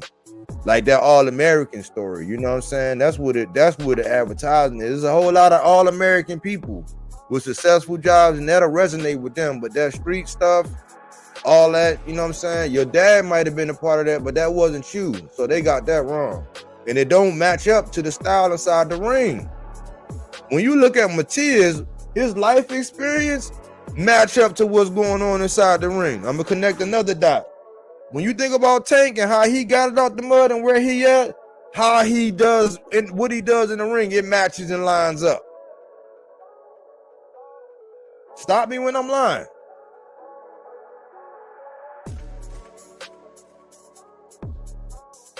Ghost. Jamal went to 168. I believe he shot set at 160. I think he will be at his best there. Man, I don't know, man. I would have wanted Maul to get one more, but with that Canelo is as far as maneuvering, whenever you listen to people don't like listening to Leonard Ellerby, go back and listen to Leonard Ellerby. Whenever Leonard Ellerby talk about how he did Canelo, you could just tell that, man, because he'll say it in a roundabout way. He's very good at it. At how he says it, but he basically be saying like what they were able to get out of Canelo and how he was able to move. He basically saying they were genius over there. You know what I'm saying? How they were able to do that. Think about that. He's a master at catching people in those little windows. He caught Jermell because Morrell wasn't mentally ready, and Jamel had to jump all the way up there. Hey, you get it? It's just your shot. You know what I'm saying? You up, B. Batter up. And Jamel was like, he jumped up there, and you know what I'm saying? So now he gonna catch Morrell after a fight with Jose Benavidez, and fighting Jose Benavidez does nothing in preparation for Canelo Alvarez, except for it does get your feet wet. So I would like for him to be active again before he get a Canelo, because right now, this is just like boxing is becoming it's really becoming an opportunist. If you can catch somebody, you know how many of these guys that got, you know, dragged in on a short notice and all that. It's up to you to blow yourself up, like how De Los Santos did with Ryu. Short notice fight came in, he got knocked down, got off the canvas, boom, bang, pow. The referee had to come in and console him, like, hey man, I couldn't let him hit you like that no more, brother. I want to see you fight another day. He actually came back. You know what I'm saying? You see what he was able to live to fight another day, and you see what he did to Colbert. But this is where they be trying to catch people at these inopportune times when they ain't ready, they ain't trained. You just said, yeah, we getting this fight now. We ain't gonna do this fight. Yeah, we getting this fight now. We ain't gonna do this fight. And they tell you like 4 weeks out, yeah, we doing this fight. It's at this weight. This is how it's gotta be, and that's the game now. I don't like that, man. I want these guys to be at their tip-top shape. We'll get way better fights. One thing Haney has to start doing is become his own man and tell his dad to take a seat and let him handle the media and back and forth with the fighter. Well, he already an autopilot now. That's why I call him the professor, man. That's why I call him the professor, because y'all know X-Men and the professor, man. He can just, and he got his dad out there, you know what I'm saying, just out there setting off firecrackers and ATF bombs, and you know, he's just out there just blowing it up, man. And people, he got a cult. He should come out with his own Kool-Aid, man. He should definitely come out with his own Kool-Aid, man, because they are definitely drinking it, man. That would fly off the shelves. Some Devin Haney Kool-Aid, because they are drinking it. His dad ratted his paperwork on the man. Oh no. I saw a podcast. They were talking about Trinidad versus Cotto in their prime. Who you got? My opinion was Tito. Takes him out early at 147. Trinidad left hook was deadly.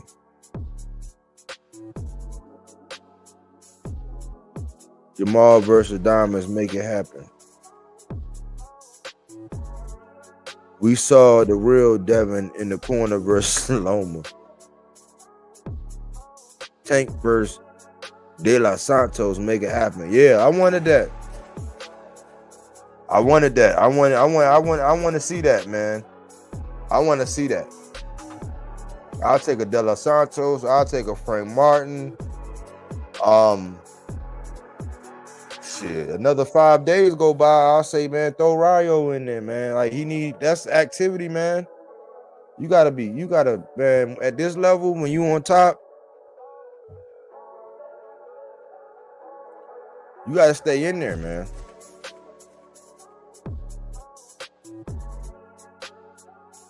So they gonna catch him. They gonna have him out for 11 months, man. It's gonna be a big gap for him when he was real consistent.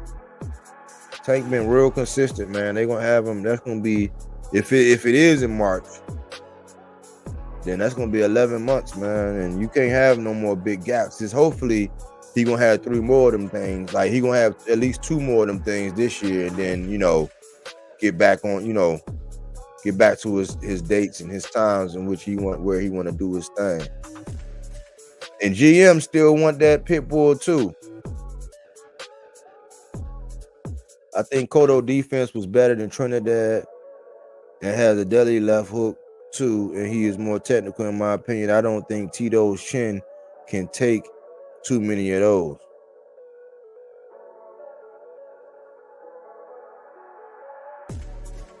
Cotto was a dog. He probably would have knocked Tito down, but I think Tito would have got that. I'm not sure. That's why I don't like doing the fantasies. But if I had to think, I would say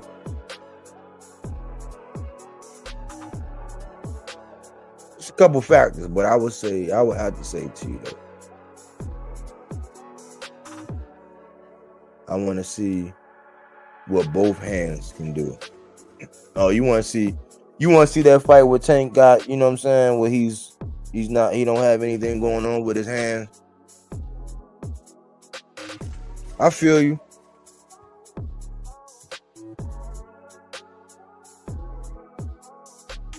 Shoot, I think I'm gonna be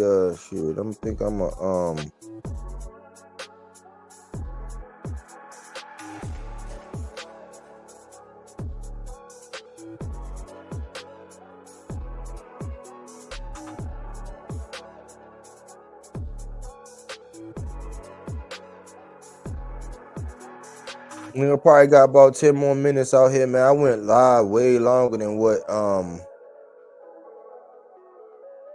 I expected, man. It just, everything was flowing in the chat, man. People kept chiming in, so I said, man, let me stay, because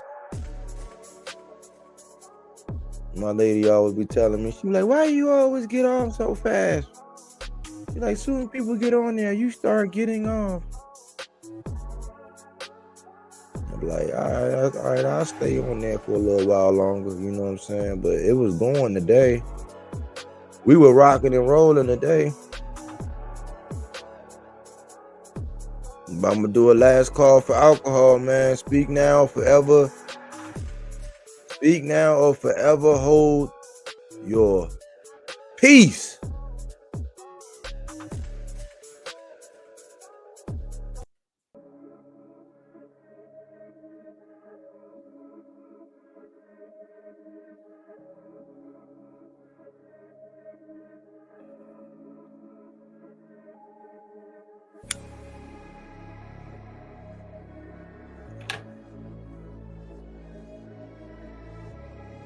Speak now or forever hold your peace, man. We just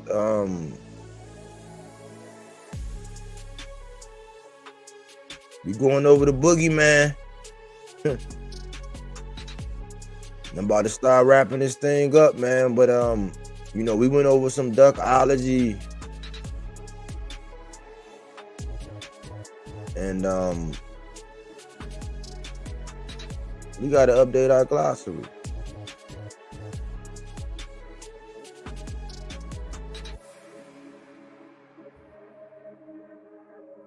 Thanks to GM, we got to update our glossary.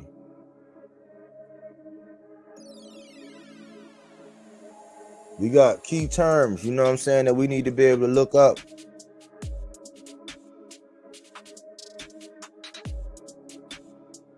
I had to add two because we had two people in the chat that added to the duckology glossary.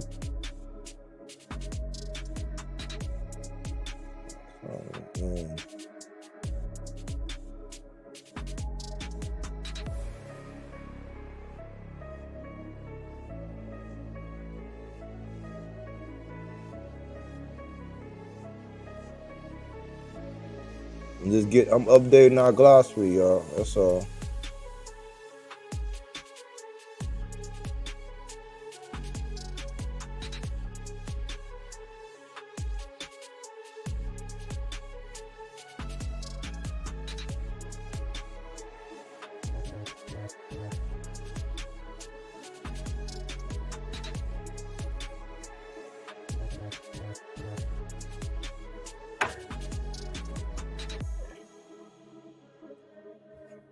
I had to update our glossary, y'all.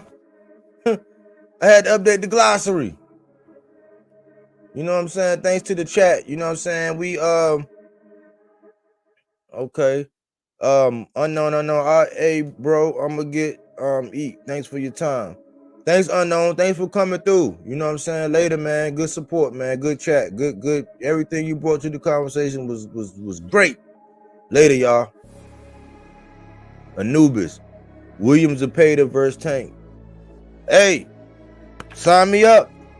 You know what I'm saying? That's another name to be floating, man. That's another name to be floating. That'll be a good fight.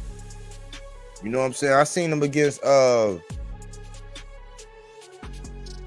Jojo Diaz, and you know, Jojo Diaz, he has some opportunities and all that, but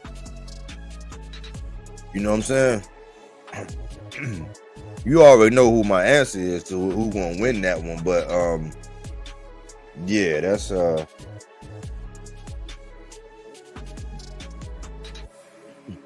actually an acceptable fight, man.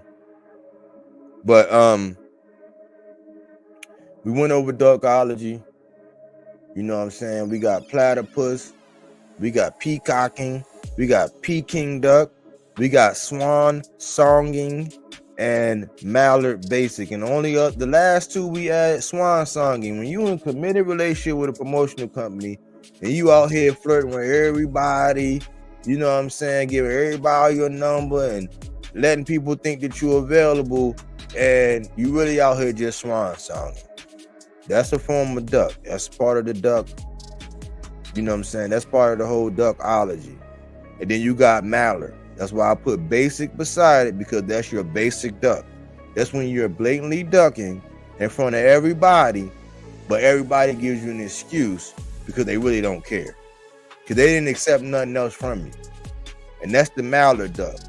You know what I'm saying? But let's put more energy into promoting Jaron Ennis, David Morrell, Subriel Matias, these guys who know they have good talent and they have the spirit of champions, where they want to get in the ring, they want to fight, they want to defend it, but they look like tough customers who nobody really want to bite, you know what I'm saying, a bite of that apple, a slice of that apple pie.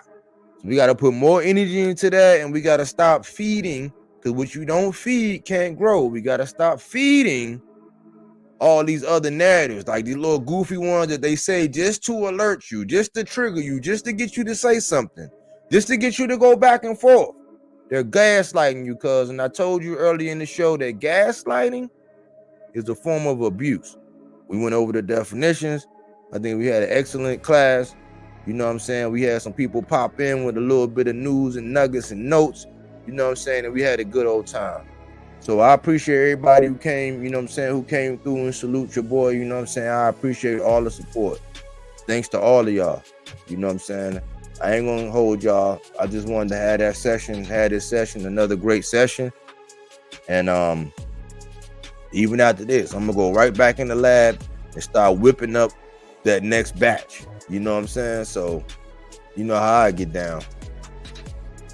But I had a good time, man. Thanks for tuning in here with Bodywork Boxing. We don't take things for face value. We do that body. He didn't want to box. He wanted to actually prove that he could punch with you. He was like, what the fuck is this nigga, right? Oh, okay, you want to go to sleep. You tired. Welcome to Bodywork.